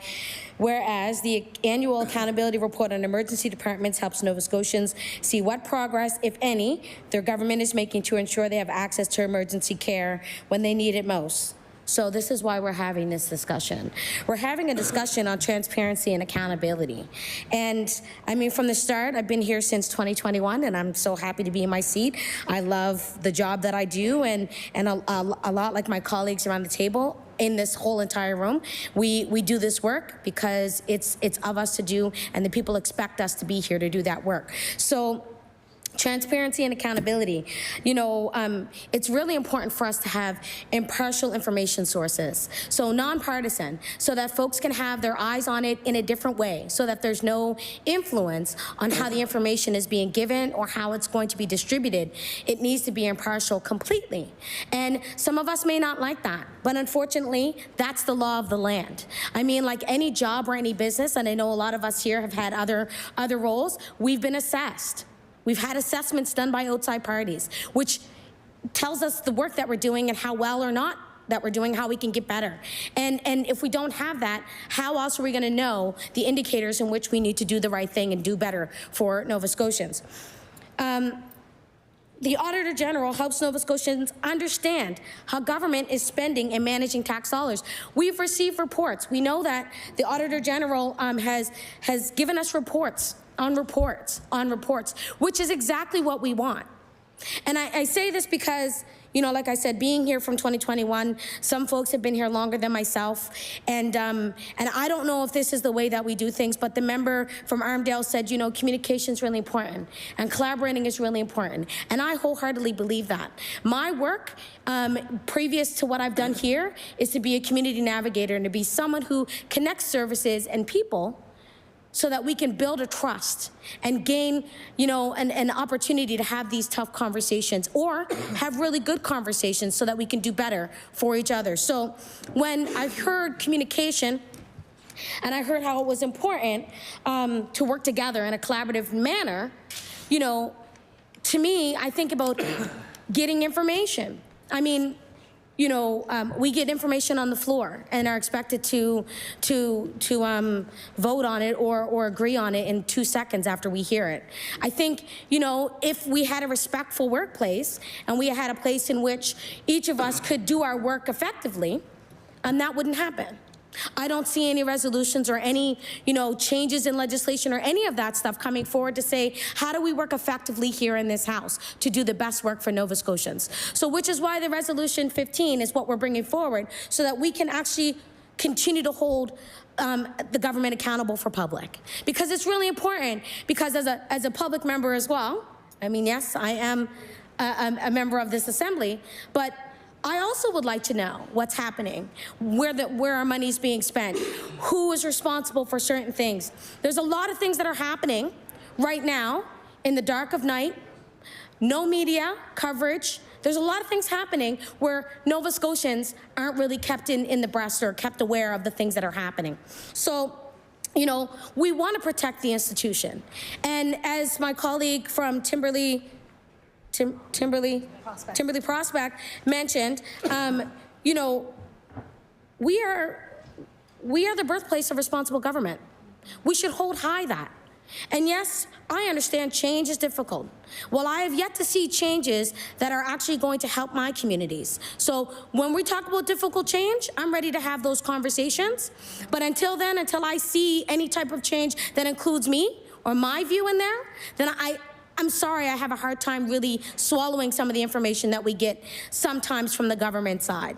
So back to, transparency and accountability. From a government, from the time that I came in here, that stressed transparency and accountability, I mean, I have yet to see transparency and accountability. We are literally saying, let's remove this, which means let's not talk to the people that are important or consult with those folks. Let us just tell them what we are going to do. And half the time we don't tell them, we just do it. So when I say transparency and accountability, I'm going back to the member from Atlantic. Sorry, I said Armdale, but I meant the member from Atlantic, about collaboration and working together and being respectful and coming together to have conversations about these things. So as well, the member from Timberley Prospect mentioned limiting committees, limiting the things that we do. If by some strange reason, there was information, legislation, or bills put forward, or resolutions put forward that actually had the input of the House leaders from all sides or members in this House, I would look at it a little bit differently, or at least we would consider it a bit differently, because we actually are able to take a look at it and absorb the information and maybe give some input. But until then, I mean, really, I feel like the hums and haws from, the government side when we're asking questions about certain things is absolutely absurd. Because how do you expect us to make a decision on the floor like that when they expect us to make a decision on the floor all the time?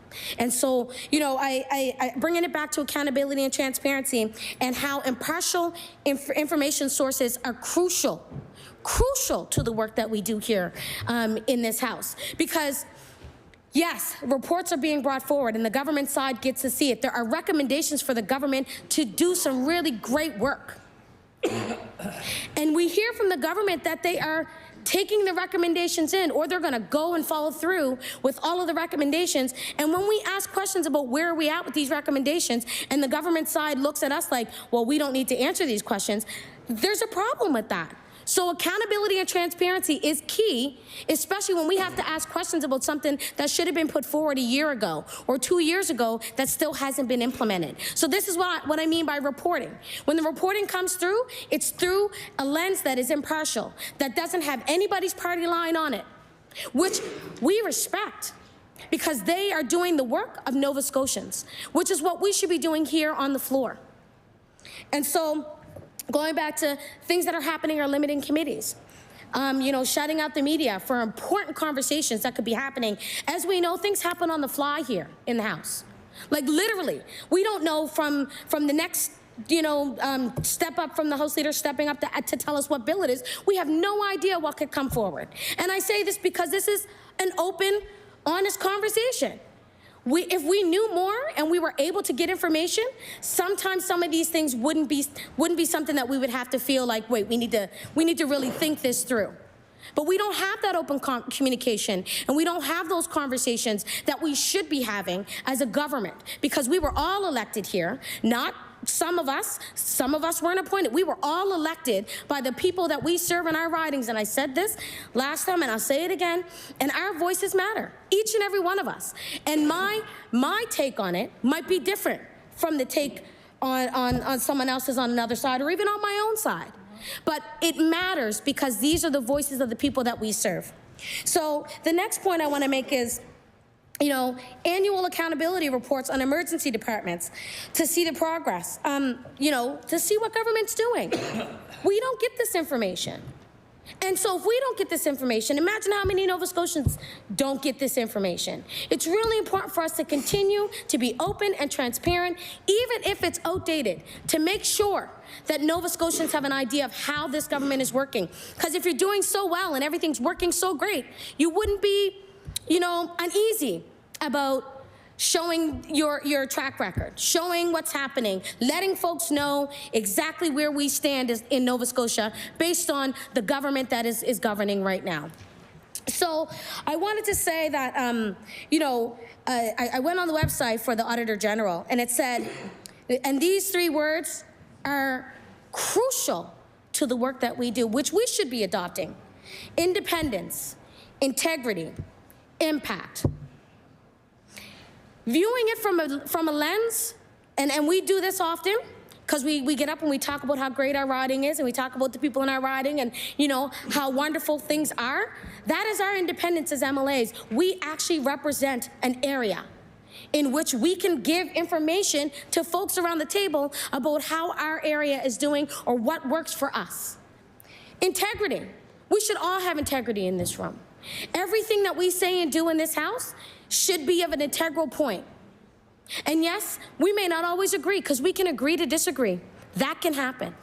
But we need to come to a consensus about what it is that Nova Scotians want in this province. And we hear so often that, the Nova Scotians voted and this is what they decided. So I don't disagree that point, and I congratulated folks the last time I spoke. Congratulations, enjoy that time.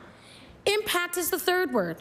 How impactful do we want to be as legislators in this house for our riding and for all Nova Scotians?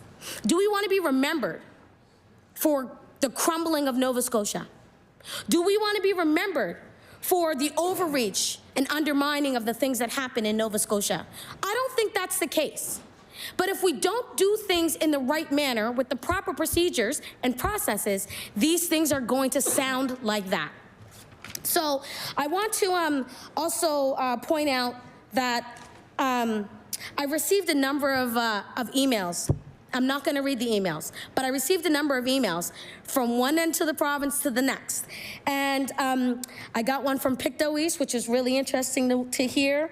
I got one from Preston. I got one from Victoria the Lakes, Cole Harbour, Dartmouth, Cape Breton East, Lunenburg West, Cumberland South, Eastern Shore. I got a few from Clare and Bedford South. Like, I've received a number of emails, and I know each and every one of you received them as well, because you are also on the email line. But I would be curious to know what would be the messaging that you would be telling Nova Scotians. Because some of the words were, over the last 2 weeks, and this is me saying this, we have been flooded with messages from Nova Scotians who are deeply concerned about what they've been seeing from this government. And Nova Scotians didn't vote for less accountability from this government. They didn't vote for policies to be pulled out of thin air. And what we've been seeing is just that from this government. We want more accountability. We want transparency. Coming from a government that started off, when I got here, I was like, this is great. You know what? We're going to work together and we're going to have conversations. We may not always agree, but you know what? That's life. Let us work and do the best work for all Nova Scotians. And yet, I have yet to see anything that has to do with helping Nova Scotians with their cost of living. We have yet to see anything that has to do with affordable housing. We talk about housing being built all the time, but affordable housing and housing that is built right now where people can live in it. We don't talk about how we can make healthcare better for everyone, because I know that the member from Hants East mentioned about the app and all that wonderful stuff. Let me tell you, working in community, I know that there's multiple ways we have to give information. It's called a good way of communicating, and multiple ways is not just one way. Multiple ways is something like a written letter, or, I mean, I've seen a brochure in the mail by this government. Why aren't we giving out that information with the data that's crucial for folks, and phone numbers and everything else that folks can access in their hand? Because I have a number of seniors in my riding that are consistently calling me about, how do I do this? They have a flip phone. Apps do not exist on a flip phone. So when we talk about apps, that is not accessible. Absolutely not. Data to scroll down, not accessible. So let's make it better for Nova Scotians. And so, and if people think that reports are like outdated and things are just not great, let me tell you, and I have a lot of smart people in Halifax Needham. I know, like a lot of you folks in here, you have a lot of smart people in your riding. People look for those reports. They read them. That's why we get inundated and flooded with emails about the things that have been happening in, 8 days? 8 days. And yet we haven't seen anything move to law amendments. We haven't seen anything move forward. Why? Because accountability and transparency is really important, but I don't think that that's what we're seeing from this government, which is why it's so important for Resolution 15 to be presented in a way that each and every one of us can do this work together. It's not complicated. You're not losing anything. There's no ringing of the bells. There's no extra debate. There is literally 2 words: accountability and transparency. And that's all we're asking for. Thank you, Madam Speaker. I recognize the honourable member for Hants West. Thank you, Madam Speaker. It is a privilege to rise today to speak a little bit to Resolution 15 and put just some actual facts on the record. First and foremost, when you look at the first whereas clause in the notice of motion, it talks about the Auditor General and helps Nova Scotia understand. Yes, I get that. I sat on public accounts with her and understand and appreciate the important work she does. That was never challenged. And to consider reversing these decisions, well, the Premier actually did reverse that decision. And unfortunately, the members opposite did not actually support that, hence why we're standing here tonight now, putting it in a debate to debate whether we're going to debate it. That issue has already been addressed by way of that amendment. And then the second whereas, when it speaks about Communications Nova Scotia and reversing that decision, Madam Speaker, I just do want to touch a little bit on that. To just kind of specify that communications is a very critical and fundamental part of functioning government, and ensuring that citizens do understand what our government programs are and our services. The structural change in no way is taking away any of that. In fact, the structural change that's being made through Communications Nova Scotia is similar to the exact change that is made in many other jurisdictions in this country. It's obsolete in some of the ways it was functioning, it's modernizing it, and it reinforces a commitment to communicating with Nova Scotia using a variety of different channels and means. You know, there was some discussion on whether or not, you know, all these civil servants were going to be out of work and lose their jobs, when many of the CNA staff has been already reassigned to the Executive Council office.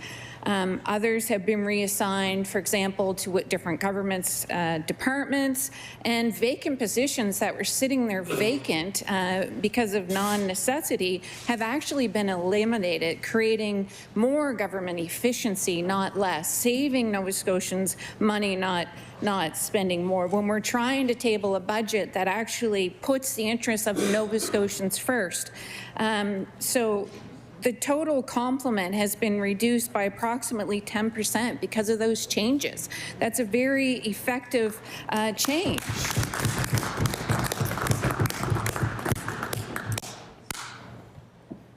Changes to CNS is not about centralizing or controlling communications or the media. There's all kinds of media in and around this chamber, but there's also media in other parts of our province, Madam Speaker.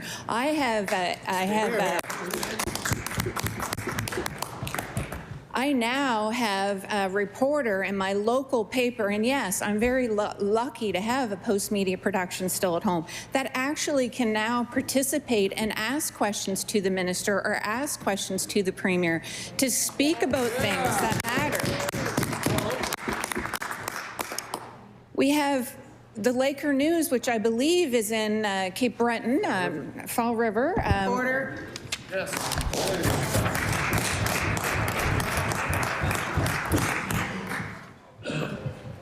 Order. The time allotted for opposition business has elapsed. Pursuant to Rule 21-2, the debate is deemed to be adjourned.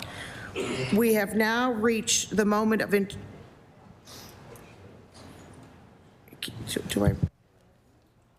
No?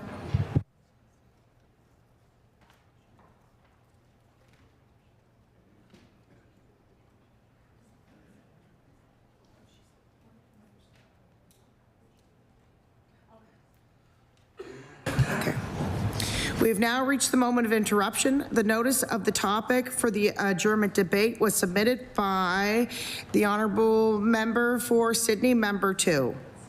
And reads as follows: whereas there has been no focus and limited investment given to growing Nova Scotia's economy during the past 3 years, whereas public debt and debt to GDP continues to rise at the expense of our economic interests, resulting in a 1.8% GDP growth estimates continuing to the trend of spending outpacing our economy growth, whereas Nova Scotia's PC government economic performance during the era of unprecedented outspending is either last or second last in almost all categories. Therefore, be it resolved that the government consult with all parties, business leaders, workers, and public sector organizations to create a real economic plan for all parties of Nova Scotia. I recognize the Honourable Member for Sydney, Member 2. Thank you, Madam Speaker.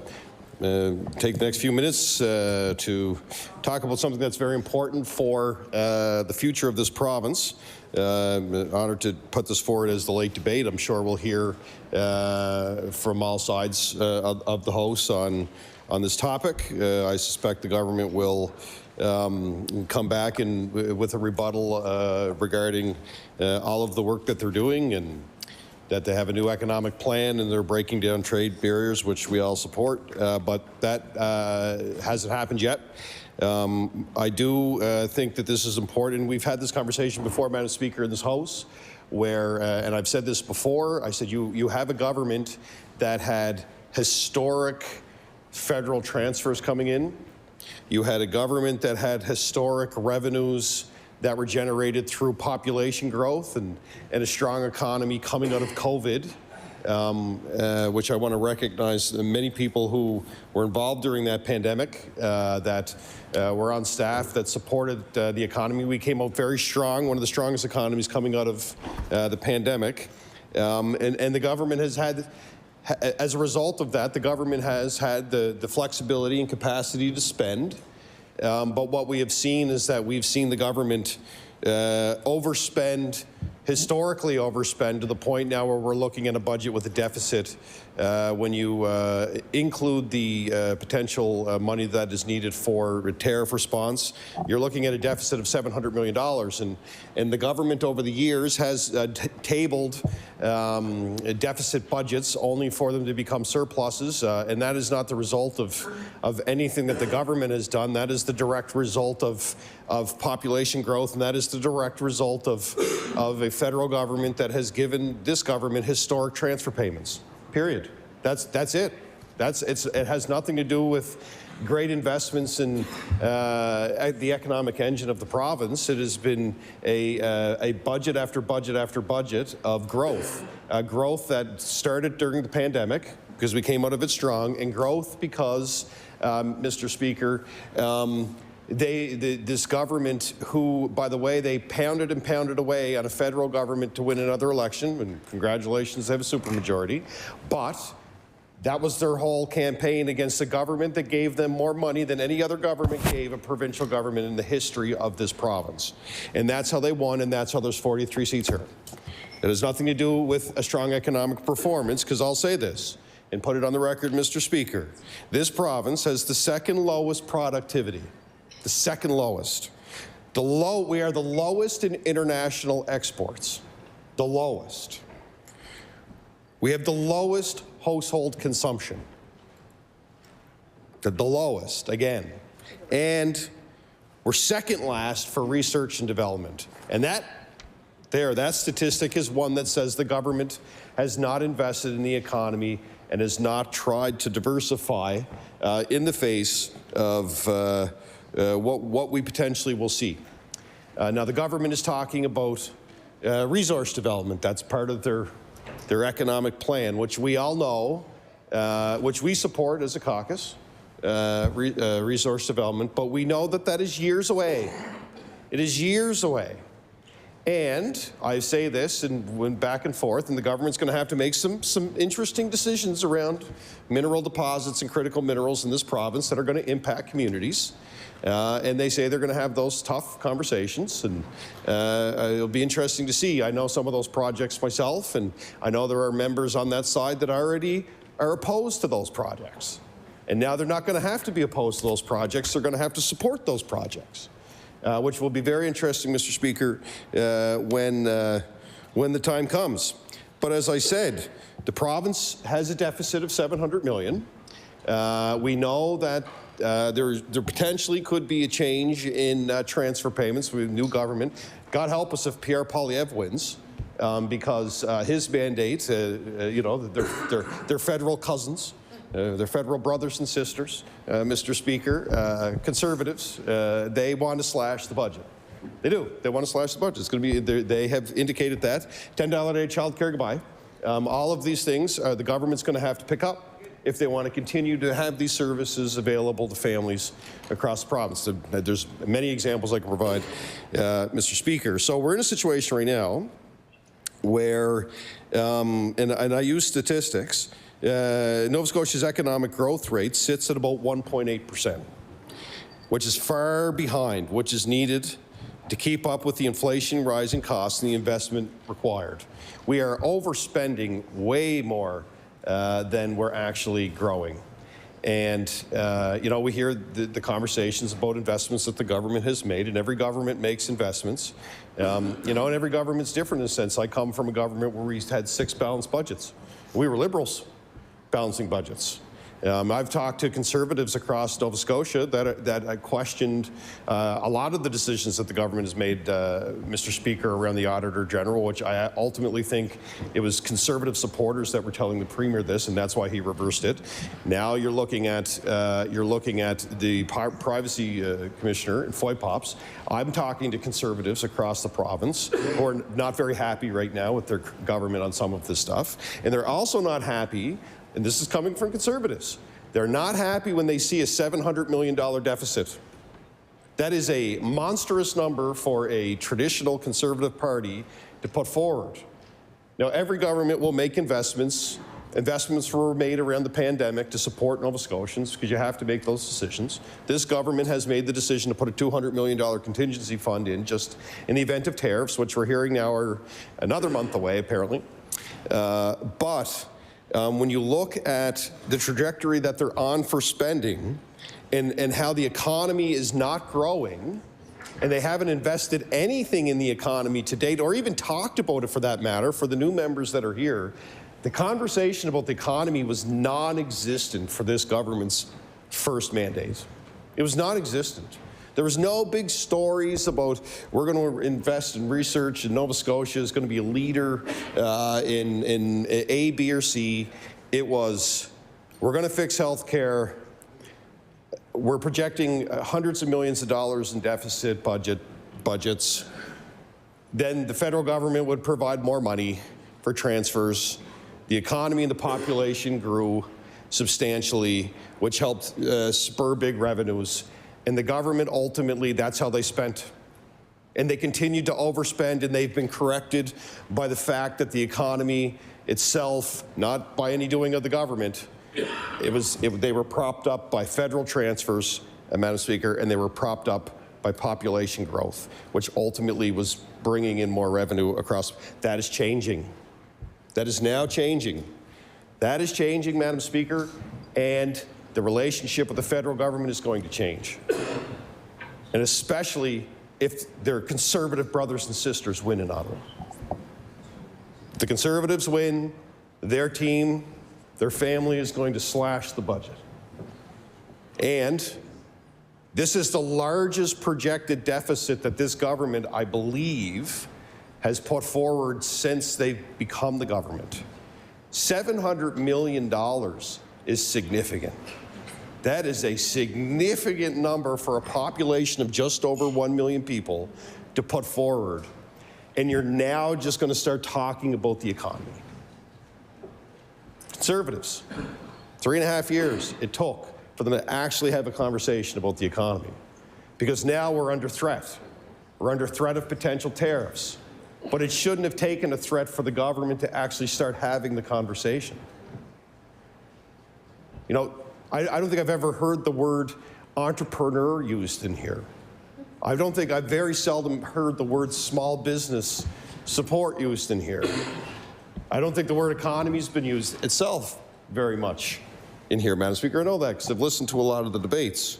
There was a lot of blaming the federal governments for the despair that Nova Scotians need to face, and we need to fight the carbon tax and fight the federal government that's giving us historic transfers for childcare and everything else. We're going to fight those guys. It's their fault. It's their fault. And now the polls are changing federally, and I find the government trying to distance themselves even from their brothers and sisters, the Conservative family in Ottawa. They don't want to talk to them either, Madam Speaker. In my last 23 seconds, I'll say this. I appreciate the opportunity to talk on this topic. The economy is so necessary for us to succeed as a province, and this government's coming really late to the game to start talking about it. Thank you, Madam Speaker. I recognize the honourable member for Halifax, Chebucto. Thank you, Madam Speaker. I'm honoured to stand again today, but this time to speak to the resolution introduced by my colleague, the member for Sydney Member 2. New Democrats have been concerned about the lack of planning and investment to grow our local and rural economies. Economic development was something that we only heard from this government after the threat of Trump tariffs that have become real. It's not something that was discussed on the PC campaign trail, and it was never a focus during their previous mandate. We believe that opening the door to interprovincial trade is a great first step. We believe, but we have yet to hear about any details of how this would be implemented and how the impact that it would have. And of course, I want to make sure that all the right people are consulting and at the table. The rest of this government's plan seems to rely mostly entirely on overturning long-held bans on natural resource exploitation. These decisions are being made without consultation and vague business cases. I think we need to look at the complete picture here. We need full accounting of the resources that we have available to us in this wonderful province, and how those resources can help us both diversify and our existing industries, and also nurture new ones. Madam Speaker, I think we need forward-thinking solutions here that will not only expand upon what we already have, but ensure that our land, our water, and our bountiful resources will be here for Nova Scotians to enjoy in the future. Nova Scotia's economy is built upon its natural industries. From farmers and fishers who produce the food we eat, to the loggers and miners that provide us with the resources we need to build homes and infrastructures. They all deserve to be a part of the plan to grow our province's economy. I've mentioned before that these are the experts. They must be included in the conversation. As the potential threats of tariffs loom, we've been calling on the government to create a task force to bring together key stakeholders who can help us develop a great plan. Stakeholders like industrial and business leaders, labor unions, and Indigenous representatives. These people and industries who will be most impacted by economic upheaval. Yet we have yet to hear about how this government is including them directly in this work. We understand that the Premier has had conversations, but we don't know what came of those conversations and what specific advice or recommendations he has achieved or acted on. A task force would bring all the necessary players together to develop a comprehensive plan that would benefit our economy as a whole. More brains at the table sounds like a great idea. It's been almost a month since the tariffs were initially delayed, and it's been almost a month, and we've learned earlier today that they may now be delayed as long as April. But I know that there's Nova Scotians in our province that are losing sleep at night. They're up trying to figure out what our government is going to do to support them. And they're worried if we can be relied on. The Premier has had a month to assemble such task force, but yet he has not taken this opportunity. Now we have more time to plan for potential tariffs, or more time to think about it for small business owners. This could uproot the lives of thousands of Nova Scotians. So far, the only plan the government has communicated to the public is a single piece of legislation on interprovincial trade and the lifting of natural resources bans that may or may not have some kind of impact in the near future. So there are so many opportunities to develop our economy here in Nova Scotia, Madam Speaker. Why isn't this government talking about developing and expanding sustainable fisheries and aquaculture? Why aren't we talking about the future of ocean sciences, clean energies, technologies in agriculture, tourism, e-commerce? Why isn't it talking about local businesses? And why aren't we talking about local businesses here that are looking for support in uncertain times? And I can name a few who are worried and who are feeling alone. And being a small business owner is already lonely enough. To answer our economic future does not just need to lie in one single idea. We need a whole host of solutions that can provide solutions to Nova Scotians in a variety of sectors across the province. We have so many options to pick from, and we must explore. These should be a part of ongoing discussions with our business leaders and our labor organizations. As a small business owner myself and an entrepreneur, I can understand the uncertainty our small business owners are feeling right now. And I'm so proud to stand here today and bring them a voice in this House. Small business owners work hard, and business owners in general work hard to provide the best goods and services as possible to our fellow Nova Scotians. And for years, we've heard nothing from this government. Madam Speaker, I will end by saying that New Democrats are glad that an economic future of our province is finally on the government's radar. Nova Scotians deserve a government that plans for a future with clear, thoughtful, and inclusive approach for economic development. We need a government that listens to industry, collaborates with stakeholders, and invests in long-term sustainable solutions. There's no shortage of opportunities to grow our economy, but it requires leadership and action. Thank you, Madam Speaker.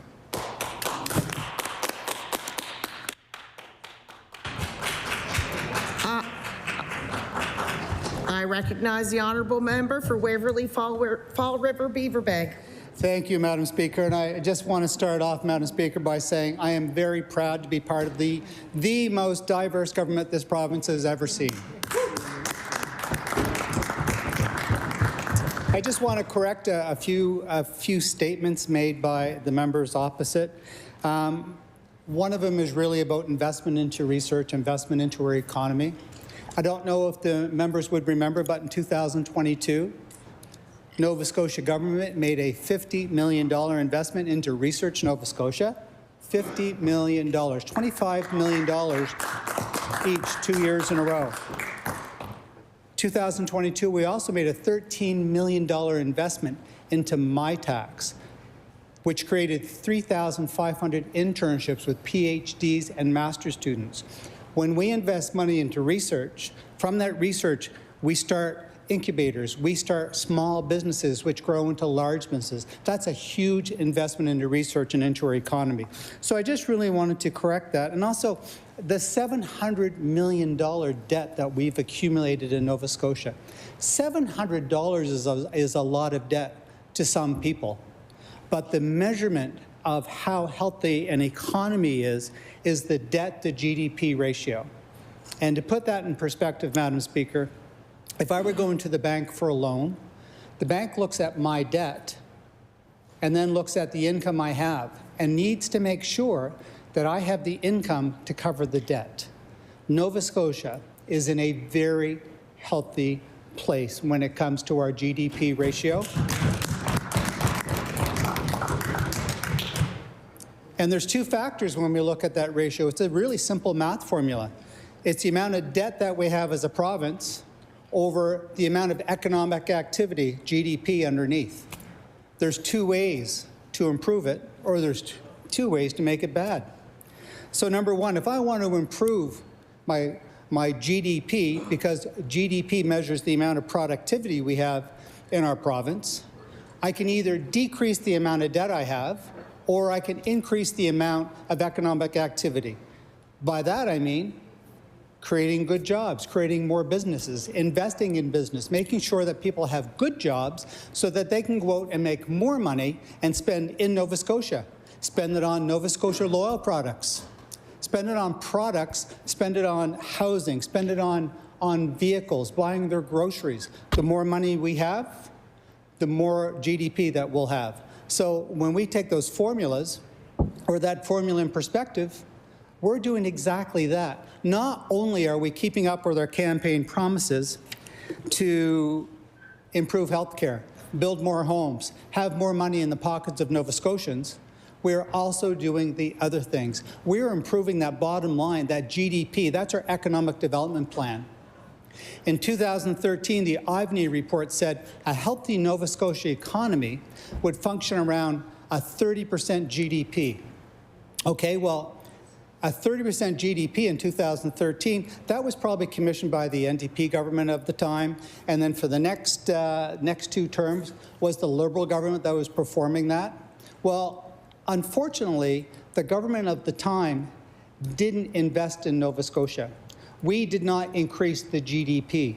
We didn't increase economic activity, but we spent a lot of money.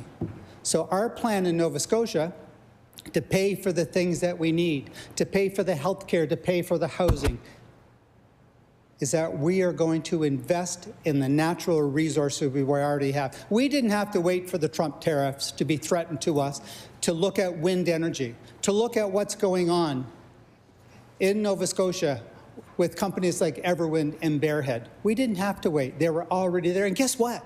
Most of that money is private investment. We are, of course, supporting that. That is major.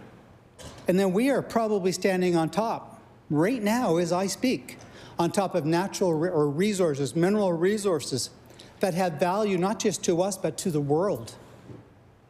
If we can actually start taking advantage of the resources we already have, we can support our economy and grow the economy for the next 100 years. We can start bringing people back to Nova Scotia instead of exporting our youth to work in resource activities out west. We can have them do it right here, Madam Speaker. When we have a student that graduates from Nova Scotia Community College or goes into the apprenticeship program, instead of them going west for good paying jobs, buying houses out there, buying their groceries, buying their cars, raising their families, we'll do it right here. And that is going to be worth billions of dollars. And when we start putting that billions of dollars and then all the spin-offs from that billions of dollars that they're spending, we are going to increase that bottom GDP. By doing that, we're going to have more income. We're going to be able to start paying down our debt. But that's $700 million. We have a very healthy Nova Scotia economy. We can afford to pay our debt.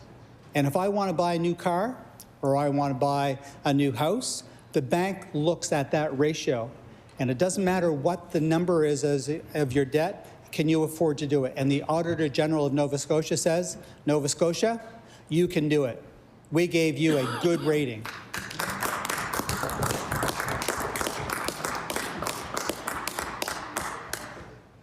Our future's bright. Our future is absolutely bright. If we look at a challenge, as we do at the Trump tariffs right now, we can look at all kinds of ways that it can hurt us, or we can look at it as opportunity. And we are looking. We have a premier that just put the first ever economic plan a made in Canada, made in Nova Scotia plan to allow interprovincial trade. He's put that out to all the premiers and territories right across this country. A plan, a real plan to help mitigate potential tariff threats. Come on, come on. There are billions of dollars in other provinces right now waiting for Nova Scotia to take advantage of. 80% of the businesses in Nova Scotia do, or 80% of their business is actually outside of Nova Scotia. And now we're going to open it up even more so Nova Scotians can make money from and make their living off of other provinces. So once those barriers are taken down, thank you to our Premier, we are going to benefit here in Nova Scotia. Still, Madam Speaker, it's still going to be a challenge. We have a long ways to go. And we don't know what's going to happen in a week, or we don't know what's going to happen in 2 weeks because it's unpredictable. But the only thing that we can do are the things that we can control. And the things that we can control, we are doing it.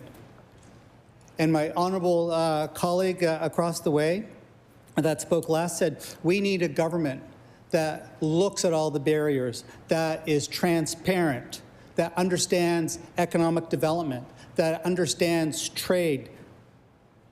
We have it. We already have it, and we are here, and we are willing to do the work to move Nova Scotia forward.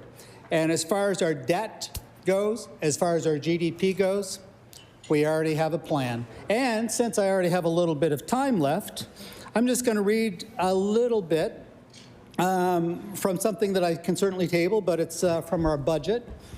But it's under the economy and resources piece. Nova Scotia's economy and support for the conditions needed to capitalize on our untapped opportunities come front and center. In pursuit of greater self-reliance, we will pivot to more profitable endeavors, diversify our products, services, and trading partners, and expand the opportunities we consider. The Department of Growth and Development will lead government efforts and work with our partners to make our province competitive. Working with Crown corporations, this new department will encourage entrepreneurship. Oh my God, that word! Attract venture capital and grow key sectors of the economy. Nova Scotia is saying yes to business, smart resource development, better paying industries and jobs, and a higher standard of living. Yes. And we are saying no to barriers and red tape that stand in the way of growth. Thank you, Madam Speaker.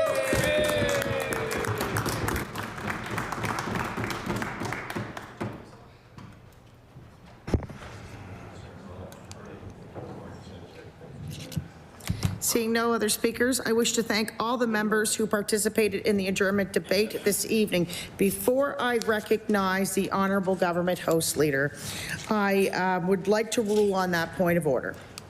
And so I thought I'd take it under advisement and I'd re-look over the tapes. Maybe I was seeing a mirage. Maybe what I was hearing was wrong. So I looked over the tapes. I then showed them to the clerk. And the reality is there is, and like I said earlier, pointing aggressively at a member with vitriol is a lot different than one point. The honourable member, or the honourable minister for Finance and Treasury Board did make one point. He did point his hand once. Everyone in this room has pointed from time to time. Matter of fact, if you roll back the tape, a member of the official opposition pointed at 45 minutes and 33 seconds in. During the honourable leader's speech, pointed at the opposition. It's how you do it, it's intent, just like the words. So it is not a point of order. I asked and suggest that members take a look at the difference between the honourable ministers and the honourable leaders of the official opposition's responses and questions, because there is a big difference. You can laugh and smile all you want, but there is a big difference. We don't want to stoop to the low of that aggression.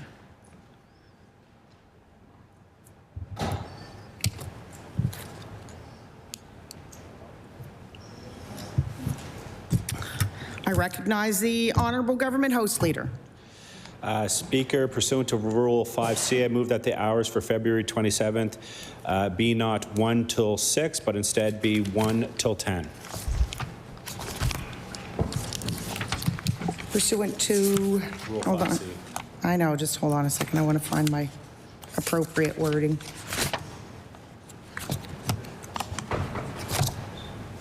I have it somewhere.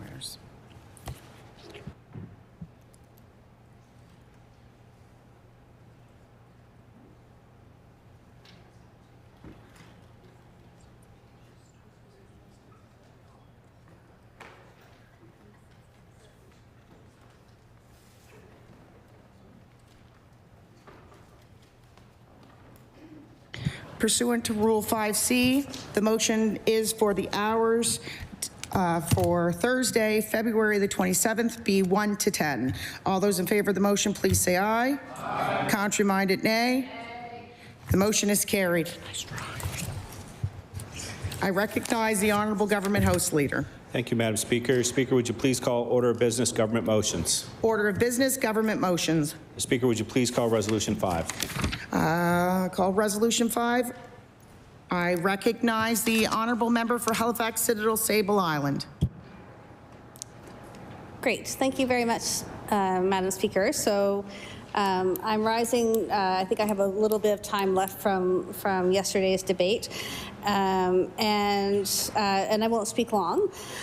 I just wanted to run through and summarize some of the key themes. So, I think it is really important to think about the standards that we want to uphold in this House.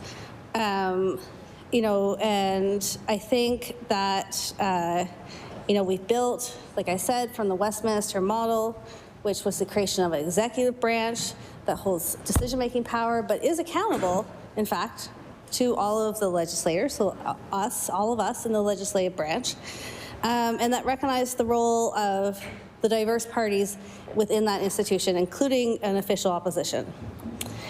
And, I think, that was a really important step in balancing out the power of one person or a small group of people and with the views and perspectives from across a state or a unit, in our case, our province.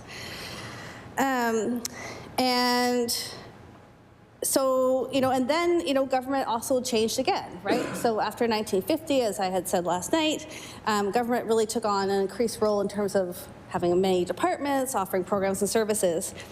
And this led to the development of what's called new public management. And so this is where this ethos around accountability and transparency comes from, a focus on results. So these are actually words that have depth. They actually have decades of depth in many different democracies in terms of what they mean.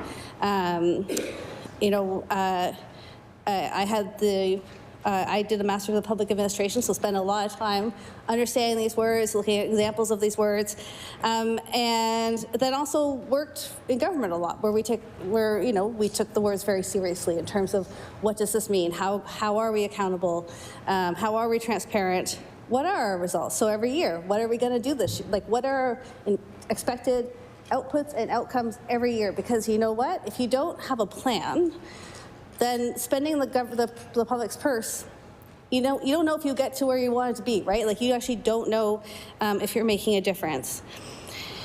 And also part of that too was really the development of standards and models around values, ethics, and public procurement, which I have spoken about several times in this House. So public procurement is different, and public accounting is different than managing your own budget. I appreciated the member for Waverley, Fall River, Beaverbank walking through how they personally manage their financial life. That's actually completely different when you're working with the public purse. There are actual standards around public accounting that we have to adhere to, and we do that for a number of reasons. We do that so that we know we're getting value for money. That we know that so we've got our plans, right? We've got an idea of what we want to do this year. We know how much money we have. And then we figure out who can best do that work. How are we going to make sure that we build buildings that are safe and bridges that are safe? How are we going to make sure that we have gotten a number of proposals from different proponents? And how are we going to make sure that one person, one organization, one business doesn't get all the public money? So there's actually an inherent part of public procurement that's about fairness and including as wide a range of provincial organizations and businesses as possible. So that was new public management. And now we are definitely, most definitely, and sadly, in the era, in this province at least, which has been termed the new political management, and not as a compliment. So this is about consolidated power in the executive branch or in a small number of people in a politicized premier's office or the Prime Minister's office. A decreased reliance and respect for the professional public service, and measures to lessen the role of legislatures. And so, I think, as I said before, I approach this work with a great deal of humility. I approach this work with a great deal of curiosity. So I want to learn and hear from all of you. I want to learn together and consider together how to make things better for Nova Scotians. I want to hear from stakeholders. I want to hear from every special interest, actually. And I will let you know that there is I have, in my own sort of constituency work, I will meet with anybody. I will meet with folks who maybe don't think I should be married or able to adopt children. I will meet with those folks and we'll have a conversation because I want to understand. I am curious about what the concerns are. And I'm curious, well, what have we missed? So if that's a concern someone has, what else should we think about? So I just really want to put it out there. And so, if this proposal was in the context of the legislature that didn't meet the least amount of time, if this proposal was in the context of a legislature that had a set calendar, so that, for me, it's not about my personal life, but it's about stakeholders. So that if we knew that we were having sittings from September to December, stakeholders who are really interested could be ready to go, right? They'd know, they'd have an expectation that the House would be here, that members would be meeting.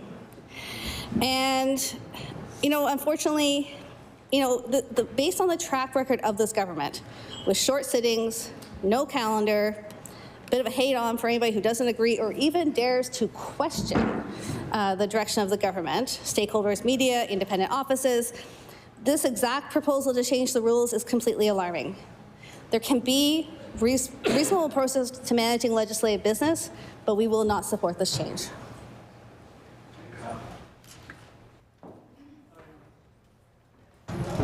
I recognize the honourable member from Antigonish.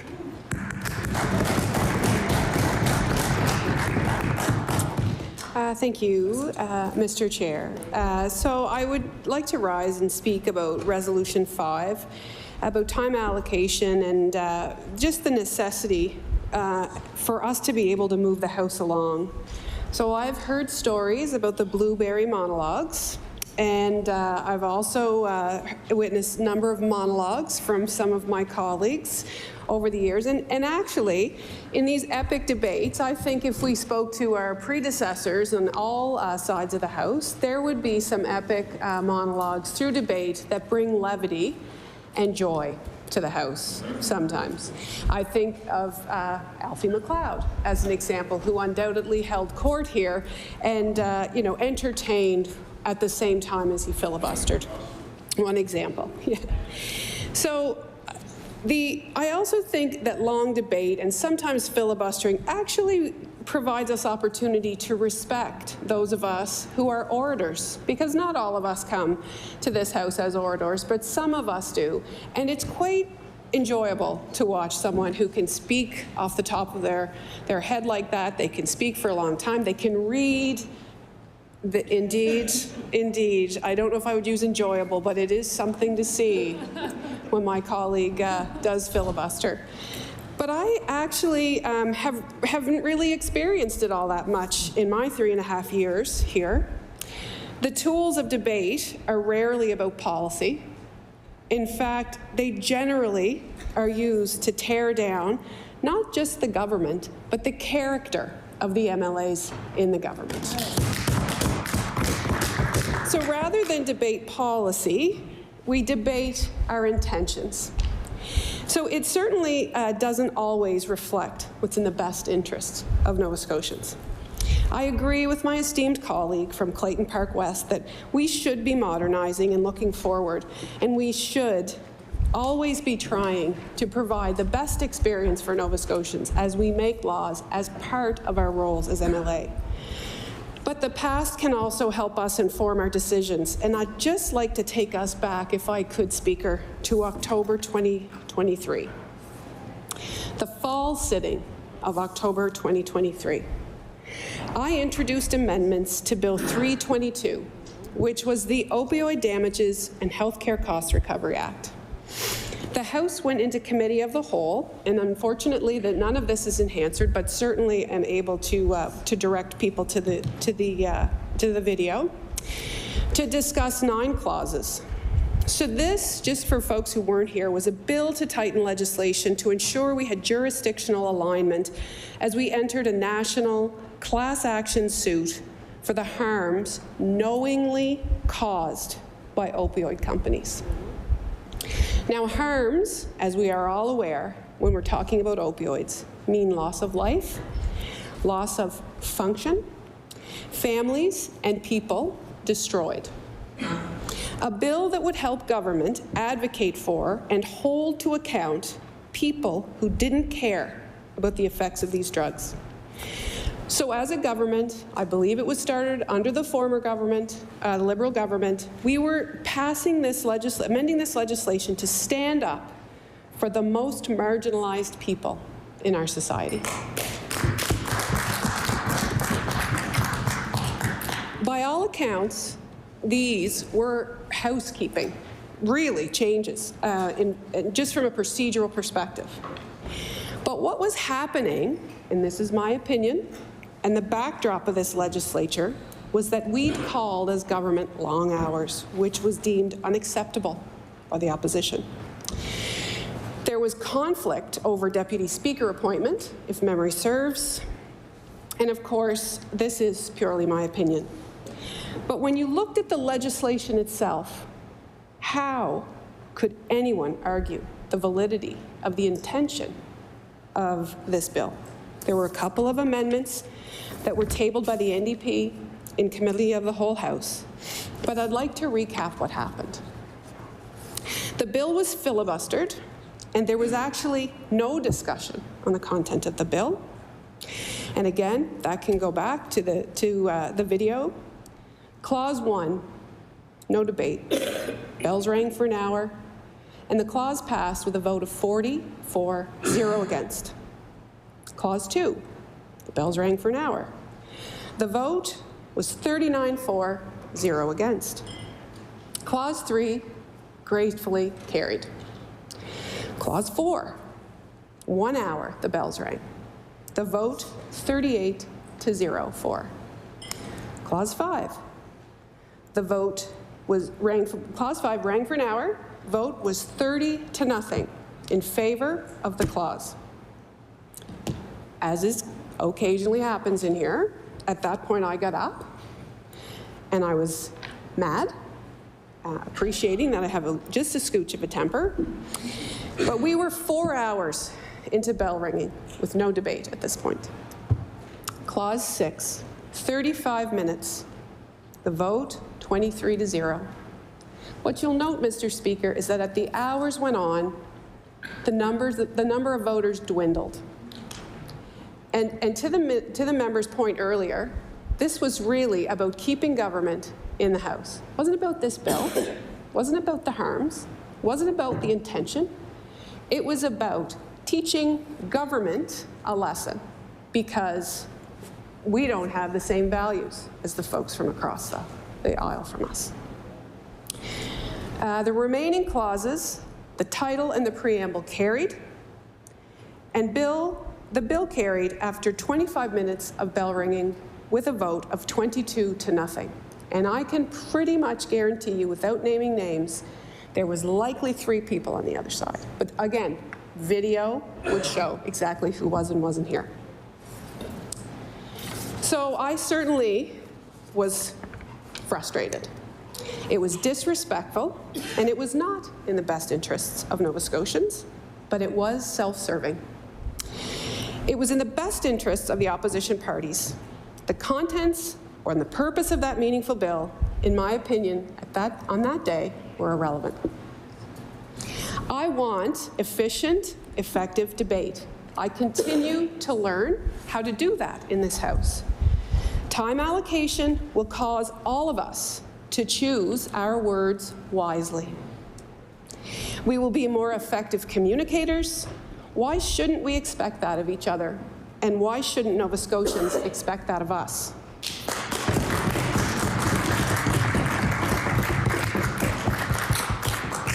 Just beyond the boundaries of places like Dartmouth North, Fairview Clayton Park, Halifax Armdale, Halifax Chebucto, Halifax Citadel Sable Island, Halifax Needham, Sackville Cobequid, there's this beautiful, magical place. It's actually where the member from Cape Breton Centre, Whitney Pier, disappears to when she leaves here. And when she comes back, it's where she comes from. And it's called rural Nova Scotia.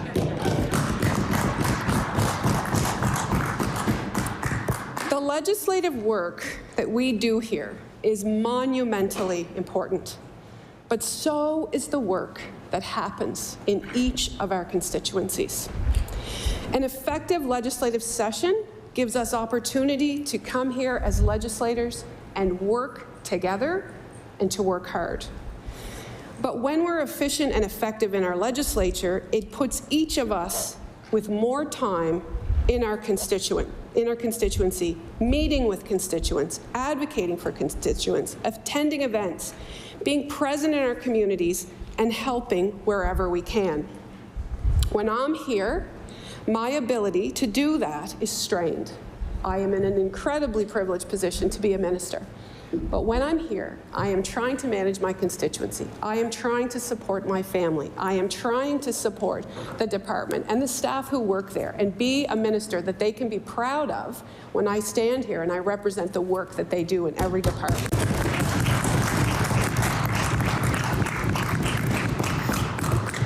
Long hours are worth it for me. They can be mentally grueling at times, but I do believe the time allocation will actually limit the time that we waste in here and force all of us to do the work this House was intended to do. Long sessions keep me from my community. And when we talk about feminism, I'm an important person in my family.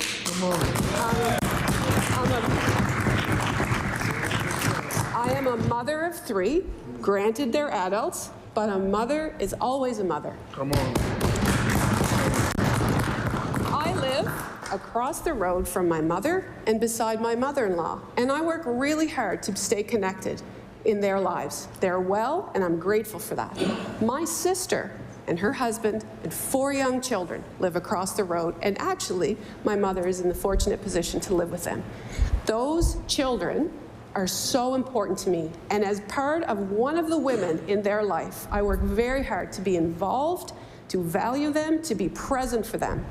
And so it actually is a feminist issue for me as well, Mr. Speaker, to be able to be here and be efficient and go home and be fully present for my family. And the longer I'm here,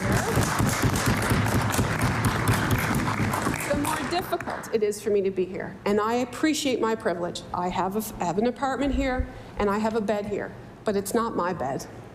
It is a bed. And I'm grateful I don't have to travel. And for those folks that are just, just inside, I know it's grueling. There's a lot of hours traveling. But a more efficient and a more effective legislative session will allow me to be present in my role as wife and mother and aunt and friend and MLA in my community. So the discussion around the rule change actually has not come out of the blue. Here in the House, we've been talking about it for a little while. And in fact, and I'll table this, November 9th, 2023, Premier Houston was quoted as saying, "There's no question, I think every member has been frustrated at times with how things are proceeding or not proceeding, so that I think it's time to sit down and look for ways to make it, the legislature, more effective." Order. Order. I just want to remind the MLA of you mentioned Premier Houston. You can't. You're not to do that by name. It's by position. Okay. Thank you.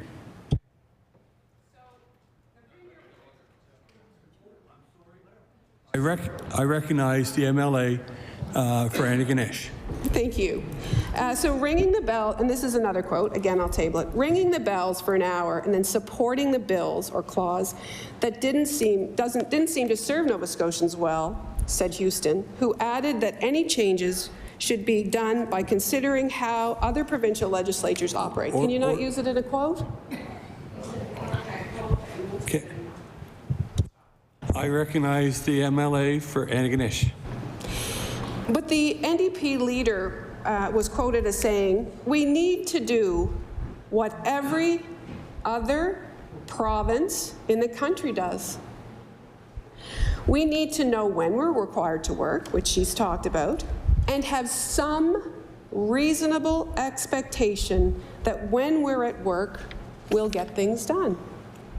So ringing bells for 5 hours with no debate on an opioid bill to support marginalized Nova Scotia certainly doesn't feel to me like that was being upheld.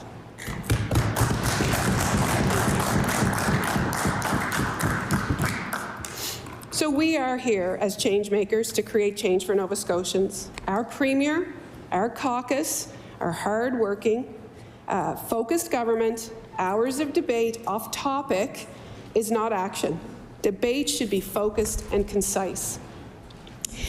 And I do want to share my experience in this House because we all have a voice, and I believe that mine is equal to everyone else's here. And I want to acknowledge, in fact, the former and current Liberal caucus, if you can believe it. We surely don't always agree, and I'm not always sure they like me. Most of the time. But I actually am not here to be liked. But I will tell you that without exception, I almost always feel respected by my colleagues and the colleagues in the Liberal caucus.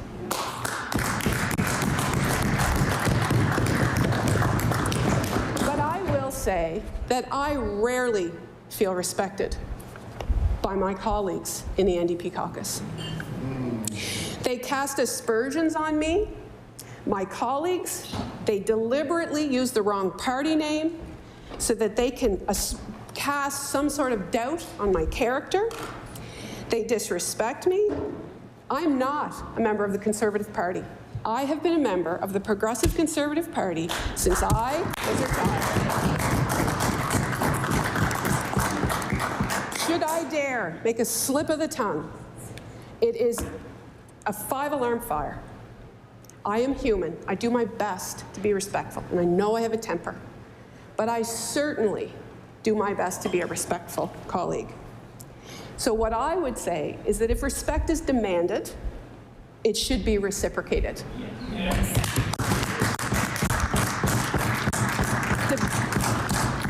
Debates should not be used as a moral high ground to push any other member in this chamber down.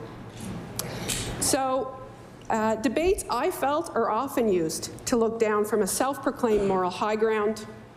We have proven ourselves to be a compassionate and action-oriented government. We may not always agree on the path forward, but we have invested an incredible amount of money and effort into addressing the things that Nova Scotians feel are the most important. And I appreciate that we talk about our majority government, but we have to admit that what we do and how we do it resonates with the number of Nova Scotians, and we are committed to being a government for all Nova Scotians, not just the people who voted for us.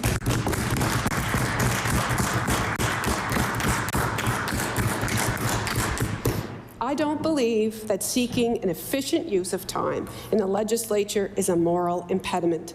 In fact, it is an attempt to modernize the legislature so we can best serve Nova Scotians, pass meaningful legislation, work in our communities, and ensure government departments are effectively rolling out mandate of government.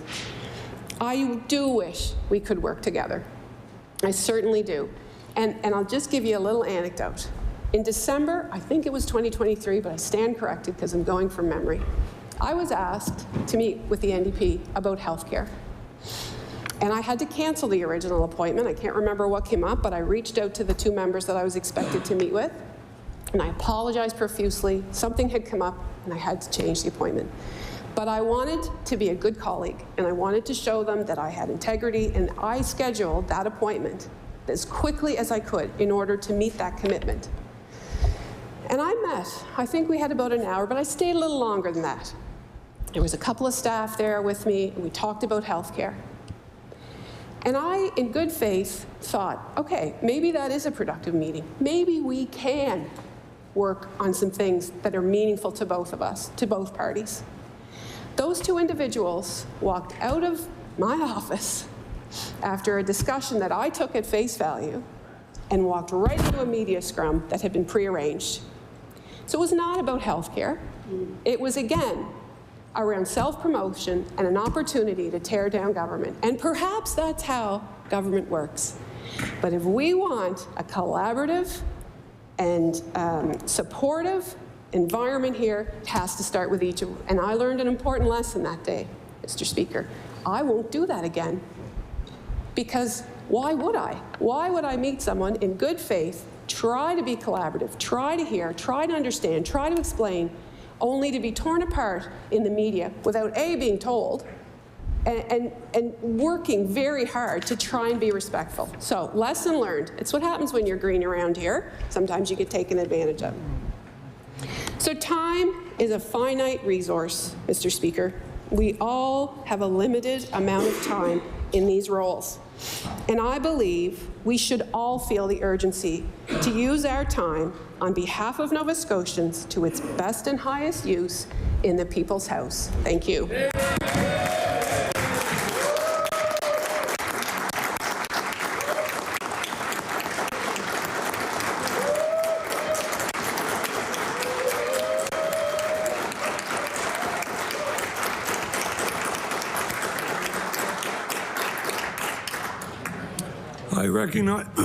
I recognize the member from Halifax-Armdale.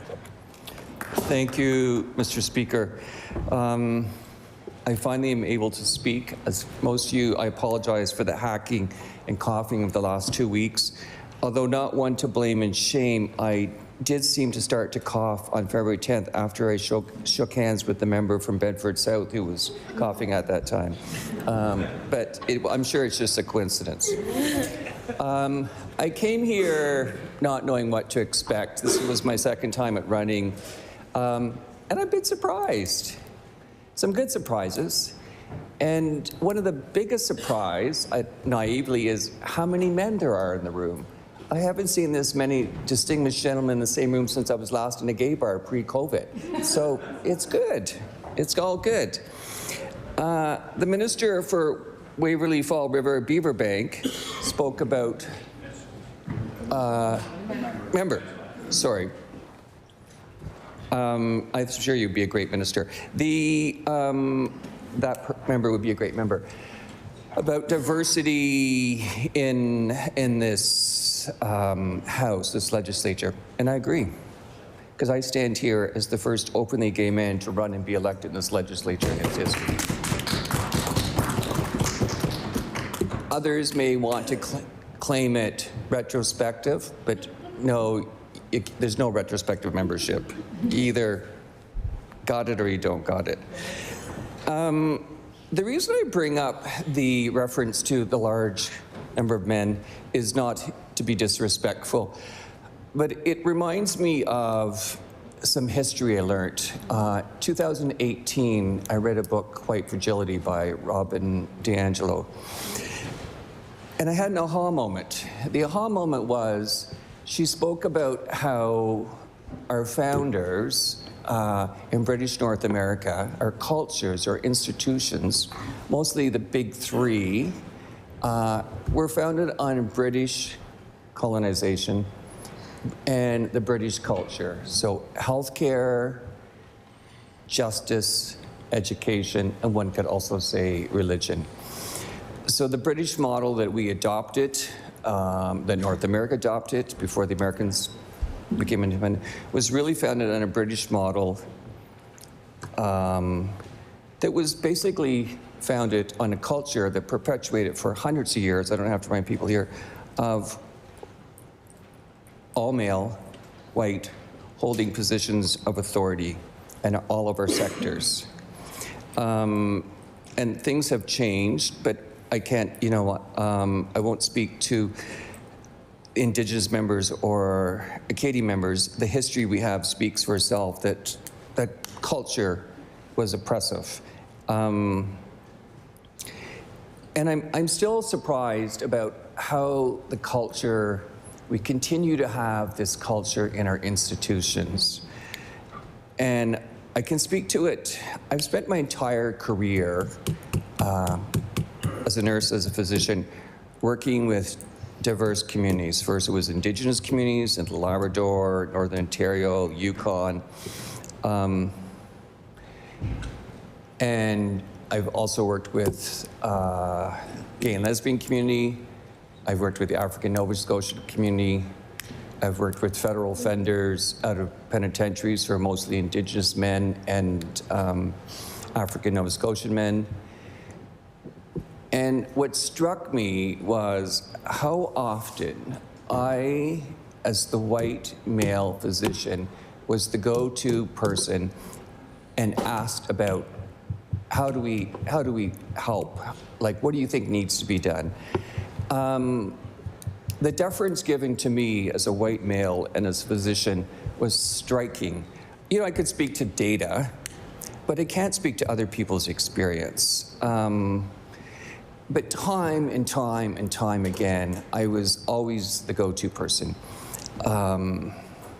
Again, in keeping with our cultural institutions based on the history of it. Now, history has changed and become much better, but it still happens. And I guess having worked with those different communities, what really struck me is the lack of respect. And again, members of the community present here know this better than I do. And also know how hard it is sometimes to be heard. The barriers to be heard, the struggles to be heard, and the struggles to be respected. Again, I can't speak for members of the community, of different communities. I can speak to a member of the gay community, but I know that I've been given deference from the fact that I'm a white male. And I know what it's like to face changes and to face discrimination and to be hated and attacked for that. So I also, with the permission of a colleague and a caucus member, want to suggest that our cultural, our institutions are still stuck in our British history.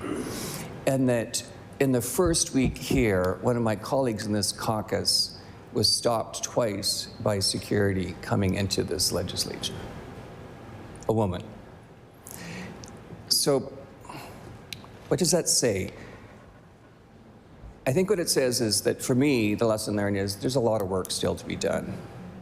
And people who haven't always felt respected or feel threatened by institutions, I can stand here with confidence as an openly gay man at age 60, but I'm not sure I could do it 30 years ago. So there's barriers and there's reasons why people may not want to speak out. And I can speak to also when I worked at the College of Physician Surgeons for 6 years, we dealt with complaints related against physicians and we had open community hearings. People filed a written complaint when they were asked to come to testify at a hearing, often said no or were so nervous that we had to invest in support for patients and speakers because they were facing a board, college physicianship, that had a great deal of authority and power. It was stressful for the physicians. But there was an innate power differential in that room. And people were afraid or intimidated in that power differential. And so I'm surprised, recognizing the courage and its strength it takes from people who are not in the majority and the bias in our institutions. I just keep thinking of the courage it takes to come forward when people are struggling with everyday challenges of jobs, employment, paying bills, to something that's really important to them. So if we acknowledge that, and people have different experience, I'm sure I do, I don't understand why we, in any shape and form, would want to reduce the ability to hear from more than the legislature. And yes, there's opportunities, but I'm a bit concerned that in any diminishment is also going to be a diminishment in inclusion. I have so many times thought, as the white physician, I had all the answers, and I was proved wrong so many times. And I'll speak to, when I worked in North End Community Health Center, we looked at our wait times, and as the physicians, we felt, oh, you know, we need to increase our same-day appointments and walk-in appointments. And I was like, how do we know that? Well, that's our experience. We then advocated, we put together a wait time committee, and we asked community members to be in that wait time committee. And I met huge resistance. No, they're not going to understand the complexity of the system. All excellent colleagues. I negotiated for 2, got 1 community member. Community members said, you got it all wrong. We don't need more same-day appointments. I can be seen the same day, but I have to wait 3 or 4 months for a regular checkup. We need decreased wait time. And that was a big learning curve for most of us as physicians, that we thought we knew best and we thought we could speak for the community, and we didn't ask, what do you think? That changed our culture there quite a bit. So again, I am all for efficiency, and this is, last couple of evenings have been way past my bedtime. But I want to suggest that when we narrow any debate, someone is left out. And probably not intentionally, but there's an unintended impact that the opportunities may diminish, and recognize the courage it takes for people to come to a committee. So I ask us to think about that. We have a lot of privilege here. I have a lot of privilege as a physician, but I have also been reminded by my mentors that privilege comes with fiduciary responsibilities, and if we don't use them, you can lose them. Now, maybe that's harder in the legislature. I guess you could lose your seat, but overall, I feel that I've been given so much privilege in the work I do, but I also have a fiduciary responsibility to make sure I listen. So I too am reminded of a quote by Winston Churchill. We heard a quote earlier this week, and let me just pull it up. I think the quote goes, my phone is dying, never, never, never give in. And I'm going to be misquoted. Only give in to, at a time, to honor and good sense. So I would suggest, I'm open to persuasion on anything, open to persuasion on good sense. And to me, good sense is always listening to more than less. Thank you.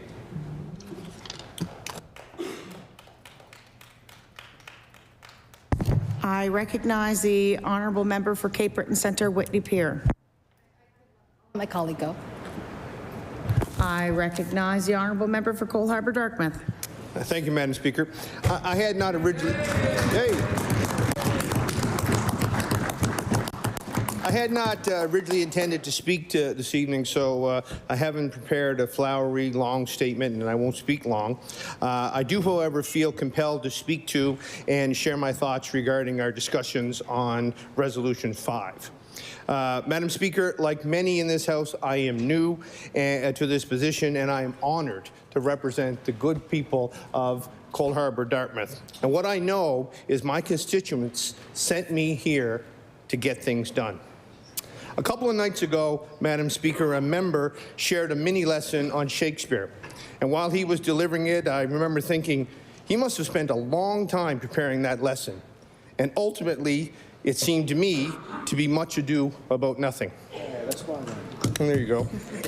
As I was driving home, however, it became clear how appropriate the member's comments were.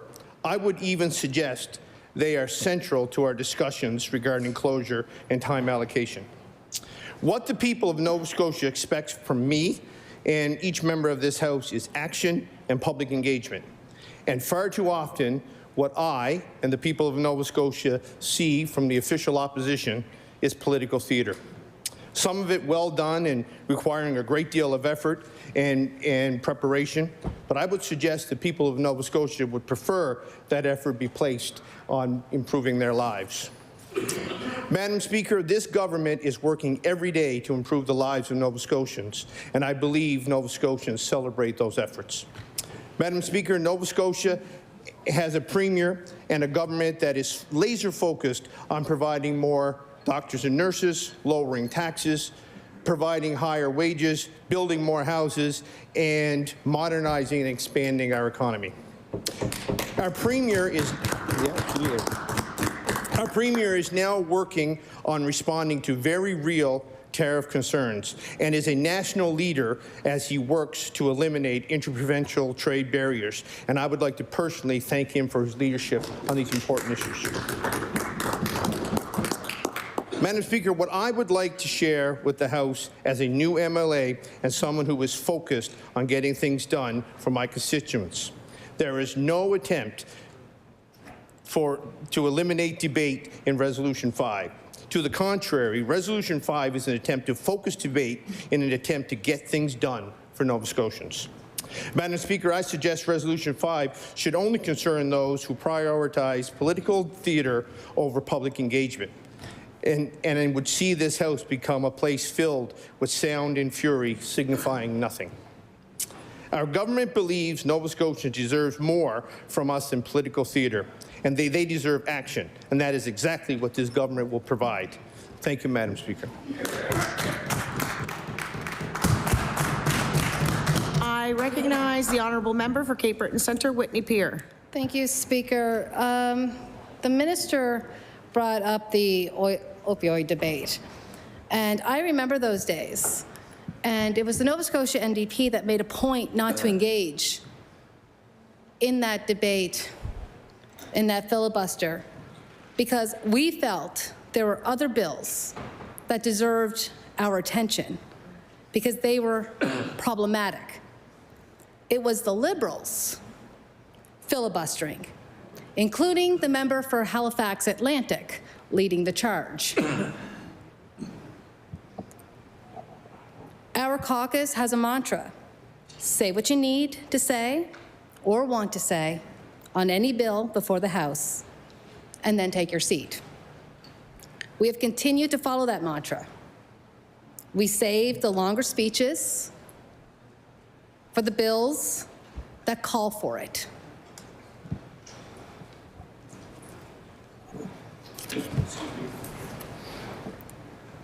We do not waste our time talking out bills that are essentially housekeeping.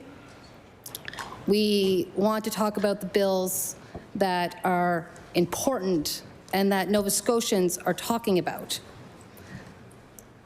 Speaker, the time we have taken to debate the dangers of Resolution 5, provided Nova Scotians the time to send emails, make phone calls, and write letters to the editors expressing concerns over such things as Bill 1 and Bill 6.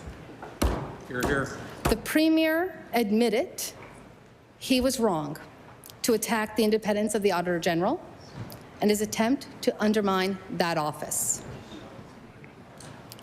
However, this may not have occurred if on Tuesday, February 18th, the resolution read by the member for Halifax Atlantic and House Leader for the government that resolution was passed without debate. Had Resolution 5 passed on February 18th, the debate of Bill 1 could have started on Wednesday and gone to public bills by Monday, because that's what it would be. It wouldn't be law amendments, it would be public bills. And if we had hours on Monday, the bill would have been reported back to the House on Monday evening, and possibly by Tuesday or Wednesday, that bill would have been in Committee of the Whole. And then, so let's just say it was on Tuesday, it was in Committee of the Whole. And then it would have passed third reading. Now, hopefully I got my time straight. I may miscalculate, but if things went the way they were supposed to go, that is kind of how it happened. So imagine, before anyone had a chance to bring forward discussions, to bring forward their concerns, the government side would have the ability to limit the debate and quickly pass bills through this House.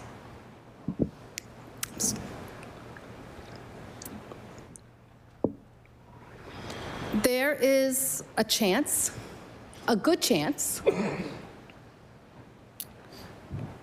the bill could have passed. Bill 1 could have passed with the ability to fire the independent Auditor General.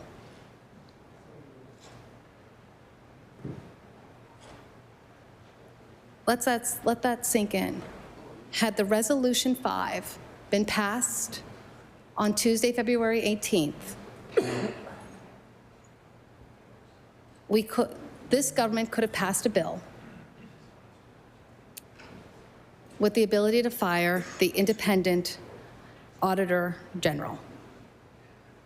Because once Resolution 5 was passed,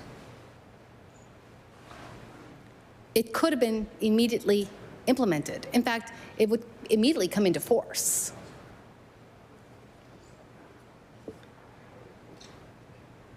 Madam Speaker, Bill 1 still includes dismissing non-union employees without cause, the removal of the PC's own law, which they had passed.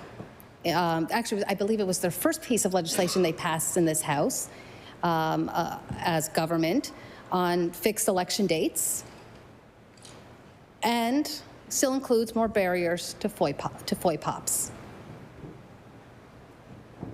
Bill 6 lifts a ban on fracking, allows petroleum exploration, allows for uranium exploration.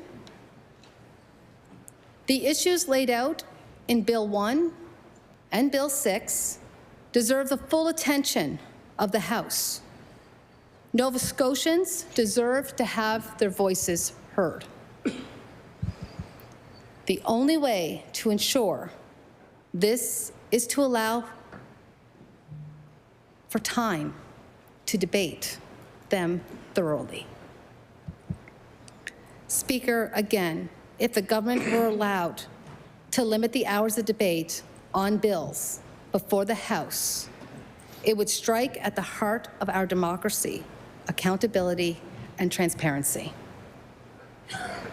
In a February 21st article from CBC entitled Control Mania, Nova Scotia Premier Accused of Executive Overreach with New Bill, Professor Tom Urbaniak from CBU stated, attempts by the government to reduce public scrutiny and stifle criticism are becoming increasingly common, said Tom Urbaniak, a political science professor at Cape Breton University.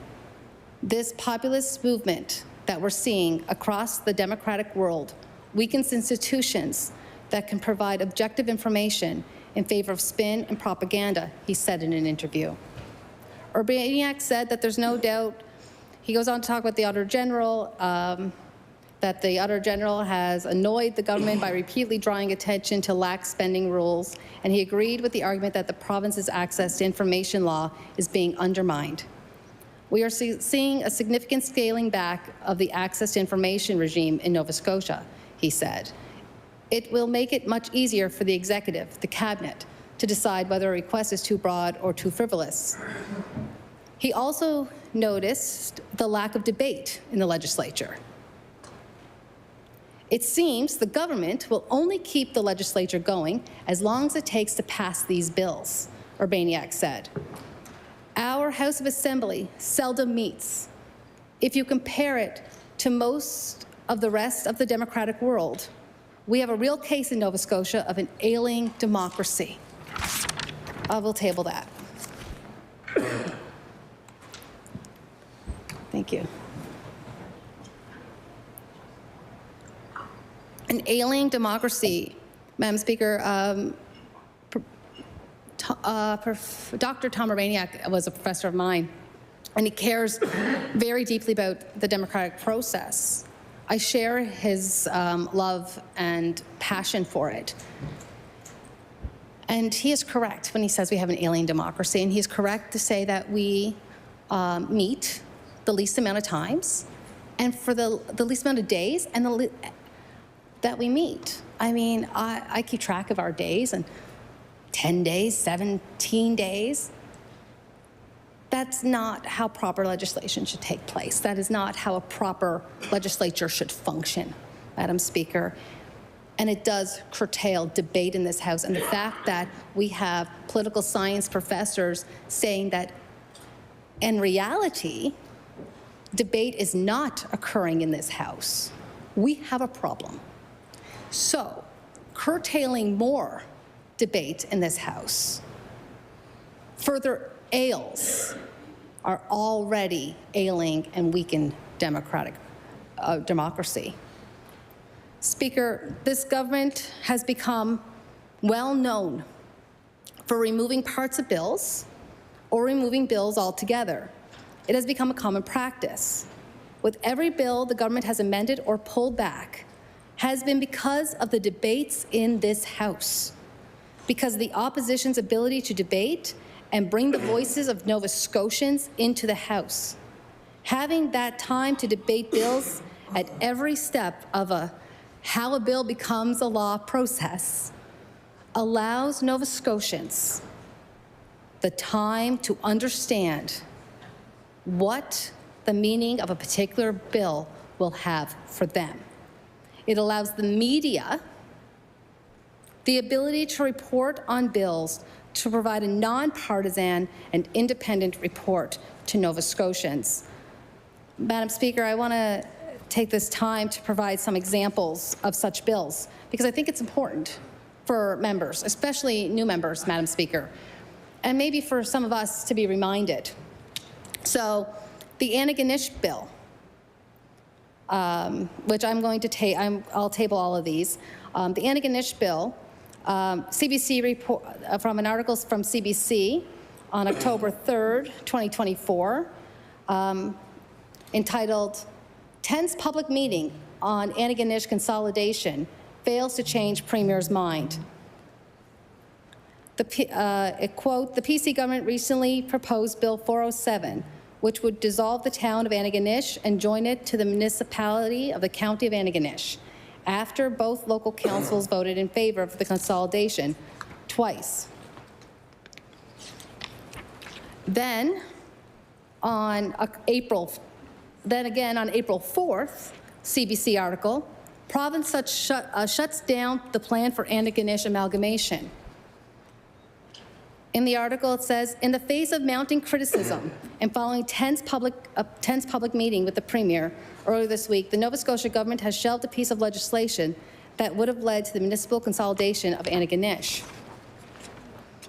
In response to those concerns, the Municipal Affairs Minister introduced an amendment to the legislation last week that would have required an analysis by the Utility and Review Board before the merger could proceed. The minister said his government respects the vote by the two councils, but they could not ignore the mounting opposition from the communities and evidence that there wasn't a clear, broad-based support for the merger. And I will table those. Madam Speaker, those debates happened in the legislature, but also occurred in law amendments. That was the importance of allowing the time for Nova Scotians to come before law amendments and for debate. I believe that that legislation was pulled during Committee of the Whole. On April 5th, 2024, a CBC report reported the government removed a section on career firefighters within the FMA. So CBC said it did, however, remove the section related to career firefighters being able to work in a volunteer capacity after concerns were raised about its compatibility with the collective agreement. Madam Speaker, again, these types of bills, once introduced, caught the attention of the public, and concerns began to be raised. On April 19th, 2024, CBC reported on a controversial wine program that the government had introduced. And the article entitled, change the name, Premier, I don't know, let's say PC government puts a cork in controversial wine program. Madam Speaker, this change came out of Nova Scotians' voices being brought into the legislature, and I dare say stakeholder, but I believe the government would call them special interest groups, came to the legislature. They voiced their concerns, and they were heard that day. Premier announced that the reversal at an impromptu gathering of wine industry workers who packed the foyer of the Province House on Tuesday. I'll table those. On May 5th, 2022, a CBC article entitled, Nova Scotia Scraps Non-Resident Property Tax, De-Transfer Tax to Remain. Speaker, this change occurred after lengthy debate. There was a lot of debate. There was a lot of people at law amendments who came before us. I'm sure some of the members would remember that time. And although it was long, how great was it to have those voices, to bring forward the other side of things with regards to the non-resident property tax. I know in Committee of the Whole, our caucus put forward amendments that we thought would, that if they were to keep the non-resident property tax, we could actually use it for housing, and we put forward our own. But then, from the CBC article, the Nova Scotia government has scrapped the plan to increase taxes for non-residents. The member for Pictou East said that the tweaks he announced Tuesday were to make the policy more fair, but as time went on, he understood that there was a broader risk. quote, I believe the risk of reputational damage to Nova Scotia is becoming more and more real, and it is something I'm not willing to accept. So we'll find another way to address the housing issue. Madam Speaker, again, this was a change for the government. A change that came out of a lot of debate in the House. And I think that's important, Madam Speaker. I think it's important that we understand that is just a few examples. Those are just a few examples that I pulled, rather than keep everybody here with every single bill the government changed. I pulled just a sample of them because I wanted the members to see that when debate is actually occurring, when real debate is happening, and people are getting up to speak, just because people get up to speak and they're speaking long does not mean they are making a filibuster. Just because people get up to speak and they're speaking for a long time on an issue does not mean that we're filibustering and we're trying to undermine the government. It has nothing to do with the government members, Madam Speaker. When we, as the Nova Scotia NDP, I will not speak for the Liberals because the Liberals have used interesting tactics in the past. Seems that we're trying to be lumped with them, but I dare say that that's not true. There was, but myself, I spoke a lot about the MOU agreement with the municipalities because I was passionate about it, because it was going to harm my community and my residents. And I spoke at length about it because it was too important for me not to. Because I felt I had to. I felt that if I got up to speak, maybe, just maybe, I could change the minds of my fellow CBRM MLAs. That was my hope. My other hope was that by getting up to speak, I was explaining to the residents of the CBRM what was happening in the legislature, what was occurring.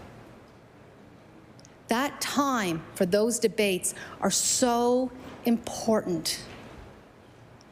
But just because people speak at length on bills or resolutions does not mean they are filibustering or delaying for delay's sake. And I think the government has forgotten that part. And I think the government needs to be reminded of that. Because someday, there's going to come a day, Madam Speaker, when the now governing side becomes the opposition. And they, too, are going to want to have the time to debate on bills. They're going to want to have the time to bring forward the voices of their community in those debates. And if this resolution passes as it is, and this amendment is not taken, the members, when they find themselves in opposition someday, may not be able to speak in the amount of time that they would need to speak. Because, Madam Speaker, do unto others as you'd have them do unto you. I was reminded that at Mass on Sunday. I sat there and I heard that at Mass. It was the part of the homily. It was do unto others as you would have them do unto you. So it's a great scripture, yes. And I you know, there's a bunch of things about Pharisees in there, and I think we can all learn about the Pharisees. And you know, it's Pharisees aren't well liked within the Bible, Madam Speaker. It causes, you know, it's a windy road. But Madam Speaker, I digress again, and I'm coming back to this, and that is that the time to debate the bills, I mean, if I know members here, we were elected. We were elected to represent our communities. So let's represent our communities. If we are really here to represent our communities, if we are really here for the people of Nova Scotia, then vote for this amendment. If we are really here to do the work and do it properly, let's vote for this amendment. Because someday, Madam Speaker, some of these members are going to find themselves over here.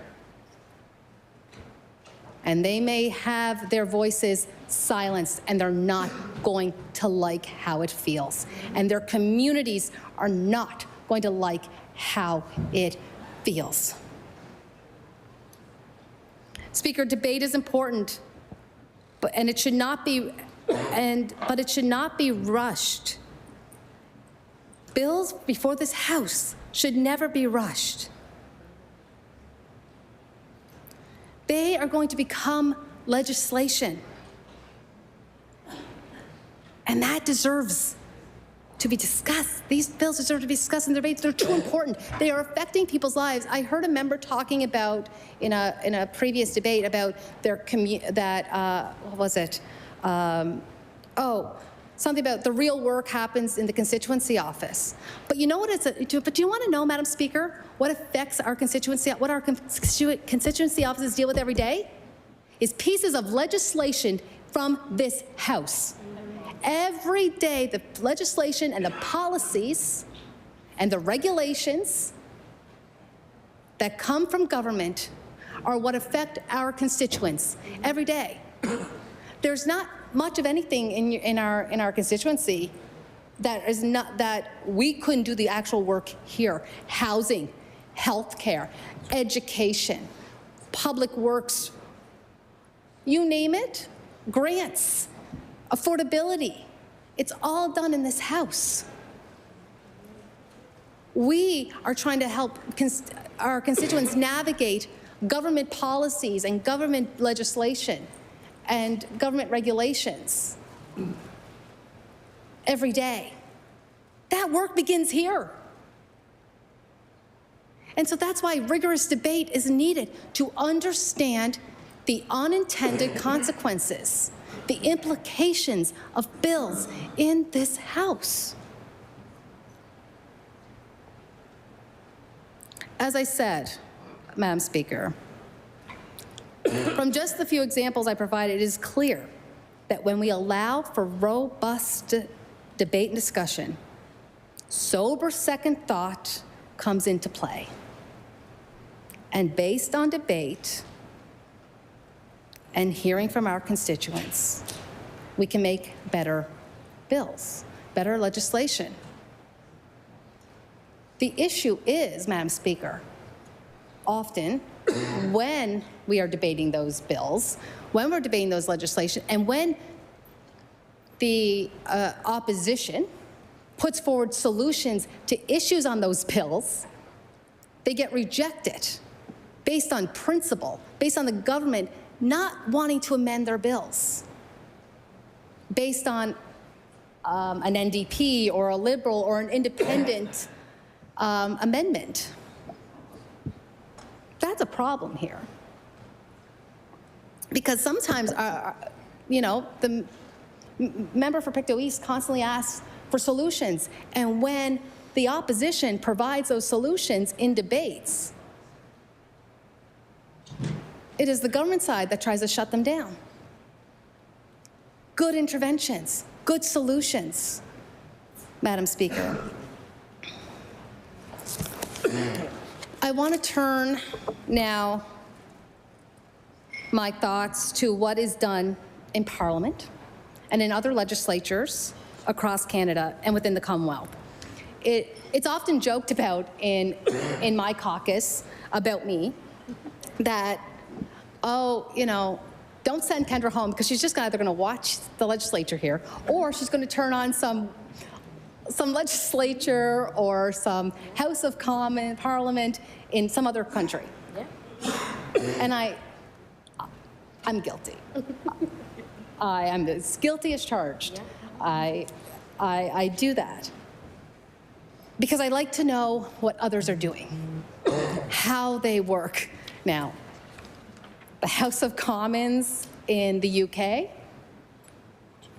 is quite chaotic. But, you know, what's interesting about the UK is that the Speaker of the House really has a run of the show for a bit of it. And they are elected by the whole House, and they actually have to get support of the whole House in a formula. That's an interesting thing for you, Madam Speaker. I don't know if you are aware, but it's a quite an interesting thing. But they have ways of doing things that we don't. But here's the thing that most of them have, Madam Speaker. They have legislative calendars. So some might have time allocations, Madam Speaker, but they have a legislative calendar. That legislative calendar tells them they will sit on, you know, usually on this day to this day.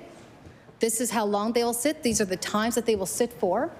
And the House leaders come together and they develop kind of a guidepost of how those days are going to go.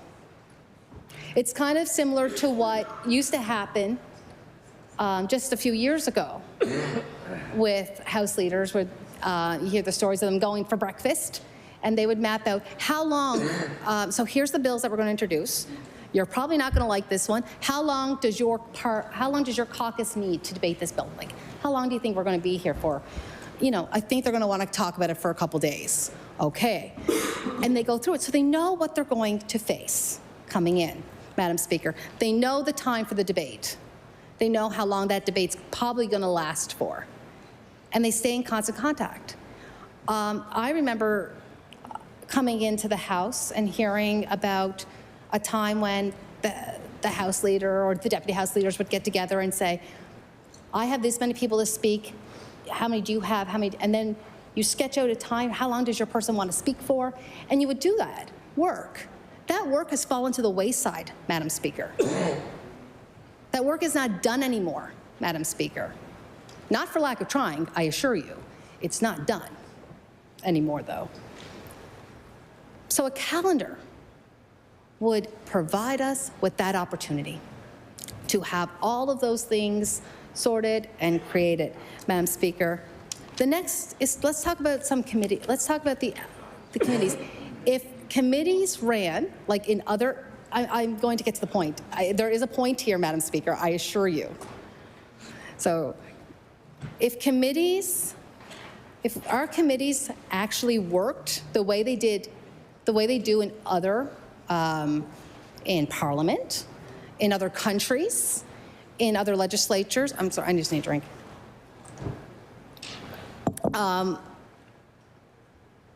The work that those committees do actually go to influence the bills. So instead of how we do it, where we have people come before us, we ask questions, we might send a letter, we may not. The committees actually discuss potential legislation and do a lot of work on bills together, Madam Speaker. So when it comes time to go back to the House, that has the legislative calendar, A lot of the debate has occurred in the committees. A lot of the debate has been done and people have, worked their way through. They may not be, opposition may not be happy with where the government's landed on a bill, but there's been work done, debate has been done on it.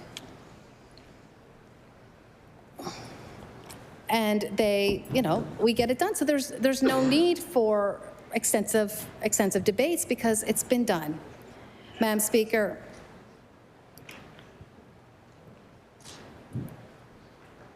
and I will also just leave with this, Madam Speaker, because time is getting long. And that, Madam Speaker, is again to the members. If we are really speaking for our constituents, if we're really here for them, we will vote for this amendment. And if we are really here for them, if this resolution is not amended, don't vote for the resolution itself or stay out of the chamber. Thank you, Madam Speaker. And with that, I end debate on Amendment 1.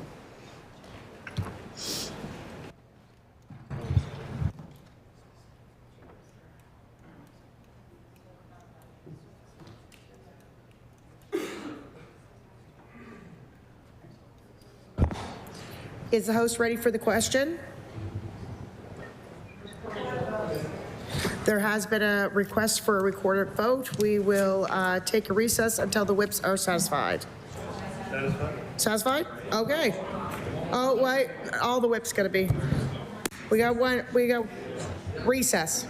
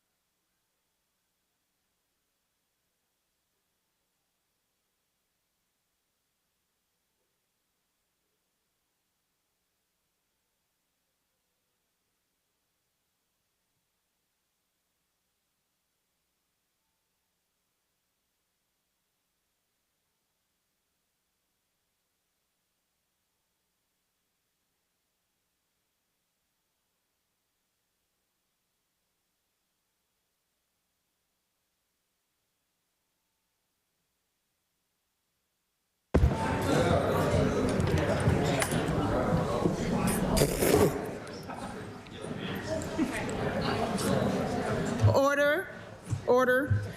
The clerk will now conduct a recorded vote. Please remain completely silent while the clerks record your vote. I recognize the clerk. Brian Comer. No. Nolan Young. No. Kim Maslin. No.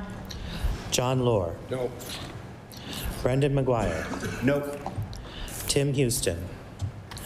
Barbara Adams. No. Michelle Thompson. No. Fred Tilley. No. Dave Ritzie. No. Twyla Gross. No. Tom Taggart. No. Brad Johns. No. Marco McLeod. No. Adegoke Fadar. Nope. Susan Corkum Greek. No. Leah Martin. No. Chris Palmer. No. Melissa Sheehy Richard. No. Brian Wong. No. John A. McDonald. No. John White. No. Brad McGowan. Nope. Kyle McCory. No. Tim Outfit. No. Rick Burns. No. Julie Van Exen. No. Diane Timmons. No. David Bowlby. No. Nick Hilton. No. Becky Druin. No. Tim Hallman. No. Scott Armstrong. Jill Balser. No. Colton LeBlanc. No. Claudia Chender. Yes. Susan LeBlanc. Yes. Lisa Lachance. Yes. Derek Mombercat. Yes. Ian Rankin. Yes. Elizabeth Smith McCrossan. Yes. Paul Wozni. Yes. Susie Hansen. Yes. Kendra Coombs. Yes. Kent Smith. No. Tori Rushton. No. Trevor Boudreau. No. Greg Moreau. No. Brian Robichaud. No. Damian Stoylov. No. Danny McGilvery. No. Krista Gallagher. Yes. Rod Wilson. Yes. Lena Hamid. Yes.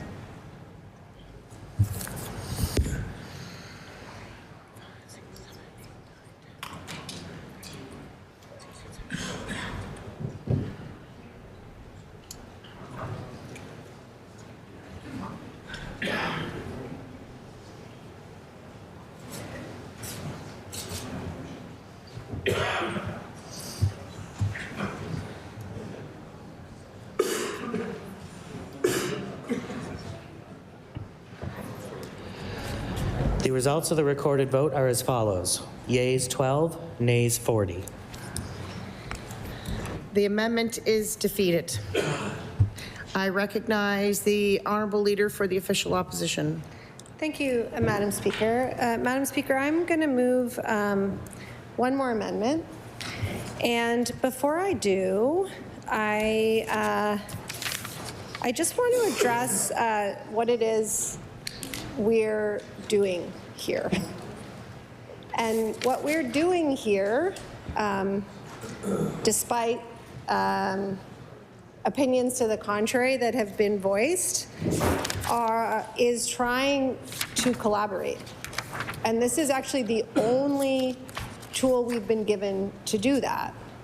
We weren't given notice of this resolution. We weren't asked for our opinion on the resolution.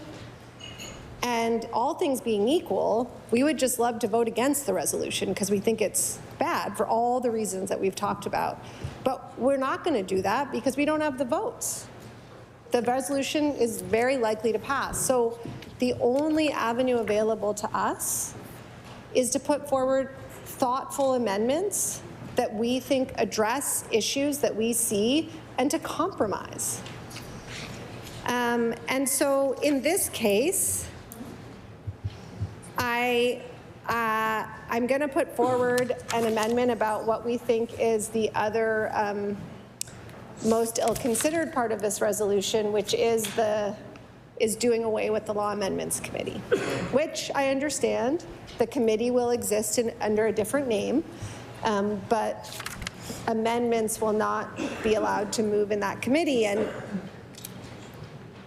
I will tell the members who haven't been around for a long time that when I was first elected, I really learned the rules of this House through putting forward amendments.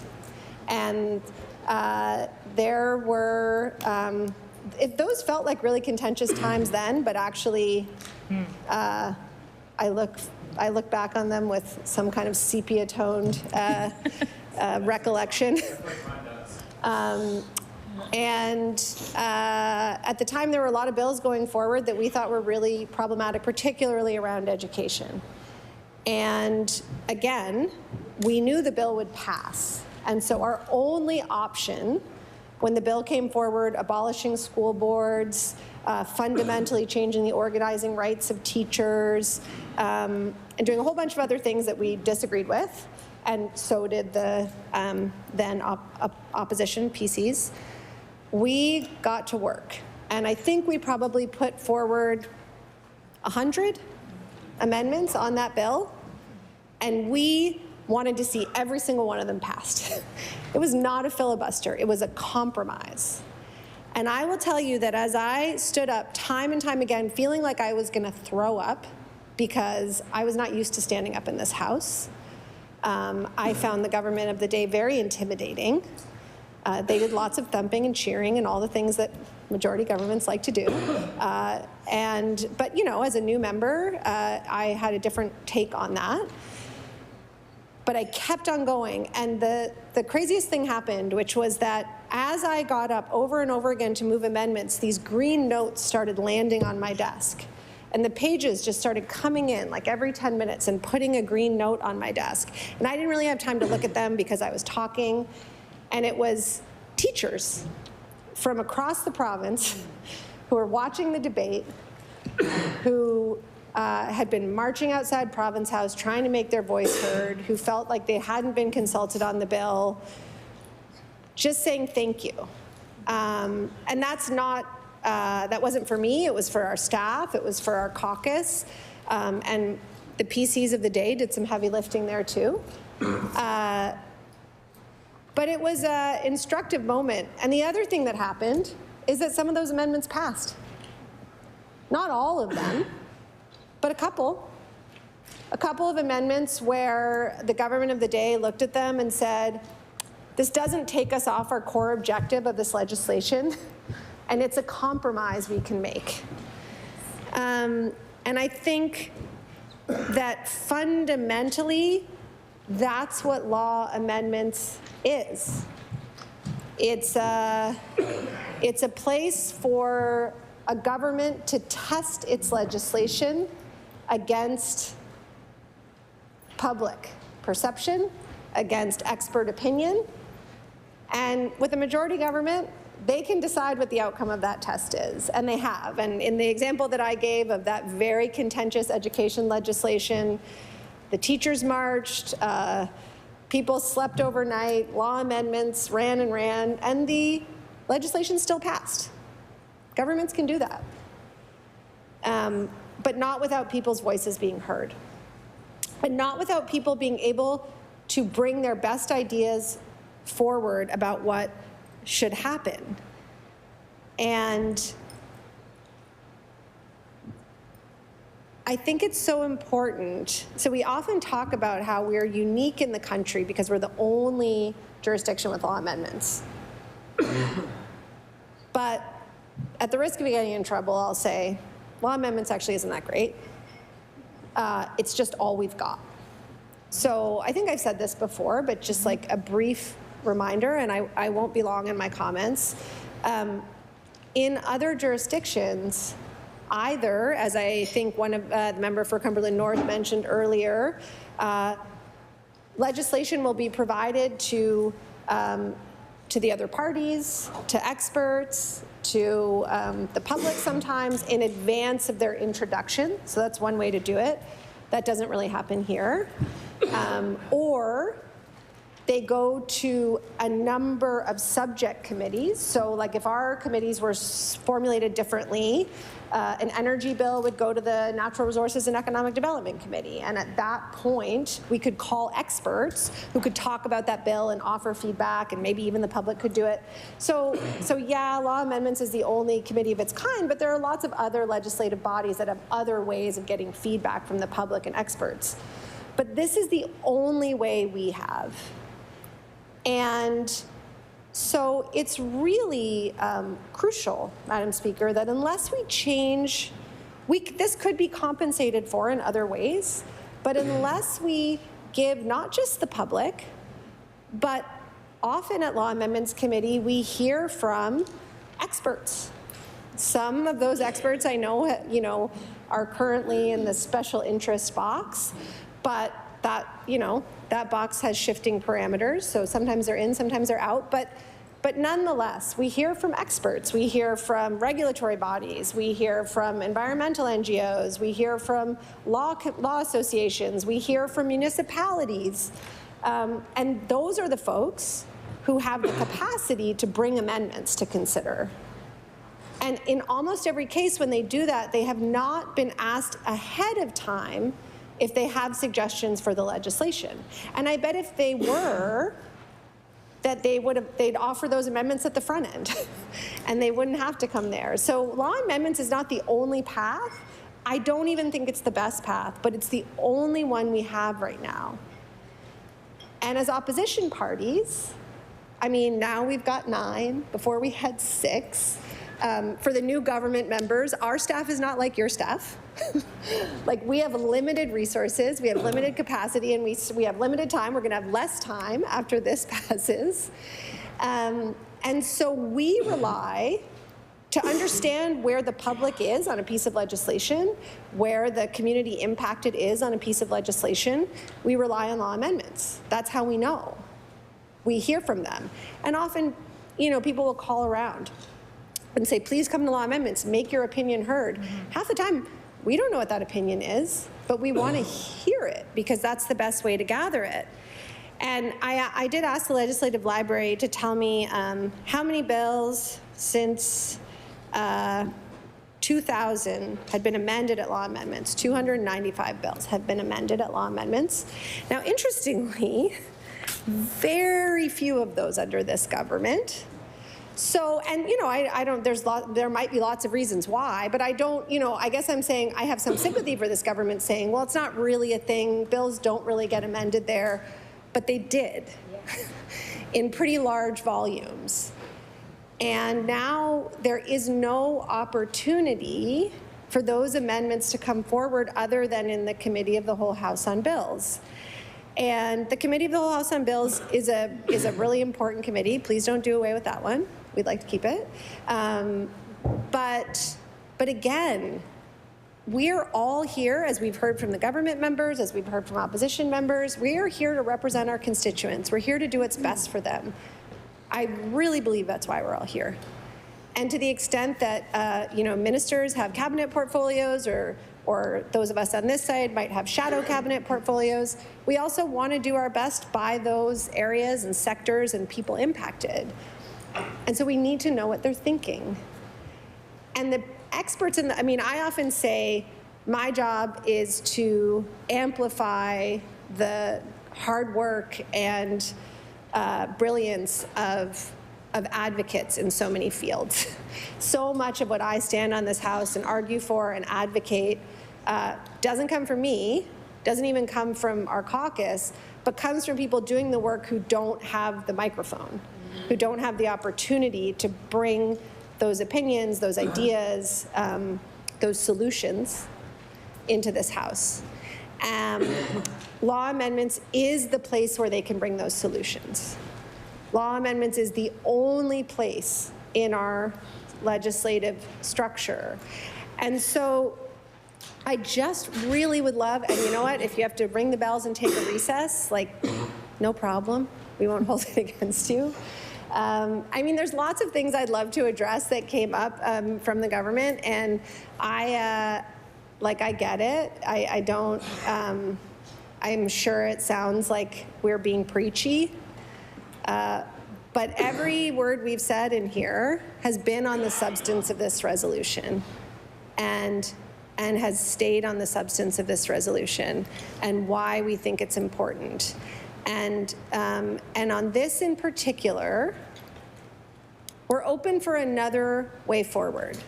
We're open for another opportunity for the public and for experts to see and understand the legislation that comes before this House. But we don't have it right now. And so with this amendment, we are asking the government to just pause on this. It's not going to make that big of a difference. The committee still exists. The change that is being proposed is that people can't bring amendments. This government doesn't have a track record of accepting those amendments anyway, for better or for worse. It's really like 5 minutes of time in a committee that meets a handful of times a year. It's really meaningful to the people who come forward and who do the work and bring those amendments. And I don't think it costs the government anything to just leave this as it is, to show a spirit of compromise and collaboration, and to let the public have their say and offer their expertise, whether that's lived experience, whether that's legal experience, whether that's organizational experience on the legislation that moves through this House. And so with that, I'd like to move an amendment to Resolution 5, which can be found on change sheet NDP 2. Have those sheets been distributed? Can I ask the pages to distribute this? Thank you.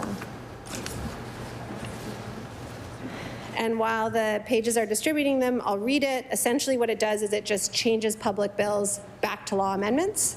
So sections 3, 7, and 9, subsections 10, sub 1, sub 2, sub 4, and sub 5, section 13, and clause 14, sub A of the resolution are deleted, and sections 10 and 14 are renumbered accordingly.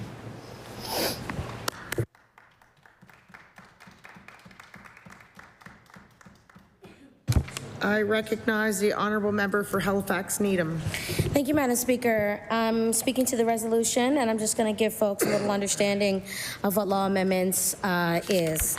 So after bills have been received, a second reading in this House, the Standing Committee on Law Amendments gives them clause-by-clause consideration and hears representations from any interested persons, groups, stakeholders, and organizations. Law amendments is an opportunity to do our due diligence, listen to the concerns of the people or the pleasure of the bill, and it is also an opportunity to have second or third opinions on what this bill might do for all of Nova Scotians. Sometimes it's clarifying information for folks in community in a way that they understand. So in my few years here, I have sat on the Law Amendments Committee, and I mentioned that the last time I spoke, and I have learned so much from being a part of Law Amendments Committee. We have heard from multiple stakeholders, from different backgrounds, for many different reasons, all because of the bill that was being presented at that time. So folks would travel from across the province, from Yarmouth, from Cape Breton, from Digby, and everywhere's in between, to make sure that their voices were heard. And, you know, it was an opportunity for folks to actually really speak their piece for 10 to 15 minutes, sometimes 5, depending on how many folks we'd have, to be able to say how they feel about the bill being put forward and the legislation that's being put forward by government. It was another level of an accountability, transparency, and I spoke about that earlier, about transparency and accountability and how important that is in the work that we do. That will help Nova Scotians understand the process of how bills go through legislation and how they go through here in legislature. Law amendments is an opportunity for folks to speak to a bill that has been debated on in this House, give feedback on and recommendations on how to make the bill better, bring it to another level, give suggestions, and maybe any type of oversight if there might be something that's missing, which we have had that, which is why there have been amendments made. Consultation with stakeholders who wouldn't have seen or known about the bill coming forward, which is why it's so important that law amendments was there for those folks to be able to see the bill in real time and actually put some information forward that we might not know or we might have missed.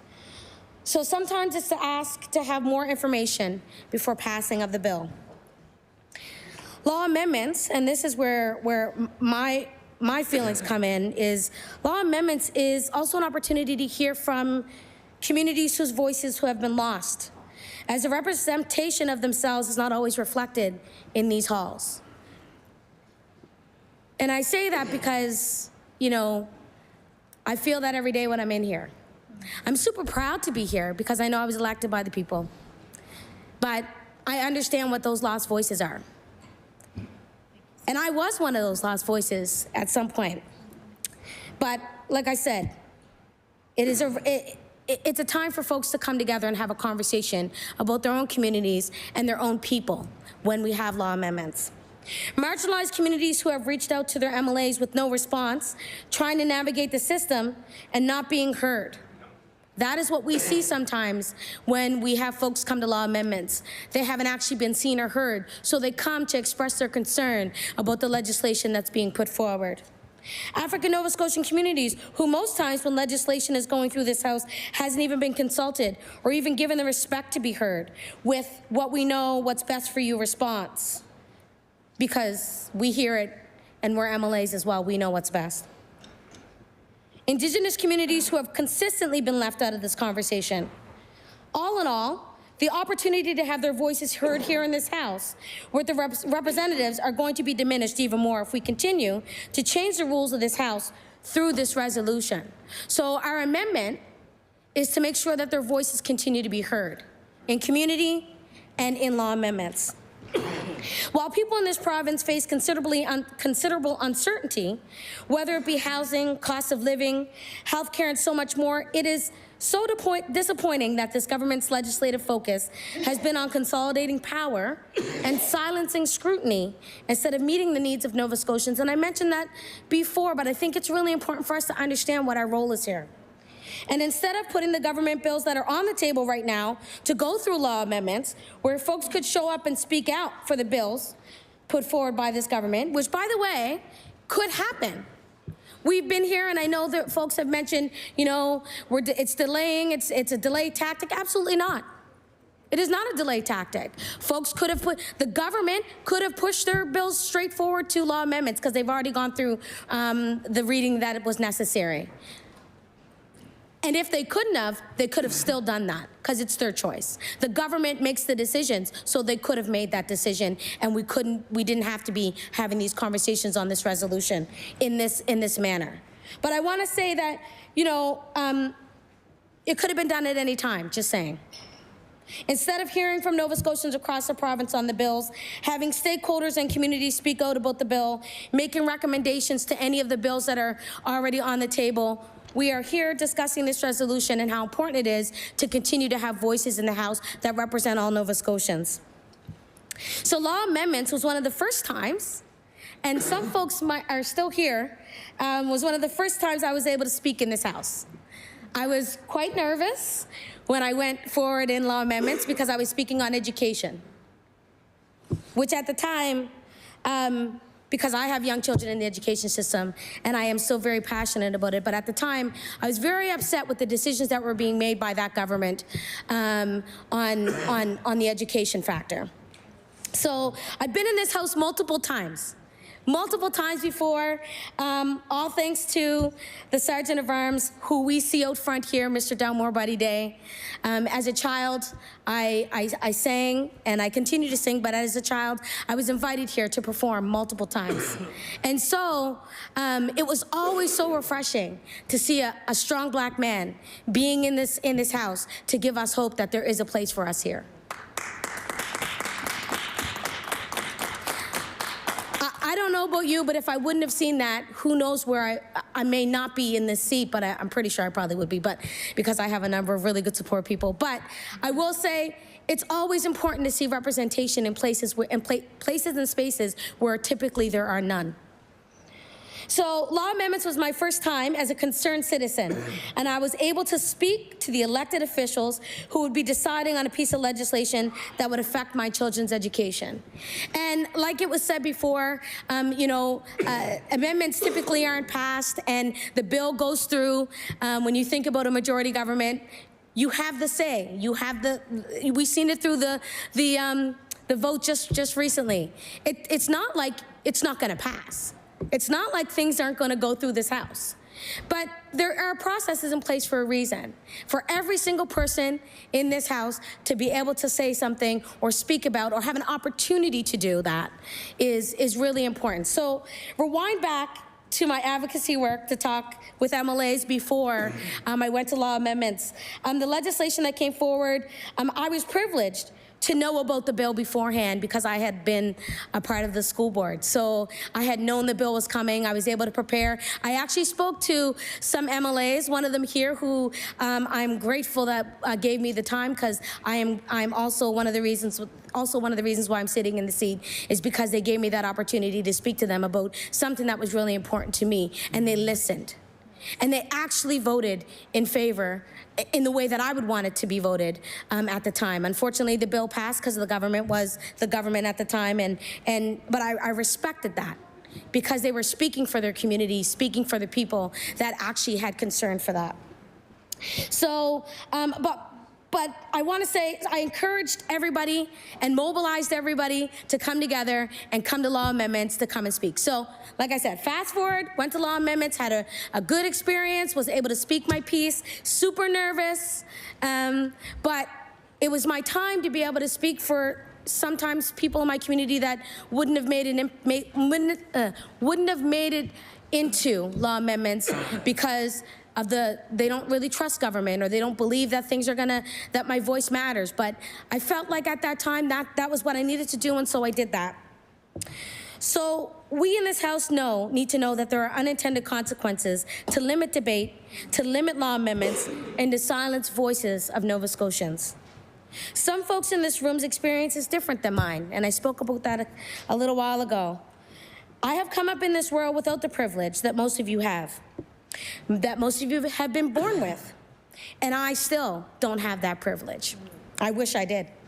And I also have to have, I want people to have an understanding of where I come from, because I have an understanding of being seen and not heard, not because adults were in the room, but because of the color of my skin, for my own safety. So when I hear that rules are being changed and folks are being limited to express their concerns, express themselves, and present to this government what our people expect of us, I can't help but to be skeptical about the intentions. And I asked questions earlier about why now? What is the purpose? What is the reasoning? And I mean, it doesn't have to be done. In my experience, trust with government was not something I had. Democracy was definitely not something I had a whole lot of faith in. So some of my experiences is with the relocation of Africville through my mom and my family. It didn't give me hope in the process that I could believe in the government to do the right thing. Because we've seen, and even now we see in our Black communities, that we're still being left out of these conversations. Watching communities that are Indigenous and Black being left out of those conversations consistently was not very hopeful to my trust and belief in government, period. Then fast forward to now, and still we see no promises or commitment to my communities and Indigenous folks. No legislation to help the African Nova Scotian community to become economically prosperous. No legislation on clean water in our communities. No legislation on access to water in our communities. No legislation on land access to our African Nova Scotian Black communities.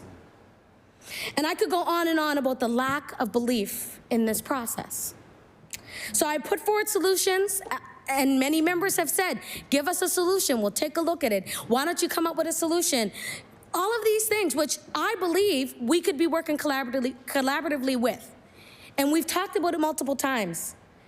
We put forward solutions, suggestions, recommendations, and amendments. And I want to say, before it gets said, because I got to be, I got to keep it real.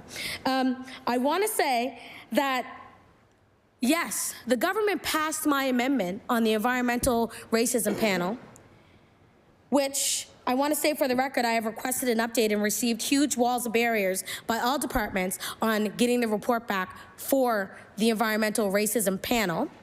But I want to say this. The reason why it was passed is because I spoke loudly to the minister and to the premier. So I don't want to get, folks in here that aren't very aware of the process and how things go. I want you to understand that the reason why it happened was because I literally walked across the floor to have a conversation with them and to point out the injustices and the inequities of why the amendment needed to be passed. So I want folks to understand that because it will be brought up, but I need you to understand the take on it. Because yes, I'm truly appreciative that it has happened. And yes, we need environmental racism panels. We need to have the report done so we can actually have a better grasp of what's happening across the province. But the change was made, and it was more of a compromise. So I would say for many reasons that I'm thankful yet not moved by that action. So I want to be clear, and I'm not going to keep us here for too long. I want to be clear that law amendments is a moment. It's our moment to do our due diligence. It's our moment to listen to the people. It's our moment to literally hear from stakeholders, smart people that know more than we do on what we're putting forward. Because there are lots of times mistakes have been made. We have discussed number of pieces of legislation that have been pulled back or amended because of the mistakes that were made. That doesn't mean that we can't continue to do that. It means that we need to listen and do the right thing and continue these conversations with community and stakeholders. We need to also face the people we serve and stand by our decisions. If what we put forward as legislation is great and amazing and perfect, then we should stand by our decisions as government on the pieces of legislation that's put forward and face the people that you're going to affect the most, Nova Scotians. And if the legislation is good, then you have nothing to worry about. You should feel good about it. But to not let folks have a say on the legislation is just plain wrong. So I want to leave folks with a few things. And I'll tell you, this is how I do my work. I govern with purpose. I work for the people that have elected me to be in this seat. I understand that it is not an easy job. And some folks are here for the first time, and it will be a rough road. But know that if you truly care about your community and the people you serve, this will not be something that will be taxing on you. You will be doing the right thing at all times because it feels right. And decisions that impact the lives of the people that we serve are done right here in this House. So when we put forward legislation, these are decisions that will impact Nova Scotians. And if the decisions that you feel or the legislation that you feel is great and perfect for Nova Scotians, then law amendments should just be a walk in the park. It should be a time where you hear from folks about the amazing things or things that could be done differently. And the things that we do here should be meaningful for the people. The public has its say, so let the people speak. And Speaker, we in the NSNDP have made our points regarding our opposition to this Resolution 5 and are providing amendments. Our arguments have been thoughtful and substantive. We are not going to belabor the points. We want you to understand that this is what our constituents expect of us. Thank you, Madam Speaker. I recognize the honourable member for Sackville-Cobequid. Thank you, Speaker. Speaking in favor of this amendment, and I want to talk a little bit about why. I got interested in the question of where law amendments first arose in our history. Like, how long is this practice? You know, it's worth asking the question, is this a thing, an idea whose time has come? So has this always been a feature? Or do we just do this because we've always done it the same way? And so I talked to the good folks at the Ledge Library, and the first reference that they can find in Hansard is from 1881. And I'll read from that. It says, Committee on Law Amendments had before them, when it was under consideration, representatives not only of the miners, but also of the mine owners. And after the most careful attention had recommended to the House, and the House had adopted certain amendments to the present Mining Act, which embodied all that had been agreed to between the respective representatives. Lots of R words there. It's the first time that we have a reference to this committee. And the broader context of this is that legislation was being changed. It wasn't a new law. It was an existing law concerning mining in Nova Scotia. And this committee turned its attention to input not only from mine owners, but also from the miners that were doing the work. And ultimately, the House stood behind the changes recommended as a result of hearing fulsome perspective. This was new. It was novel. I have it from the Ledge Library that prior to this, the Law Amendments Committee was not comprised of people giving public input. It was largely made up of members of the House who were legal practitioners. And they would kind of huddle up together and go over the legislation with a fine-tooth comb and decide whether or not the wording was in order. So we have this committee, and the spirit of the committee is to empower Nova Scotians who have valuable perspective to offer about how legislation can be better. Earlier in the day, Speaker, we heard individuals on the government side remark how they're open to suggestions. If productive suggestions can be made about how things can be better, they're open to listen. And ultimately, that's what this committee is about. And I want to look at 3 examples of where this committee has had that impact. Has this committee become stale? Is it failing to yield the kind of feedback that helps governments deliver better, more effective, good for Nova Scotia legislation? There's 3 examples I want to share. First is from October 2023. Bill 329 was put forward by the last iteration of the current government. And the law under consideration, had it passed without amendment, just a little bit of background here, this law was being debated at a time that wildfires across Nova Scotia, but particularly in the communities of Lucasville, Upper Hammonds Plains, and Tantallon, had devastated the area. Close to 900 homes had burned to the ground. A number of businesses had burned to the ground. Matter of fact, one of the businesses was owned by an individual who was here and recognized with a member statement the other day. And the government, I don't think with any intent of malice, was moving ahead with this legislation. And unbeknownst to it, had the legislation as written passed, it would have further devastated businesses like the Crown or the molding warehouse that was here the other day. There were a couple other businesses in the same boat financially. The legislation would have further disadvantaged already devastated business owners and made it very difficult for them to recover under this new law. And so law amendments gave opportunity for those first voices to come into the People's House. They didn't have rocks to throw at the government based on the color of the lawn sign. They were concerned with the law. And they were concerned about the impact that the law would have for them and for others like them in the future if the government didn't turn its mind to a change that would benefit them.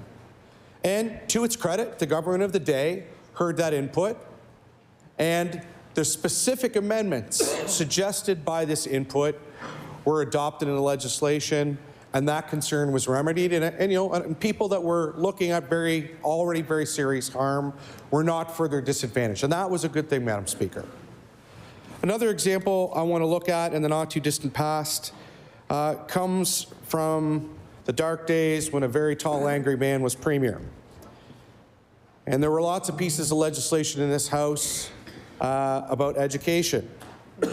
One of those pieces of legislation was Bill 72.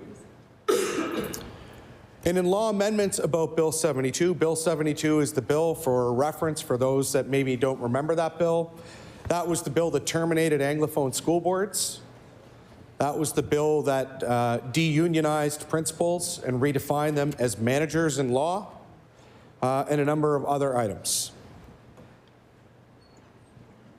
During law amendments, Dr. Cynthia Bruce, a noted activist within the disability community and faculty member at Acadia University, came to speak at law amendments with great haste. She actually arrived, the time to speak was suppressed by the government of the day, and she wasn't able to procure an opportunity to speak. I happened to be registered to speak on that day, and I ceded my time to Dr. Cynthia Bruce to deliver testimony to Bill 72. And on that day, Dr. Bruce's expert first voice testimony as a member of the disability community changed the mind of the government to be able to preserve representation for the disability community under the proposed legislation. And the government of the day relented and heard that. That was a good thing. I have a couple other examples that I could turn to, but suffice it to say that the Law Amendments Committee isn't just good for the opposition. The Law Amendments Committee is good for governments. It's good for governments that are New Democratic. It's good for governments that are progressive conservative. It's good for governments that are liberal. And it arms them with insight and input that they need to make sure that laws don't hurt, that laws actually help. And these concrete examples remind us of the value of the work of this committee. And so our amendment is, again, it's not about filibustering. We've heard the government say, give us some good ideas and food for thought, and we'll entertain it. This amendment would preserve the law amendments process as currently constituted. And Madam Speaker, if I may, just before I close, this amendment in no way precludes this House from having further conversation about how law amendments work. A previous speaker from the opposition indicated that this is all we have. There are better ways that we don't currently have, but it's what we have, and to lose it would be a shame. So by supporting this amendment, it doesn't thwart the government's overall purpose or objective in terms of the original resolution. You know, it preserves the first voice opportunity of Nova Scotians to speak to legislation, and it affords us all a wide open horizon as members of this House to have more fulsome conversation and collaboration about how law amendments might be even a more meaningful process, both for the people of Nova Scotia, but also for government. And with that, Madam Speaker, I thank you for this time, and I say again that I will vote in favor of this amendment to preserve the Law Amendments Committee. Thank you.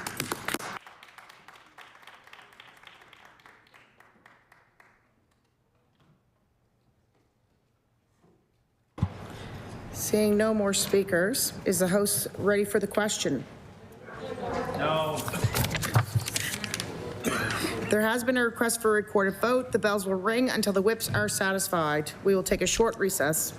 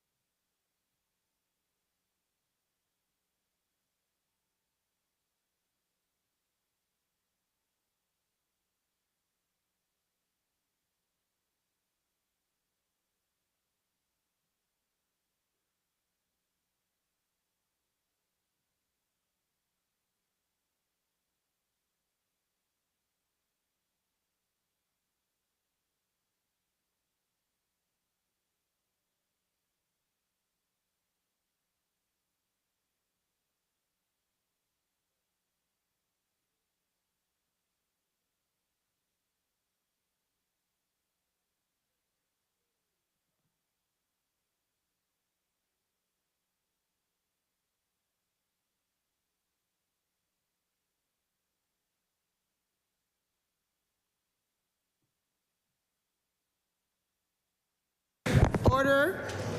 The clerk will now conduct a recorded vote. Please remain completely silent while the clerks record your votes. I recognize the clerk. Brian Comer. No. Nolan Young. No. Kim Maslin. No. John Lohr. No. Brendan McGuire. Nope. Tim Houston. Barbara Adams. No. Michelle Thompson. No. Fred Tilley. No. Dave Ritzie. No. Twyla Gross. No. Tom Taggart. No. Brad Johns. No. Marco McLeod. Adegoke Fadare. Nope. Susan Corkum Greek. No. Leah Martin. No. Chris Palmer. No. Melissa Sheehy Richard. No. Brian Wong. No. John A. McDonald. No. John White. No. Brad McGowan. Nope. Kyle McQuarrie. No. Tim Outhet. No. Rick Burns. No. Julie Van Exen. No. Diane Timmons. No. David Bowlby. No. Nick Hilton. No. Becky Druin. No. Tim Hallman. No. Scott Armstrong. Jill Balzer. No. Colton LeBlanc. No. Claudia Chender. Yes. Susan LeBlanc. Yes. Lisa Lachance. Yes. Derek Mombercat. Yes. Ian Rankin. Yes. Elizabeth Smith McCrossan. Yes. Paul Wozni. Yes. Susie Hansen. Yes. Kendra Coombs. Yes. Kent Smith. No. Tori Rushton. No. Trevor Boudreau. No. Greg Moreau. No. Ryan Robichaud. No. Damian Stoylov. No. Danny McGilvery. No. Krista Gallagher. Yes. Rod Wilson. Yes. Lena Hamid. Yes.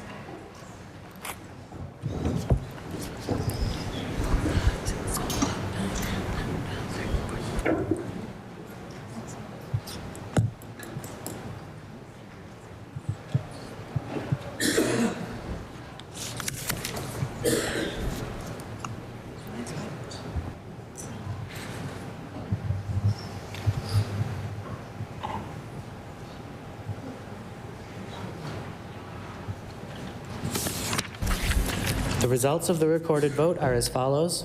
Yeas 12, nays 40. The amendment is defeated. We will now revert back to debate on the main motion.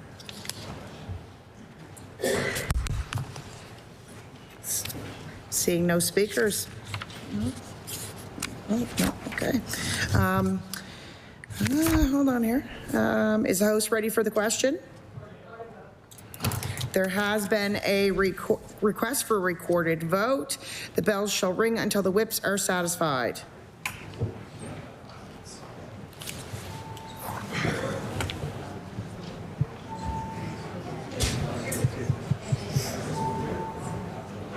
What about ask Derek and Ian? Derek's gone out the door.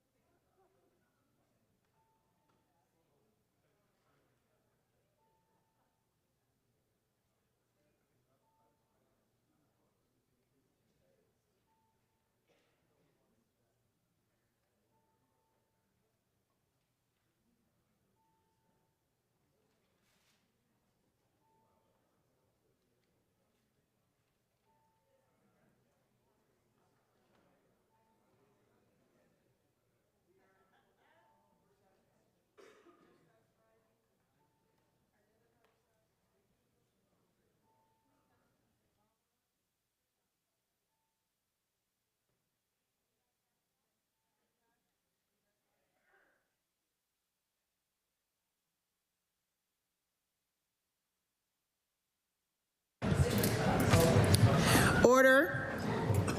The clerk will now conduct a recorded vote. Please remain completely silent while the clerk records your vote. I recognize the clerk. Brian Comer. Yes.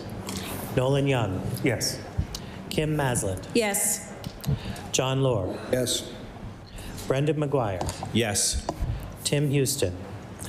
Barbara Adams. Yes. Michelle Thompson. Fred Tilley. Yes. Dave Ritzie. Yes. Twyla Gross. Yes. Tom Taggart. Yes. Brad Johns. Yes. Marco McLeod. Yes. Adegoke Fadare. Yes. Susan Corkum Greek. Yes. Leah Martin. Yes. Chris Palmer. Yes. Melissa Sheehy Richard. Yes.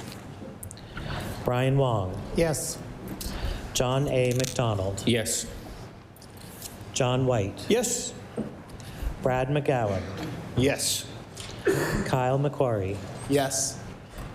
Tim Outfit. Yes. Rick Burns. Yes. Julie Van Exen. Yes. Diane Timmons. Yes. David Bowlby. Yes. Nick Hilton. Yes. Becky Druin. Yes. Tim Hallman. Yes. Scott Armstrong. Jill Balser. Yes. Colton LeBlanc. Yes. Claudia Chender. No. Susan LeBlanc. No. Lisa Lachance. No. Derek Mombercat. No. Ian Rankin. No. Elizabeth Smith McCrossan. No. Paul Wozni. No. Susie Hansen. No. Kendra Coombs. No. Kent Smith. Yes. Tori Rushton. Yes. Trevor Boudreau. Yes. Greg Moreau. Yes. Ryan Robichaud. Yes. Damian Stoylov. Yes. Danny McGilvery. Yes. Krista Gallagher. No. Rod Wilson. No. Lena Hamid. No.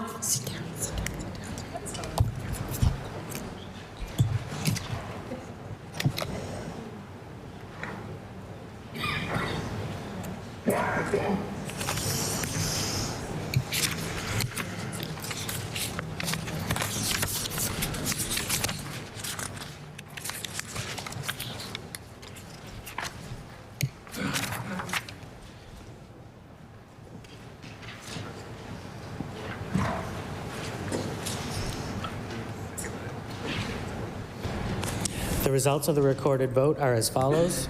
Yeas 40, nays 12. The resolution is carried. I recognize the Honorable Government House Leader. Thank you, Madam Speaker, and that concludes government business today. Following the daily routine, tomorrow government business will be committee whole on supply. The motion is that the host do rise to meet again on Thursday, February 26, from 1 to 10 p.m. Would all those in favor of the motion please say aye? Aye. Contrary-minded, nay. The motion is carried. We stand adjourned.